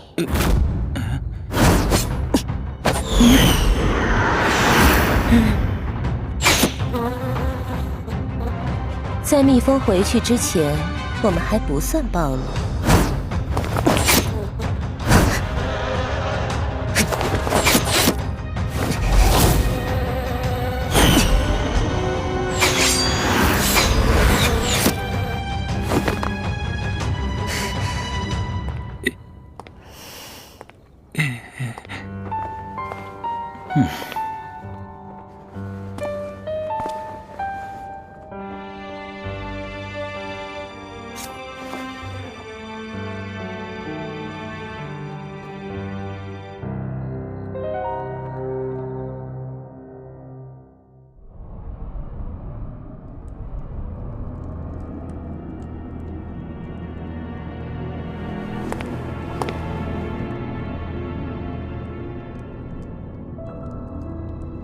你编织的梦确实精美，却也易碎。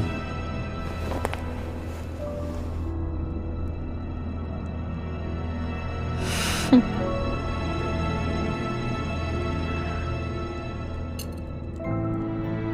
他就要醒了，这只是梦的序章，他对我仍有戒备。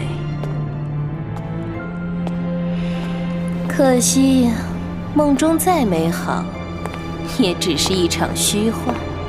悲哀的是，他所期待的事情，却永远也不可能发生。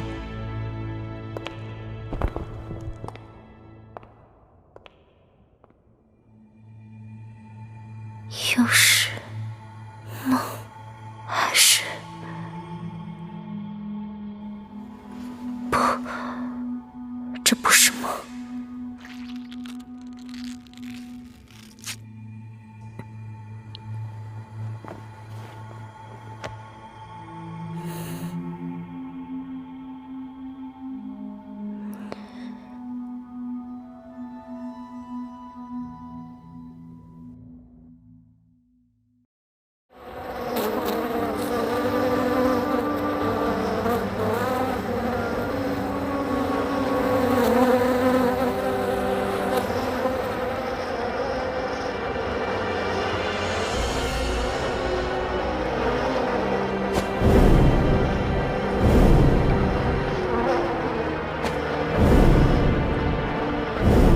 他们都回来了。失踪了6只，他们的搜索区域是紫兰轩。至第5日，不知王上是否抓住了刺杀我秦国使臣的凶手？大将军，凶手何在？新政已戒严多日，过往行人车马都会一一调查排除，捉住百越余孽指日可待。李斯先生，既然如此，缉拿凶手一事可否再缓解？信，国之宝也，民之所必也。如此看来，韩国定是力有不逮。李斯这就派人通知边关将领，立刻调兵前来相助。调兵？李大人，请放心，我九弟一向智谋超群。当日朝堂之上，捉拿凶手一事便是九弟所提。九弟现在神态自若，想必对此已稳操胜券，是不是？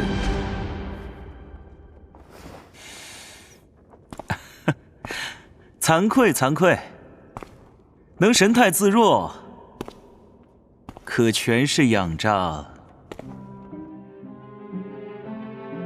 姬将军镇守新政、夙夜在公之功劳。差点忘了，韩非要恭喜姬将军。老九，你这是什么意思？李大人有所不知，其实凶手已在姬将军掌握之中。姬将军啊！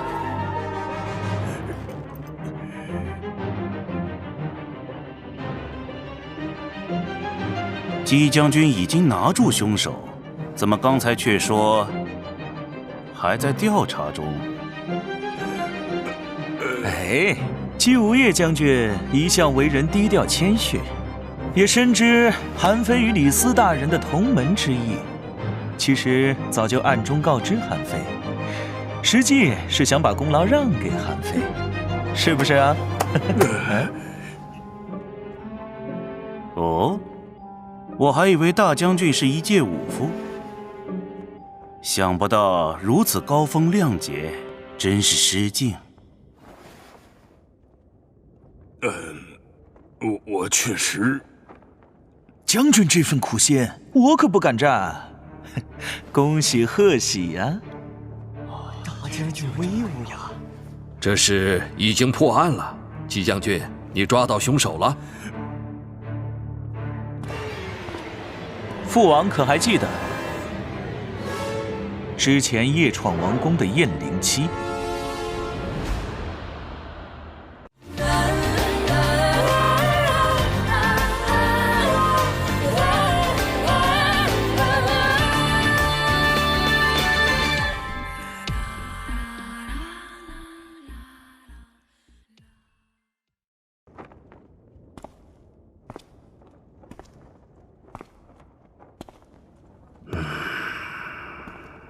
此女在众目睽睽之下杀我禁军，闯我王宫，更是天泽的心腹手下。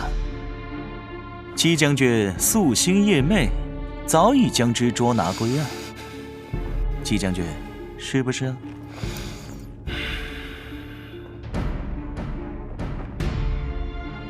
不错。啊！好你个韩非！竟然从一开始就算计好了，现在将燕灵姬交出去，岂不是让我前功尽弃？原来九公子早有计划，却能不骄不躁，果然是深谋远虑。既然已经拿住凶手，那么李斯恳请韩王将燕灵姬交由秦国。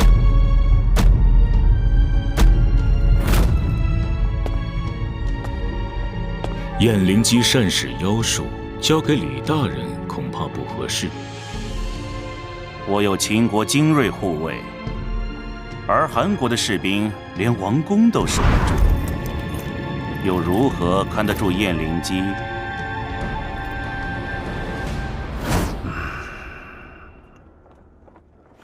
快，多说无益，马上交出此女，理解我韩国之威。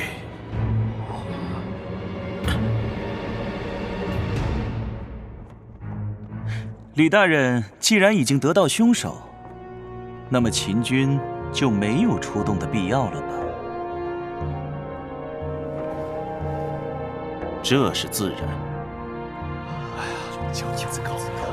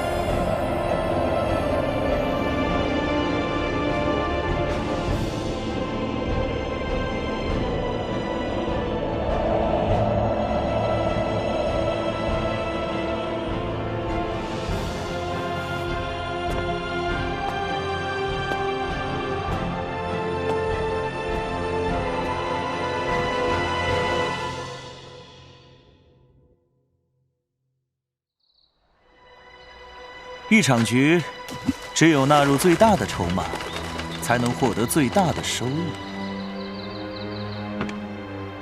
好一招一石四鸟！师兄妙计，李斯自愧弗如。我请你去见一个人，把刺杀秦使的罪责一律推给燕灵姬。公子如何确定姬无业和血衣侯会帮你圆这个谎呢？他们不得不替我圆谎。在秦军的铁蹄面前，韩国无论王公贵族，还是朝中重臣，都承担不了割让国土的重责。你怎么确定李斯会答应这个条件？他必须答应。这是我给他的筹码。这是他第一次代表秦国出使。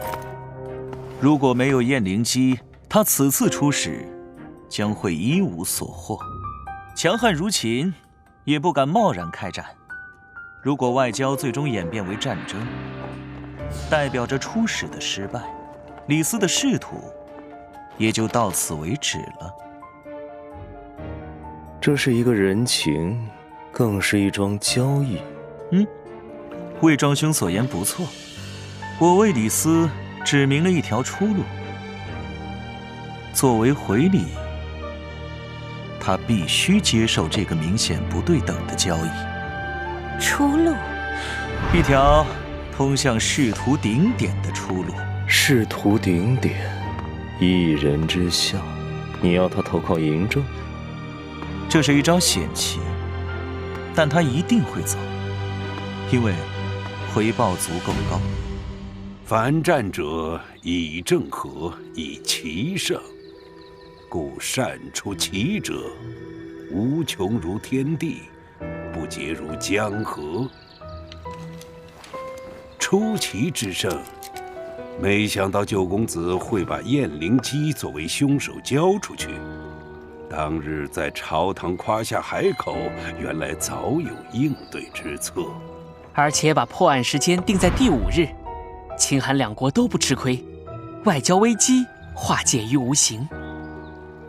韩兄夸下海口，正是为了让叶幕掉以轻心，在他们最得意的时候，再把秦国赐来的矛转嫁到叶幕身上。燕灵基是连接天泽的唯一线索，一旦他脱离了叶幕的掌控，那叶幕想要追查的百越宝藏，自然再难寻觅。在如此犬牙交错的利害博弈中，也许只有韩兄这样的人，才能见缝插针地游走其间。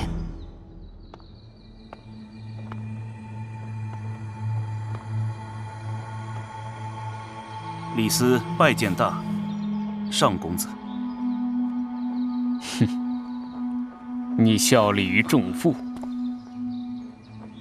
也等同于为我做事。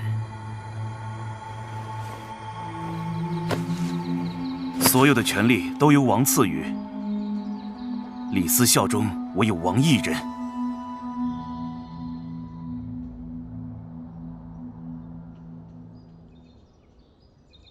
所以那个燕灵基，就是先生想要我赦免的人。正是。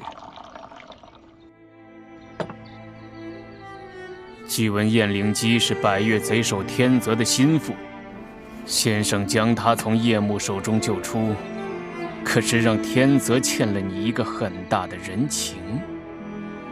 敌人的敌人就是朋友。上公子，您此前问我身陷困境当如何解脱，韩非今日给出的答案，你以为如何？不战而智退大秦100万雄兵，不抢而巧夺叶幕口中之食，不昧而结交秦国来使，不退而拉拢天泽为流沙盟友。先生之才，我很欣赏。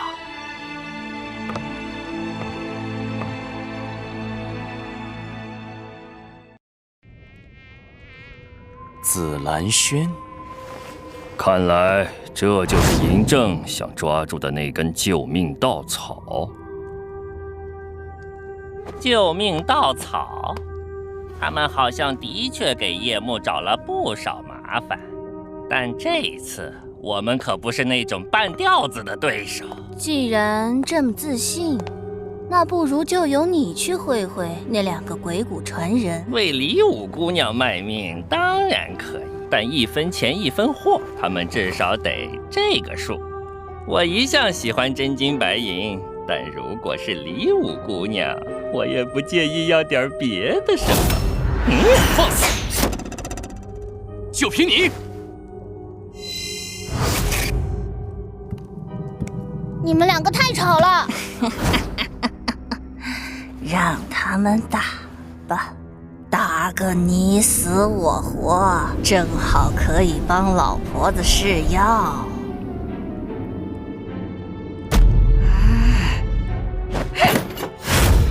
死小丽，你要做什么？看来你们这次惹到小不点儿了。不许叫我小不点儿。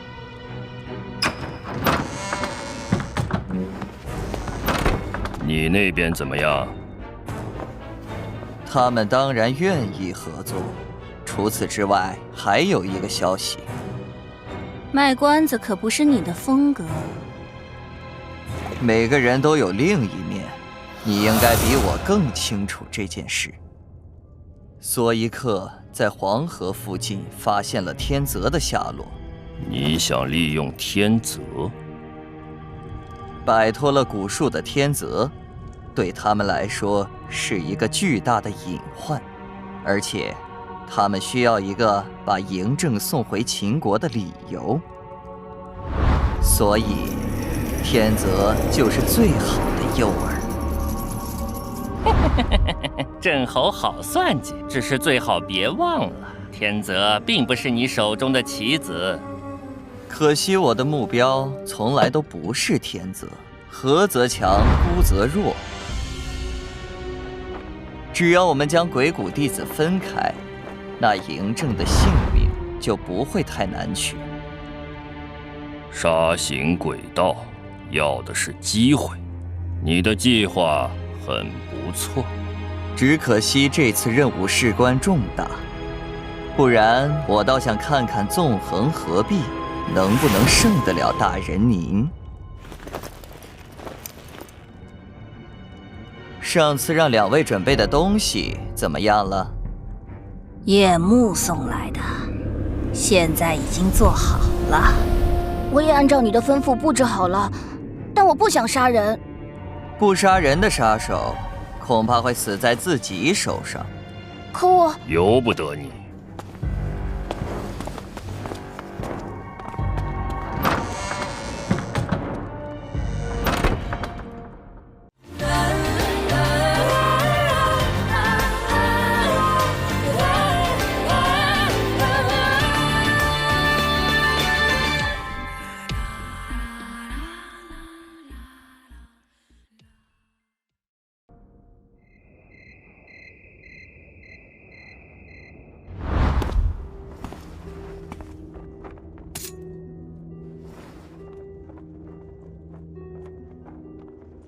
纵使蜜蜂悉数被除，巴陵龙找到紫兰轩也用不了多久，我们的处境依然凶险。九公子想到了什么？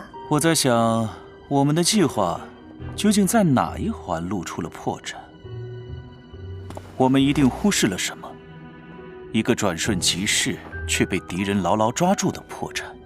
寡人，上公子，依我所见，一切都合乎计划，并无破绽。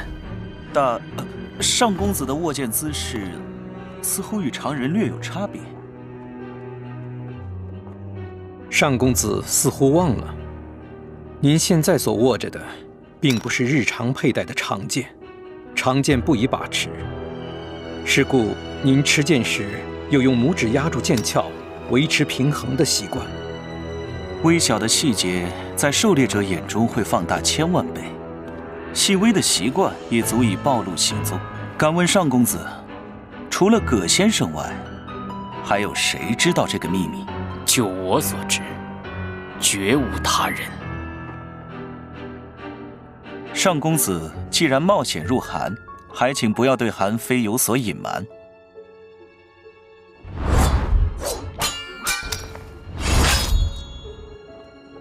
但不可能是他，他已经死了。一切不合理的地方，都有合理的原因。我现在很危险，无暇追问原因，我要的是结果。上公子，您此行韩国要的就是原因，因为您的危险不在韩国，甚至不在于巴陵龙。您的危险一直都在秦国。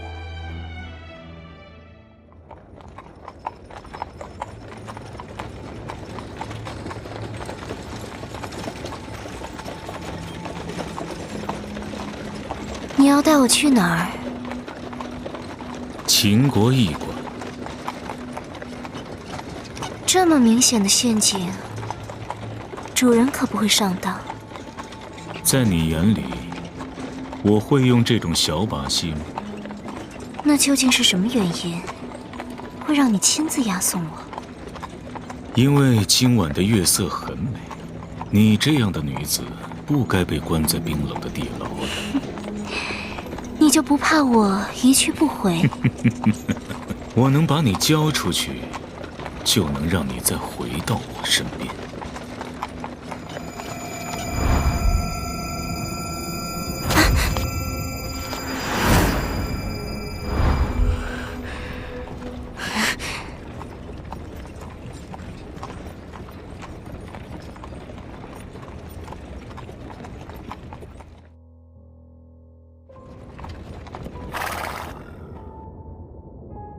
想不到侯爷亲自押送，李斯有失远迎。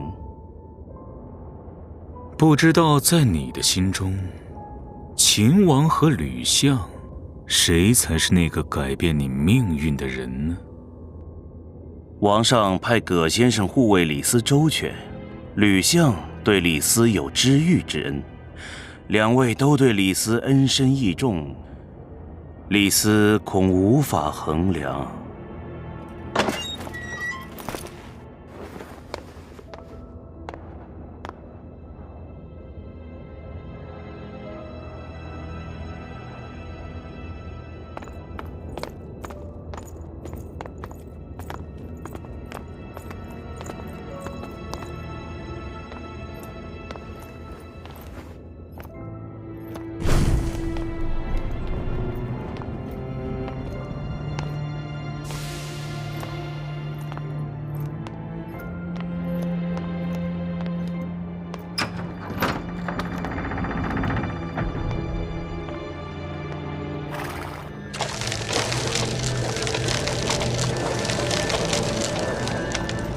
看来这条路远比我想象的要更加凶险。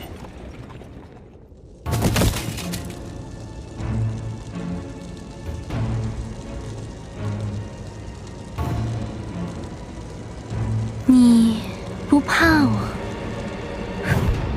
你知道关不住我。比起城内正在发生的事情，关不关得住姑娘并不重要。哦，那你的性命呢？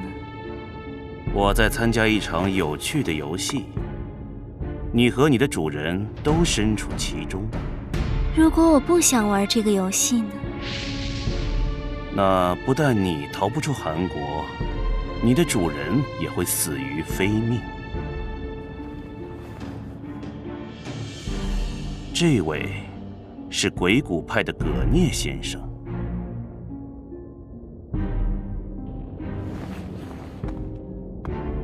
你和韩非有点像，是个让人讨厌的聪明人。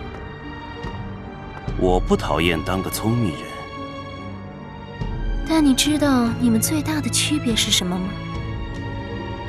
你只能随波逐流，而韩非会掀风起浪。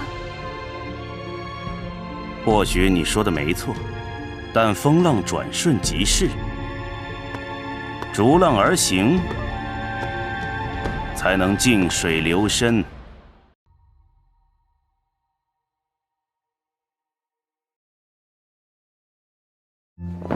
冷酒入愁肠，可是伤身体的。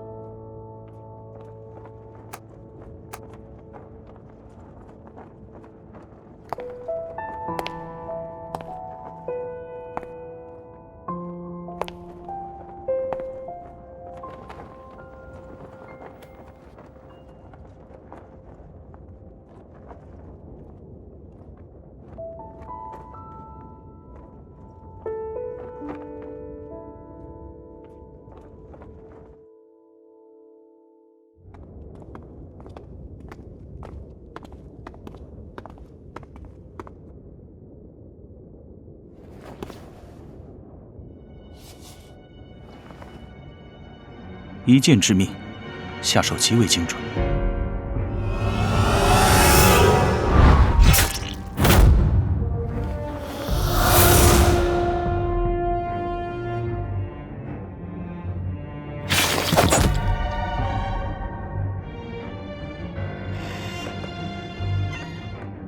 他临死前一定看到了什么。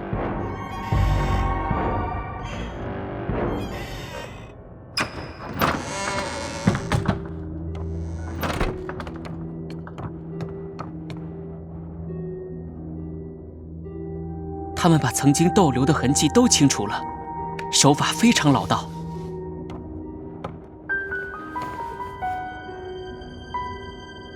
除了这个，这是他们故意留下来给我们看的。他们算准了1天之内，子奈就会腐败，因而我们不能从他身上获得任何信息。这是挑衅，有趣。或者，他们想借子奈腐败的气味，掩盖什么？啊切！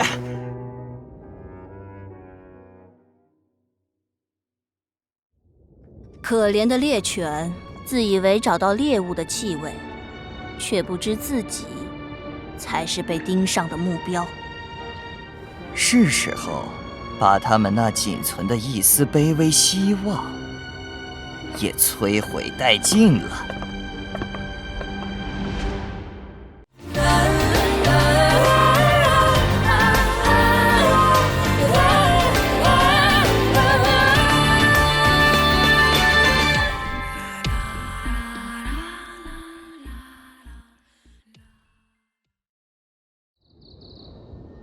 我听韩非先生曾言，韩国张相国之孙，谦和儒雅，温文如玉。今日得见，果真如此。上公子过誉了，请。这是此茶淡而留香，真气之时，白雾升腾，名曰雪顶银梭，是往日祖父与胡人客商处购得的。上公子有何疑问？我喝过这种茶。果然。不知上公子是在何处喝过这种茶？应该是在咸阳宫内吧。上公子恐怕有所隐瞒。梁受韩兄所托，调查巴陵龙的案卷材料。他们之前一次出手，便是长安君程角一案。卷宗记载，令弟长安君程角素来喜爱一种名贵茶叶，名字就是雪顶银梭。想不到张公子如此博学，不错。此前我确实在程角府上喝过这种茶，据传此茶颇为罕有，只有北方胡人之地才有产出。程角自幼喜爱此茶，常持重金于胡人处购买，我还为此呵斥过他耗费钱财。此茶原产秦地，后随客商流入西湖，胡人于西北苦寒之地种植此茶，茶叶因产地不同而成就了独有的清香。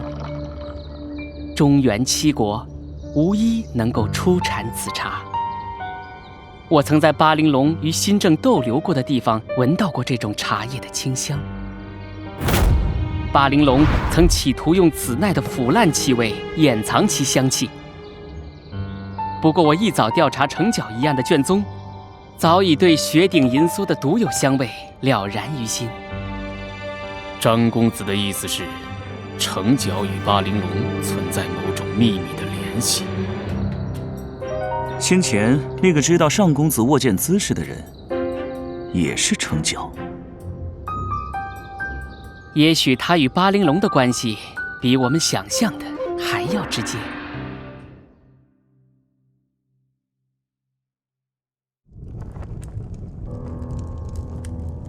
紫兰轩是巴陵龙的意思。看来他们所编织的陷阱也到收网的时候了。抓到这根眼中钉了。此次行动必将韩非和他的党羽连根拔起。侯爷，你的兵马镇守外城，老夫的禁卫军会堵住紫兰轩所有出口。至于最后的绝杀，就交给他们吧。预祝将军立下旷世奇功。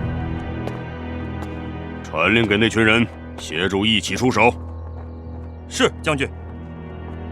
韩非，我要你死无葬身之地！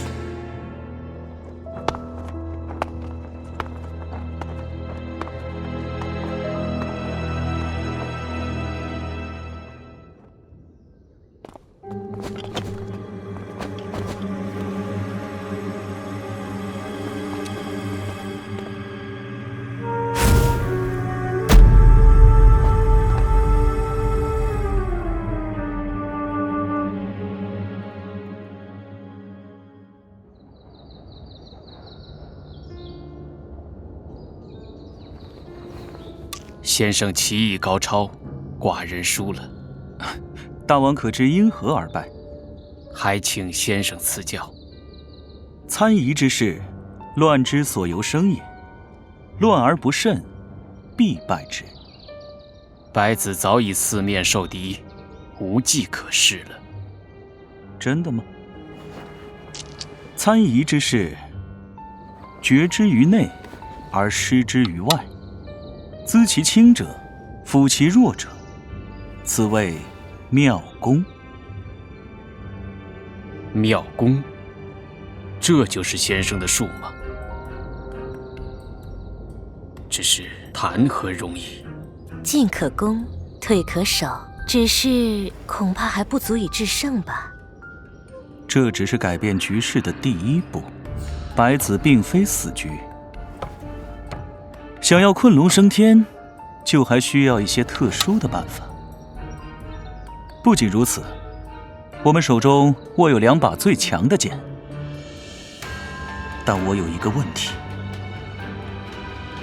你们鬼谷传人为什么都喜欢倚在窗户旁边？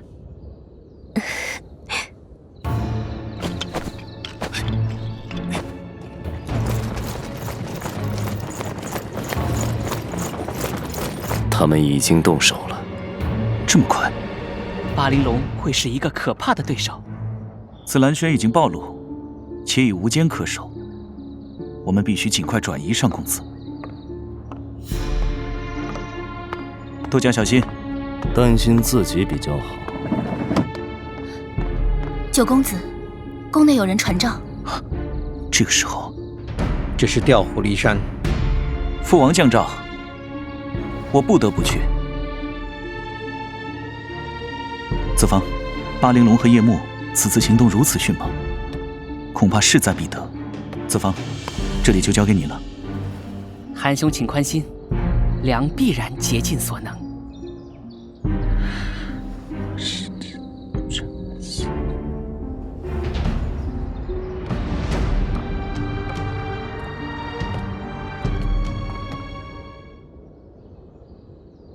来呀，妹儿，再喝一杯呀！来呀，再喝一杯，再喝一杯，哎，别走啊，再喝一杯嘛，来呀！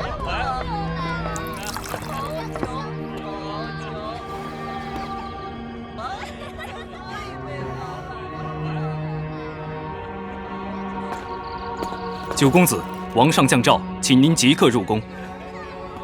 父王急诏，必有要事相商。事不宜迟，赶紧备撤。九公子不必惊慌，门外已有车驾静候。哼，准备得如此妥当，你们真是用心良苦啊！这是在下分内之事。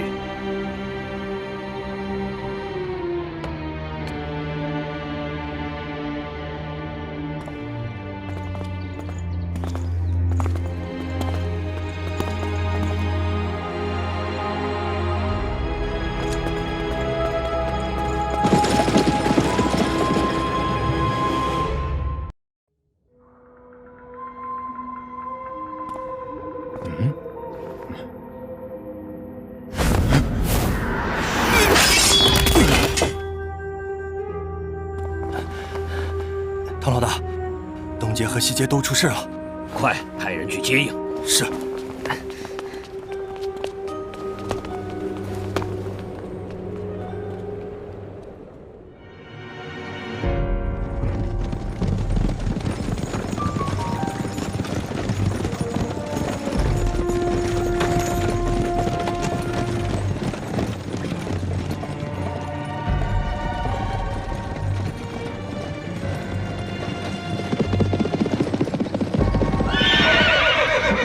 混账！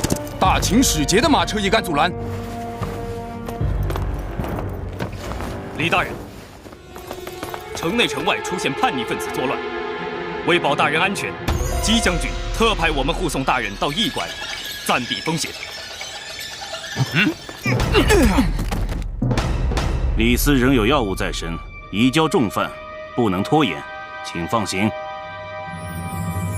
况且大秦第一剑士葛聂先生，此刻就在我身旁，难道还需要你们保护？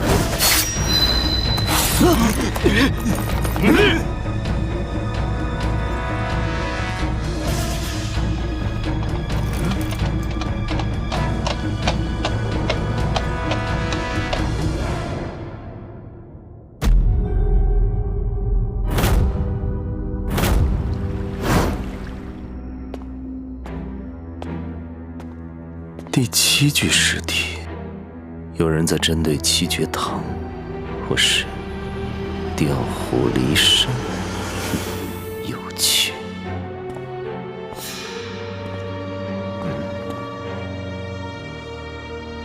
魏老大，所有弟子撤离吧。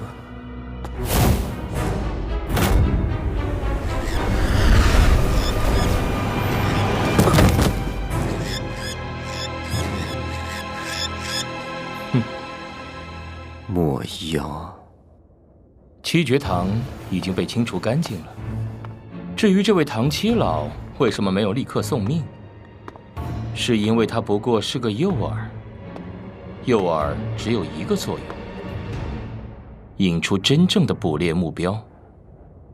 你如此大费周章，也不过自取其辱。我怎么记得上次我好像并没有失败？夜幕降临，还不是最黑暗的时刻，因为梦魇还没有开始。哼，现在你的梦魇开始了。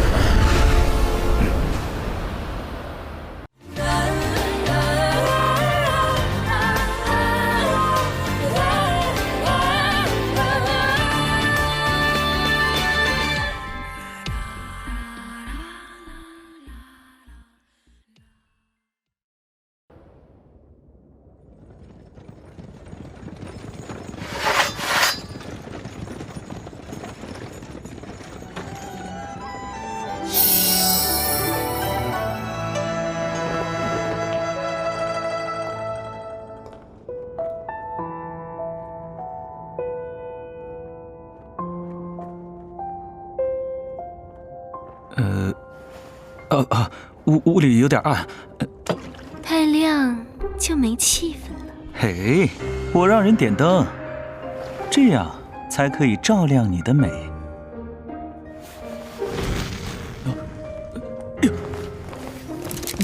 不行不行，你抱着这些书干什么？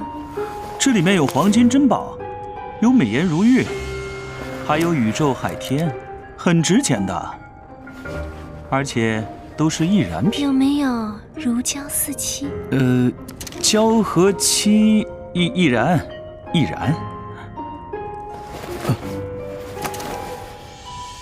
我看这屋里最值钱的就是你了。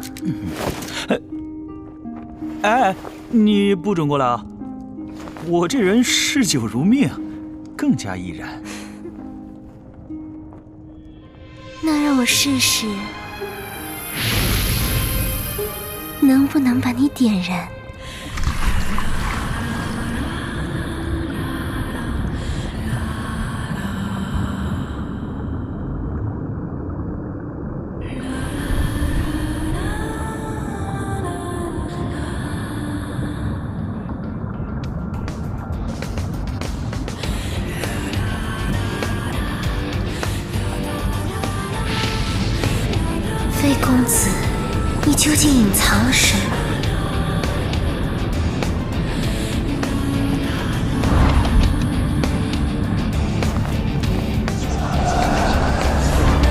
有形的生命的确非常脆弱，但是无形的力量就会坚不可破。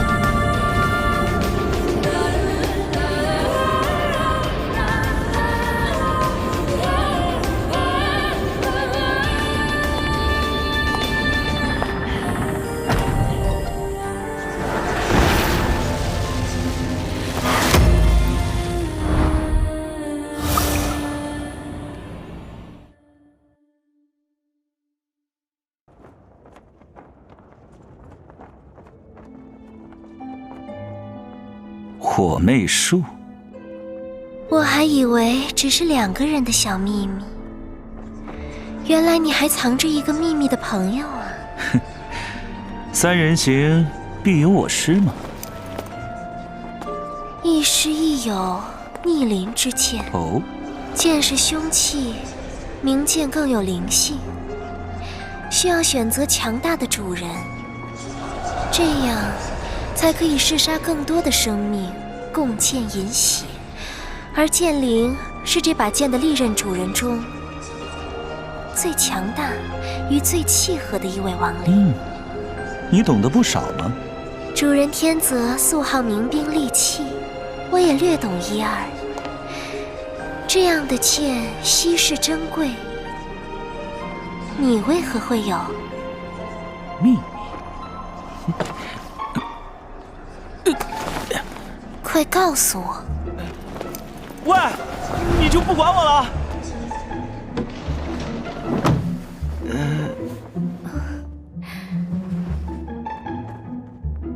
公子，我准备的惊喜还满意吗？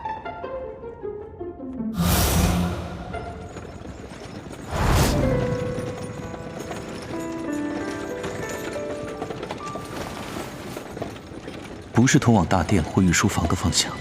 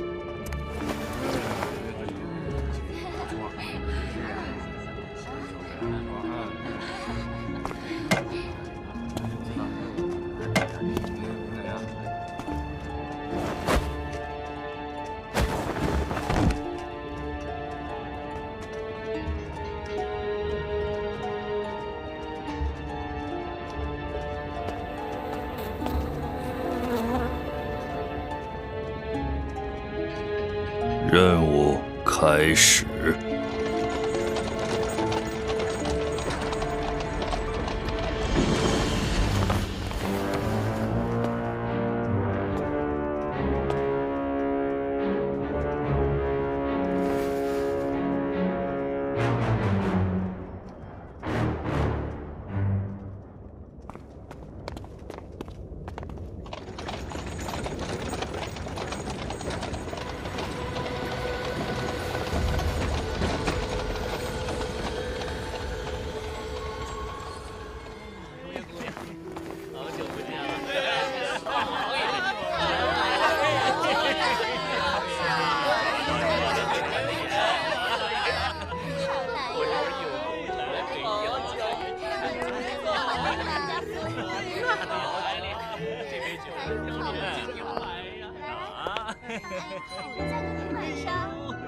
公子，里边请。你陪我吧，怎么样？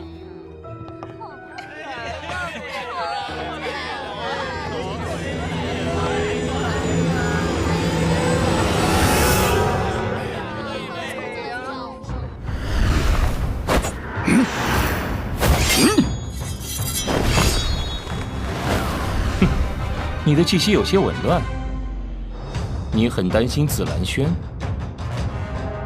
凭你也想困住我？鬼谷传人的能力，我已经领教过不止一回了，所以，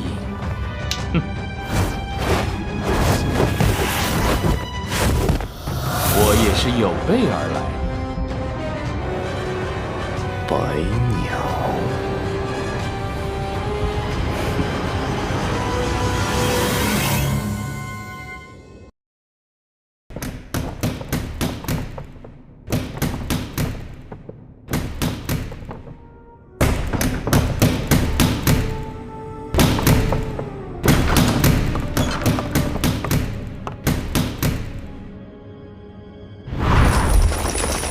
魏庄兄还没有回来，我派人去找他，却下落不明，而且七绝堂的暗桩已经撤离。如此紧要关头，他一定遇到什么麻烦了。夜幕这一局设得甚是周密，连韩兄也被他们请入宫中。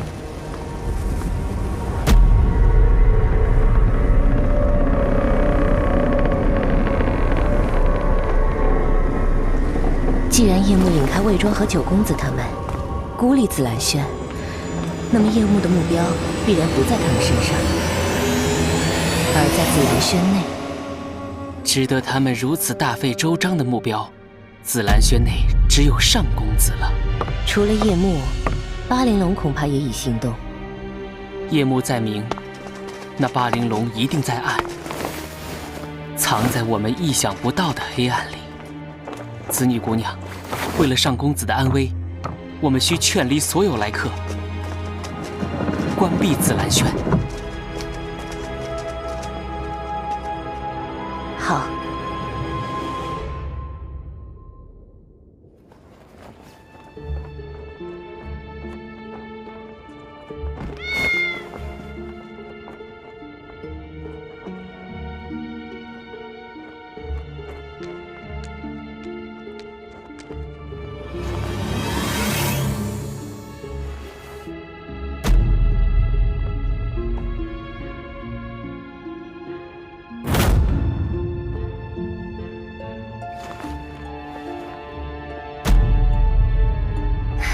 公子，你怎么？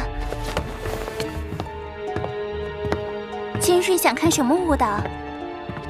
《诗经》有言：“死难当头之际，最关切者莫若兄弟。”这话的确有理。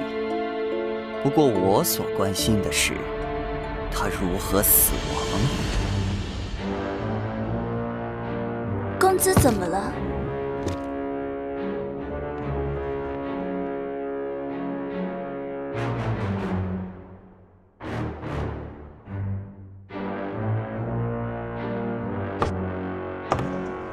原来公子是有心结，为何不去解开它？不错，是时候了。彩蝶，你可愿意帮我？我？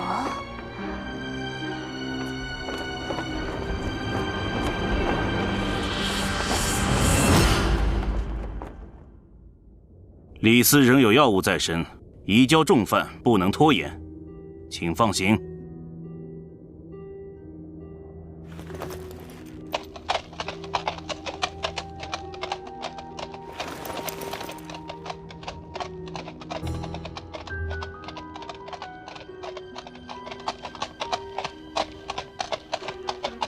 李大人乃我韩国贵客，他们要到我府上赴宴，为何会惊动姬将军？可，四公子，李大人刚才说要出城，所以我特意来为李大人设宴饯行，还要亲自恭送，以示韩国礼仪。但怎么，姬将军难道有要事要跟秦国使臣商议？这，属下不敢随意猜测。我韩国佳酿虽不及秦国，却也别具风味，或许还会更适合李大人口味。四公子邀约李斯之幸，然职责在身，李斯唯有敬谢不敏。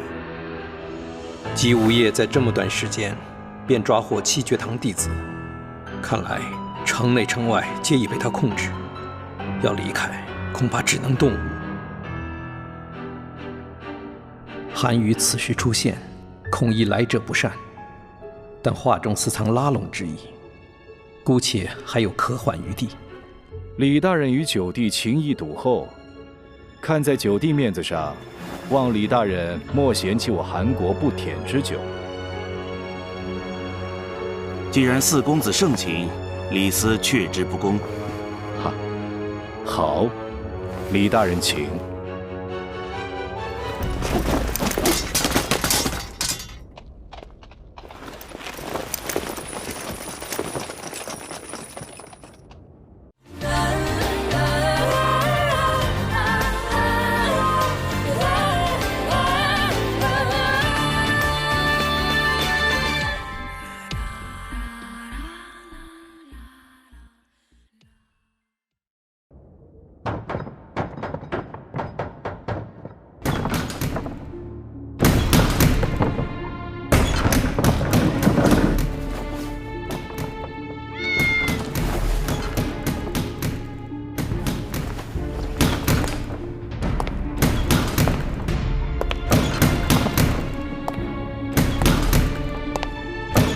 这是彩蝶姑娘。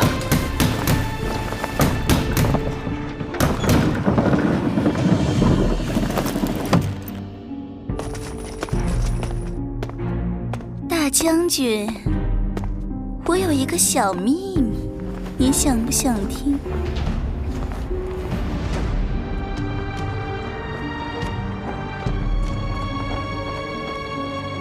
怎么回事？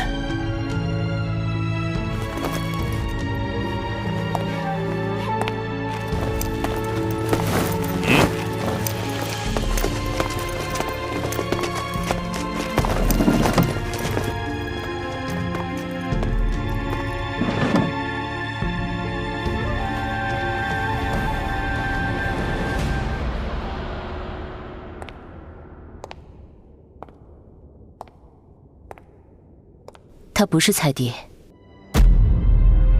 巴玲珑恐怕也已锁定了目标，紫兰轩此刻又被孤立，我们守护上公子的困难又加重几重。这是他的托付，即使骤雨忽至，有何所惧？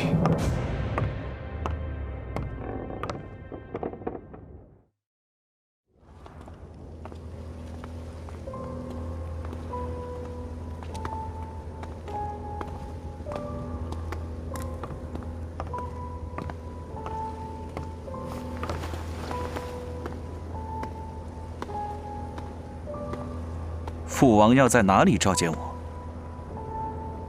公子，就是前面偏殿，马上就到。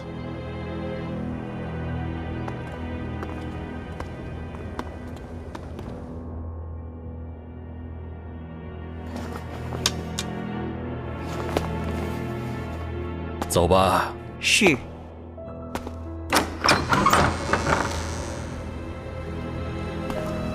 请公子稍后。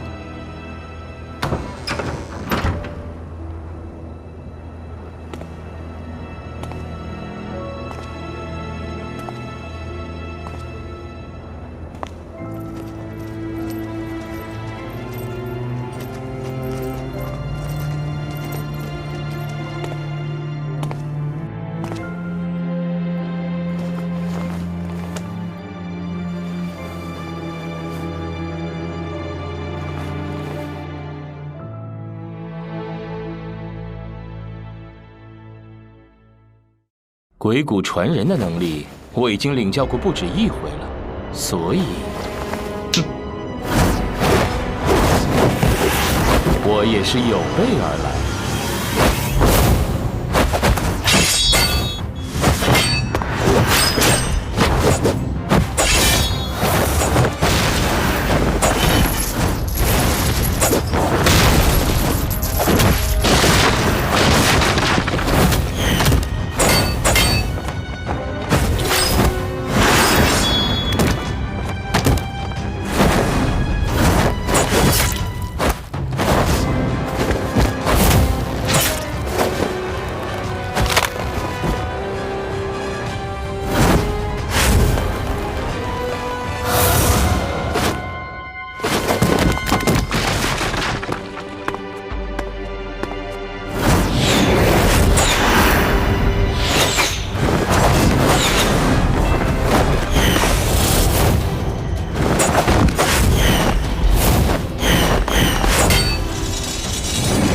他是组织内唯一能跟上我速度的白骨，想必合你胃口。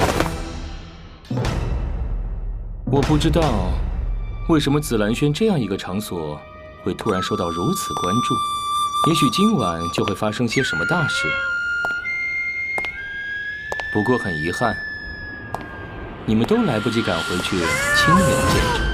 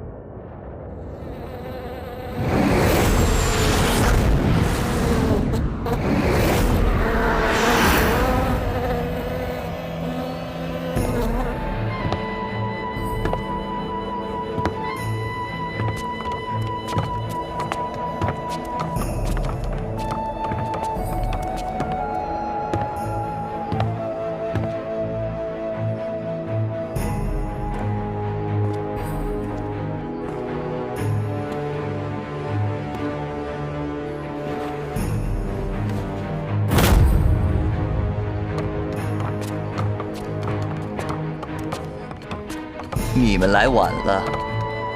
对于杀人，我很在意要选一个吉时。这里已经被围得里3层外3层，他们跑不了，就像他当初对你那样。嘘，这是我预留的一个惊喜。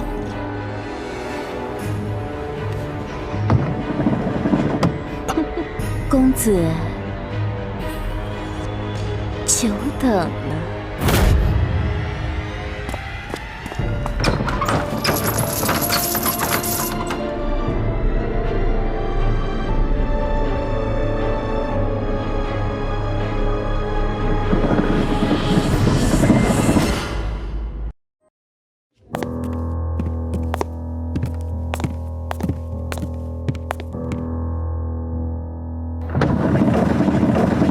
形不逢影，影不离形，变幻莫测，八面玲珑。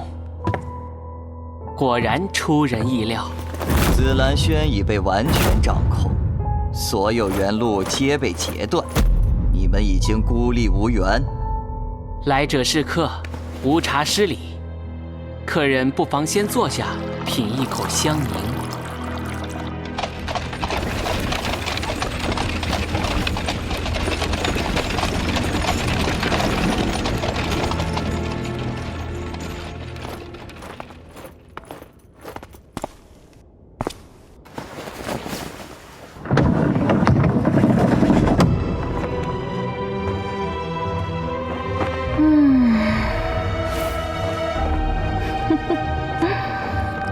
公子，久等了。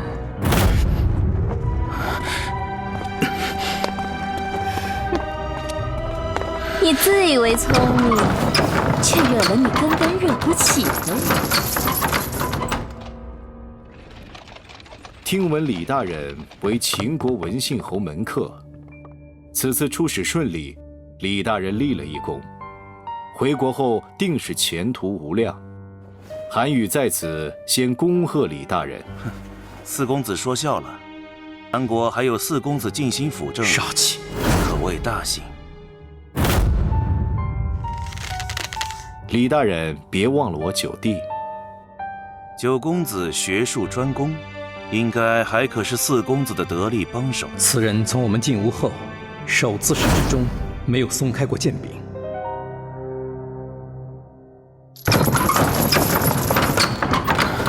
刚才走过的那条路是商门，难道这是奇门之术？所以父王并没有要召见我。这个自然，你父王此时此地召见的是我，陪他赏月品酒。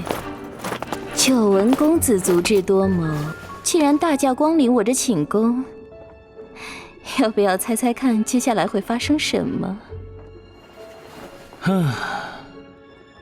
我猜接下来父王到达，见夫人带伤受到惊吓，衣衫不整，而我嘛，其实我只要是身在此处，便已是百口莫辩了。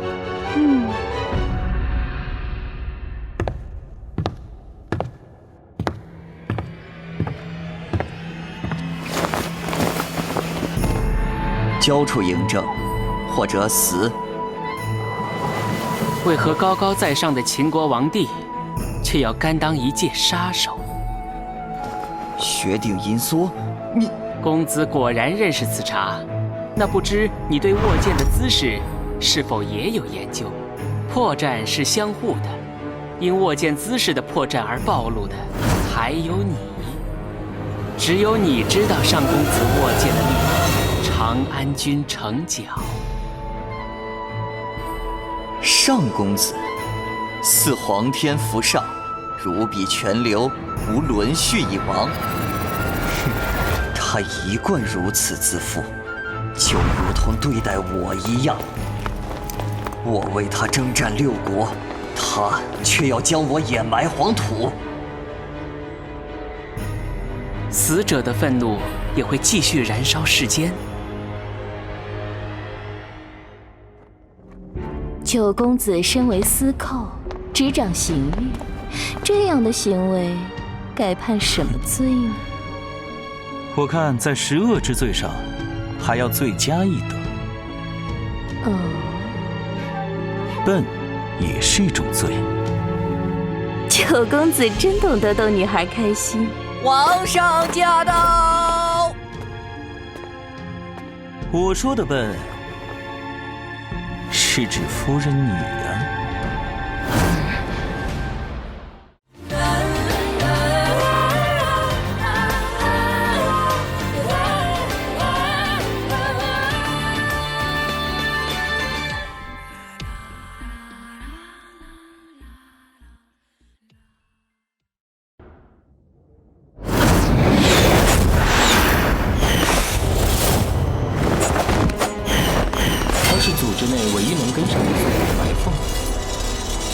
想必得你为头。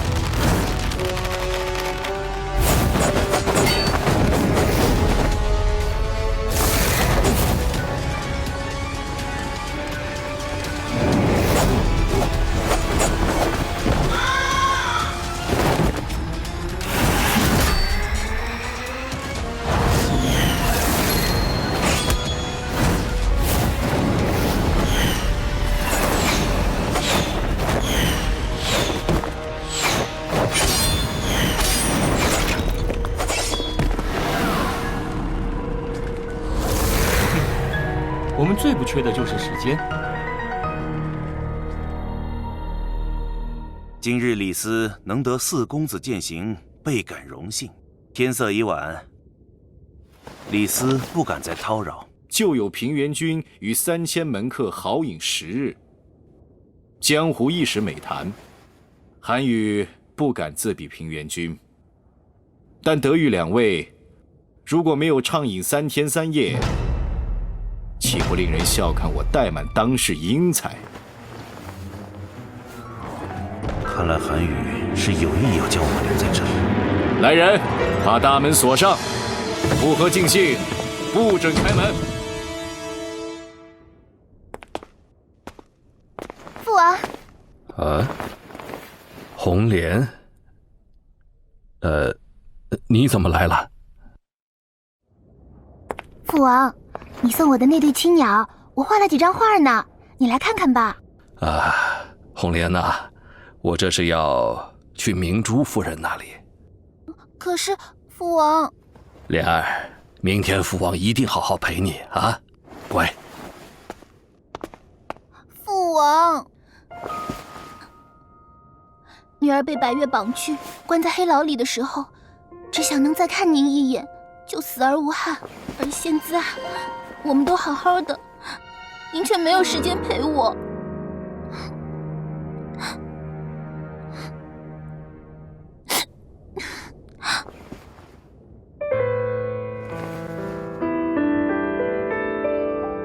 红莲，父王也是觉得没有什么比你失而复得更珍贵的了。走，去看看你的画。啊，对了，红莲，你怎么知道父王在这里的？父王气场强大，我只要跟着宫中您散发的烟雾光芒，自然就能找到您啦。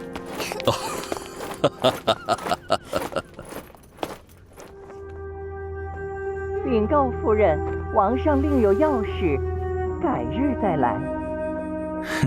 唉，人生一大遗憾，美颜如玉，却无人欣赏，白白划了这么长的伤口，可惜了。公子，既然来都来了，想走谈何容易？这个屋子里的秘密，还是留在这里比较好。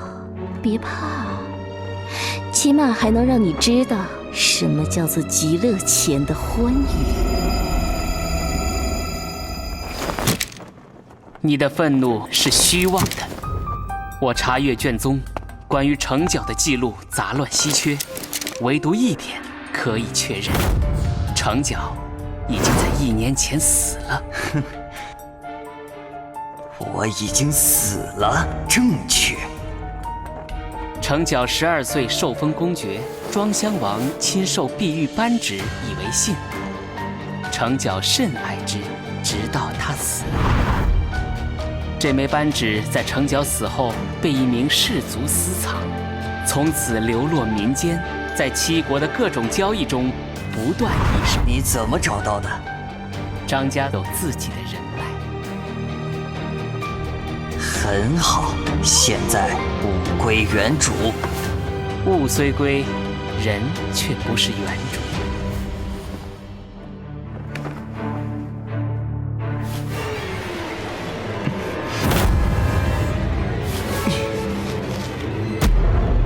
你这次行动是为了复仇，还是让你以为是复仇？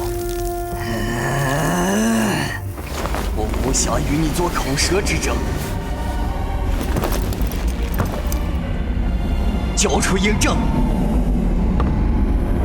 当猎人陷入愤怒的时候，他就会落入猎物的陷阱。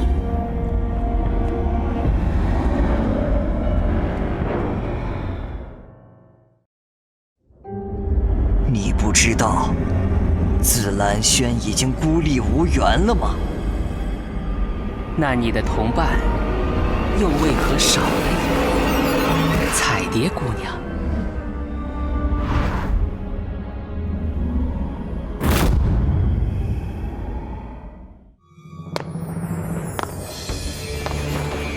这个屋子里的秘密，还是留在这里比较好。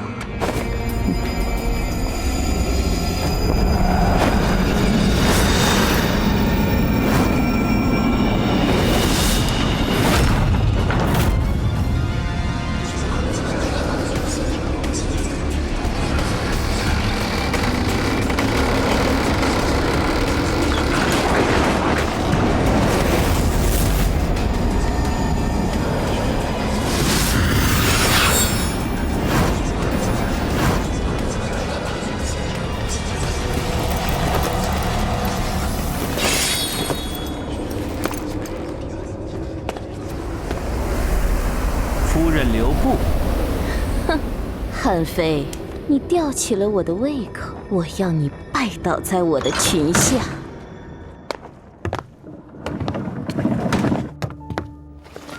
李大人公务在身，3杯为限，再喝就违反大秦律法了。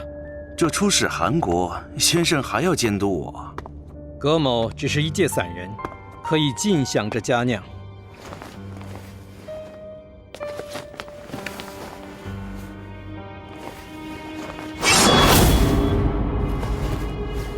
好剑，习武之人看到名气，难免忍不住一睹为快。此剑值得服1大百。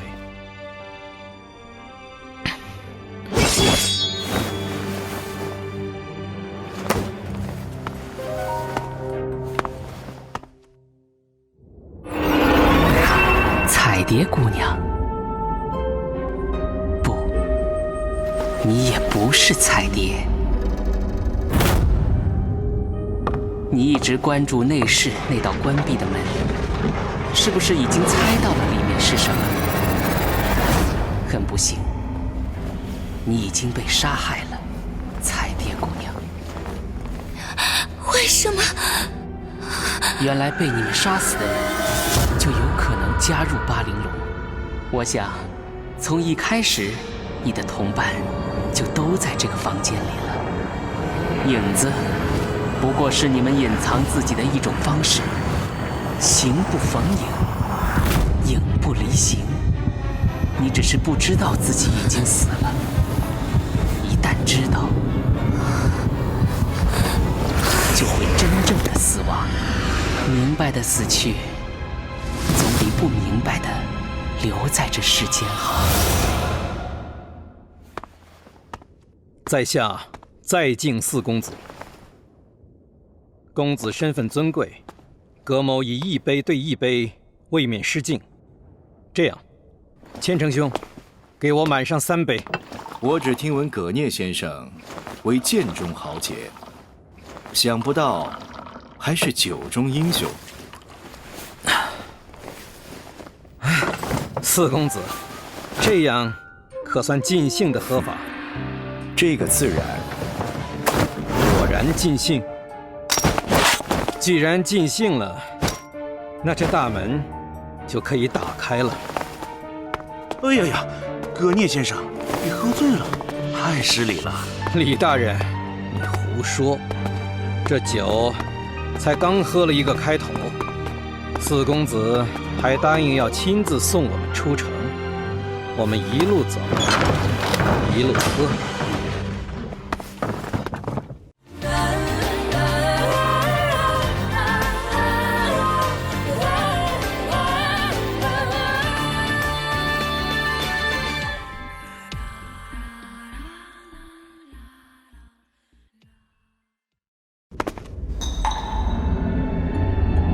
上天的指尖微微拨弄，将8人的命运拨弄回到。在城角的命案中，你们相互交织，而一切的源头又在何处？源头？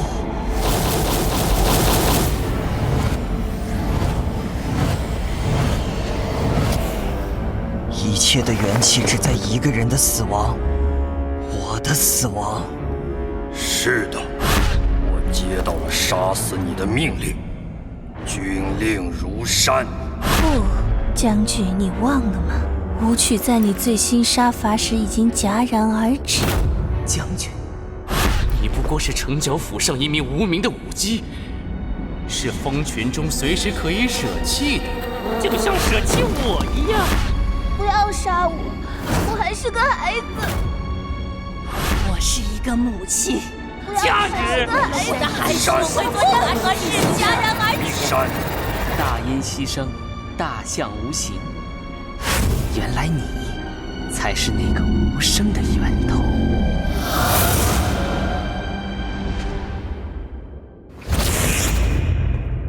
你能分清自己真正的敌人和朋友吗？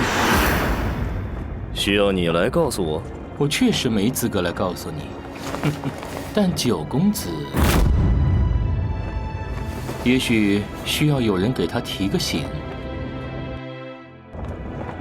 你跟九公子是基于利益的合作，你们之间的友谊是否也如同建立在流沙上的高楼？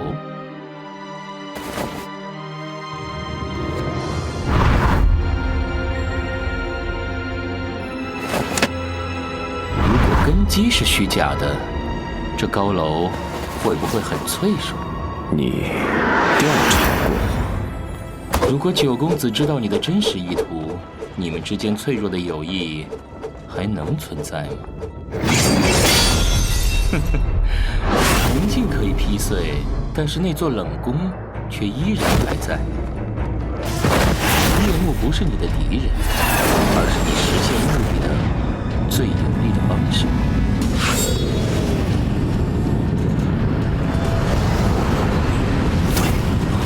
把方向，快退！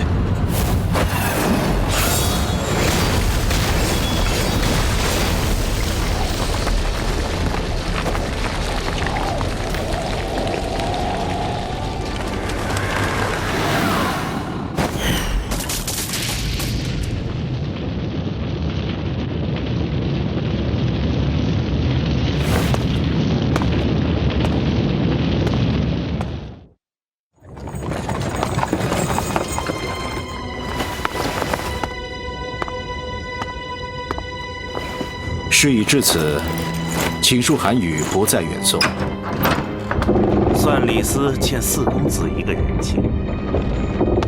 今日酒后唐突，失敬于四公子。韩愈不过尽地主之谊，李大人车上押的重犯，可谓倾国倾城。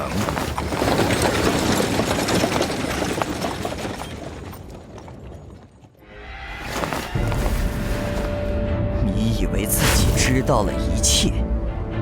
你能知道，是因为我们想要你知道。想从我们这儿偷走东西，巴陵是不可能失败的。老婆子，我怎么关心真相，不在乎生死，但很在乎你的死。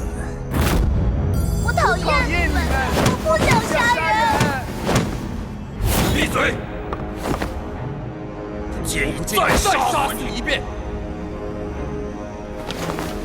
当初杀死他的是我。一夜可以障目，一夜亦可知秋。当初刺杀长安军城角的巴陵龙，其实是3个人：驻守屯留的秦军将领将军弼，潜伏于城角身旁的武姬李武，一心两念的刺客旋风钱沙。但是刺杀计划出了纰漏，李武对城角产生了感情，为此你们损失了艮师将军弼。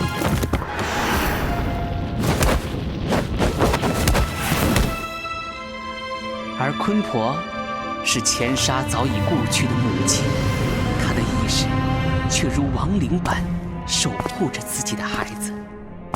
钱沙为了完成任务，杀死了知晓城角行踪的砍鼠。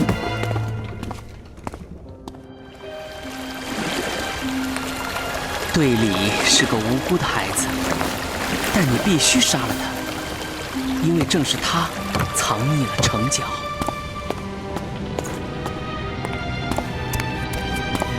最终，你杀死了城角，或者说，城角成为了你们的一部分。形不妨影，影不离形，一心一体，八面玲珑。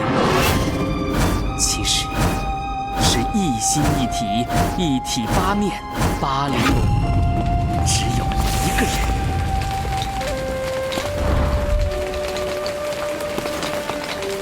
他一定看到了什么。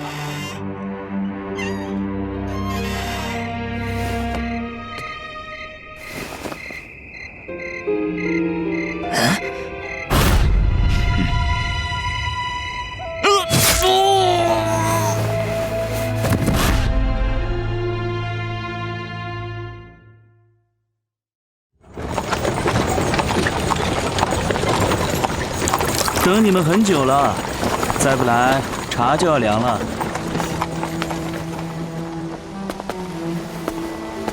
上公子，此行秦国，还请珍重。巴陵龙之危已解，先生以为我此次咸阳归程尚有变故？上公子归途是否再生变故，韩非不能未卜先知。然秦国之内，却有人能够料事于先。请先生明言。前任秦国使节在韩遭遇刺杀后不过5日，新任秦使已经现身新郑。随着上公子此行韩国，秦国内部只怕早已掀起惊涛骇浪。如今权力的野兽已经张开獠牙，即便上公子回到秦国，处境恐怕会更加凶险。流沙曾经听闻，在七国的阴影中潜藏着一个庞大的组织，他们在黑暗下编织着一张无形的巨网。这个组织的名字是罗网。你们也如罗网一样，每一个被杀死的灵魂都会被禁锢在巴陵龙的牢笼中，永远无法解脱。你很聪明，巴陵龙正好缺少一颗聪明的头颅。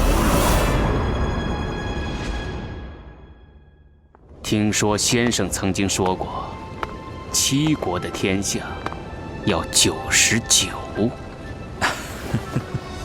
上公子的消息也很灵通啊。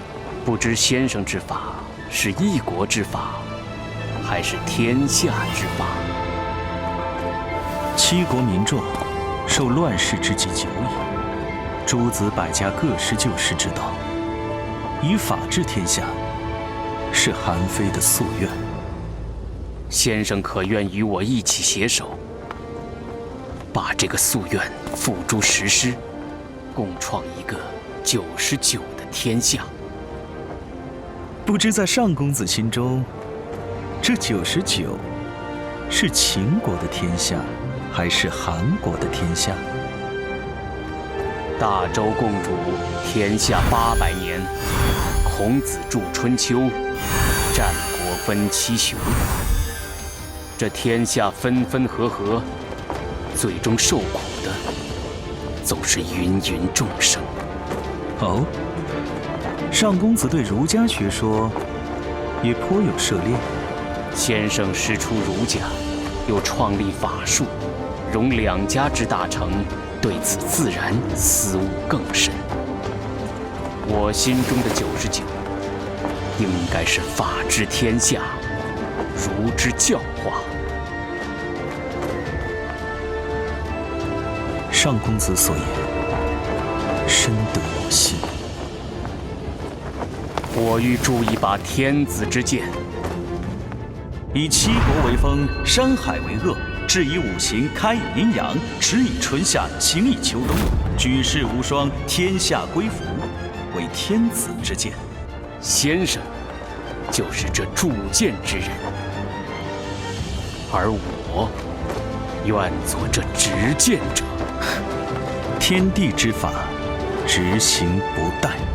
先生，可愿与我一同去开创这千古一国之梦？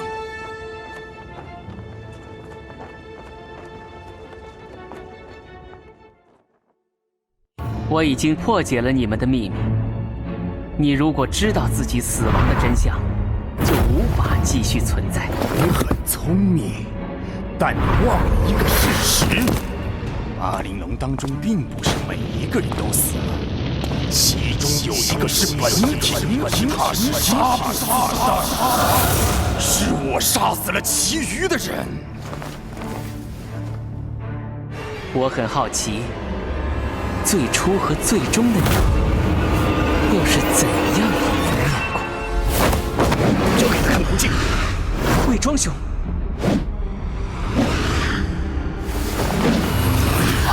这和幻象一光在体内沉睡。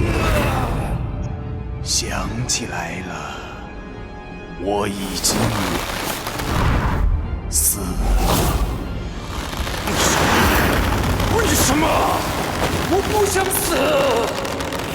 燃烧地诀，魑魅魍魉。罗网杀手一共8个等级，前杀只是杀自己的杀手，武器却是一件来自天字级的凶器。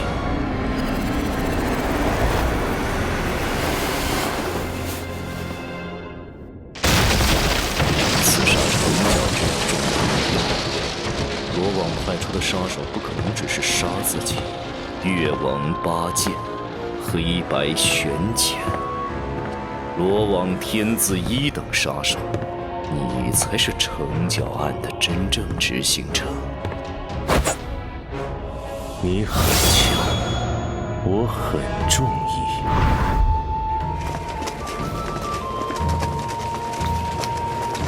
彩蝶已经死了。这是彩蝶姑娘。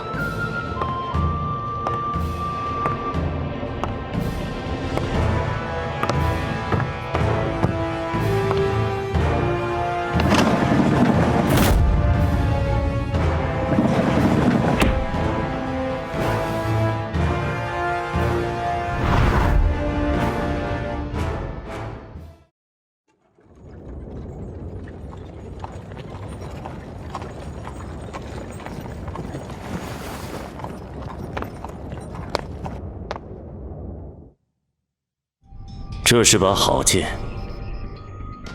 可惜饮血不足数，斩杀仇人的头颅太少，锋锐有余，杀意尚欠火候。黑白玄剑，听说也是一代剑之好者，可惜沦为恩怨绝除的奴隶。恩怨，恩怨。这柄黑剑为了复仇，杀死过136人。这柄白剑为了报恩，杀死过154人。为了修炼最强的剑道，黑白双剑下的伤残者更是数不胜数。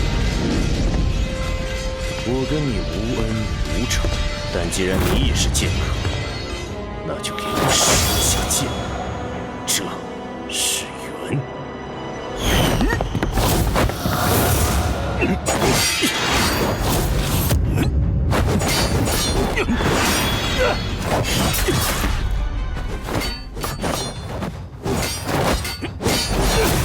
剑下亡魂无数，不要逃避。当然，逃避也没有用。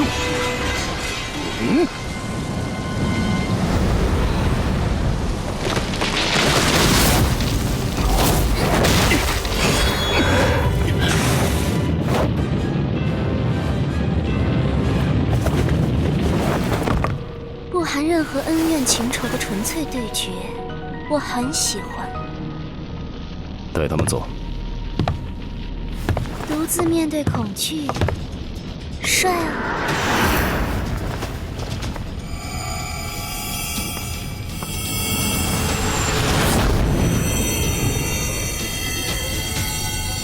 他们哪儿都去不了，只要是属于我的东西，我都会把它拿回。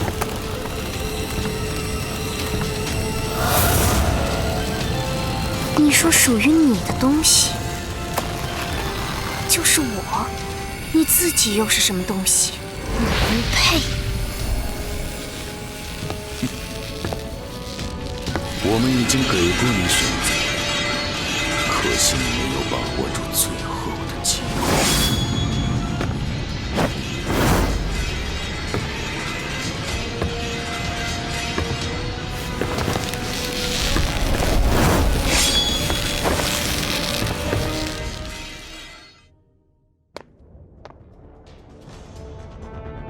看得出来，他很需要你。或许是我们彼此需要。我的法需要一个强权的我。那你为什么没有答应他？因为天地之法执行于往来，却又不受制于往来。你要小心，我觉得他的眼神很深。你在担心我？权力之毒会腐蚀最强横的国家，也会腐蚀最坚韧的人。紫兰轩这里，所以，我为此准备了一个强有力的帮手。这次的形势比以往凶险100倍。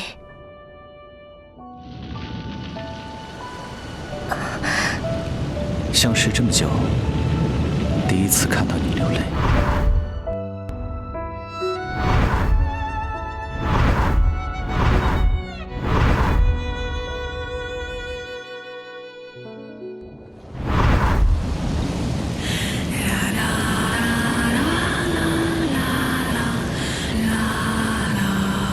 乱世之泪，为谁飘零？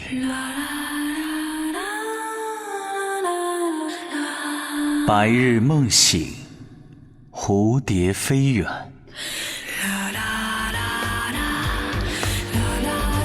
沧海大旱，彼岸无垠。一眼千山，白驹掠影。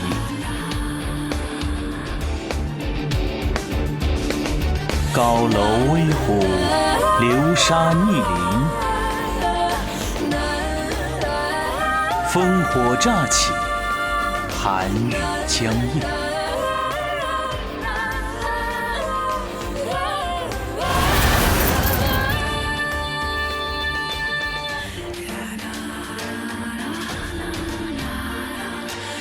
黄金之月，白银星。冰心如玉，君自明。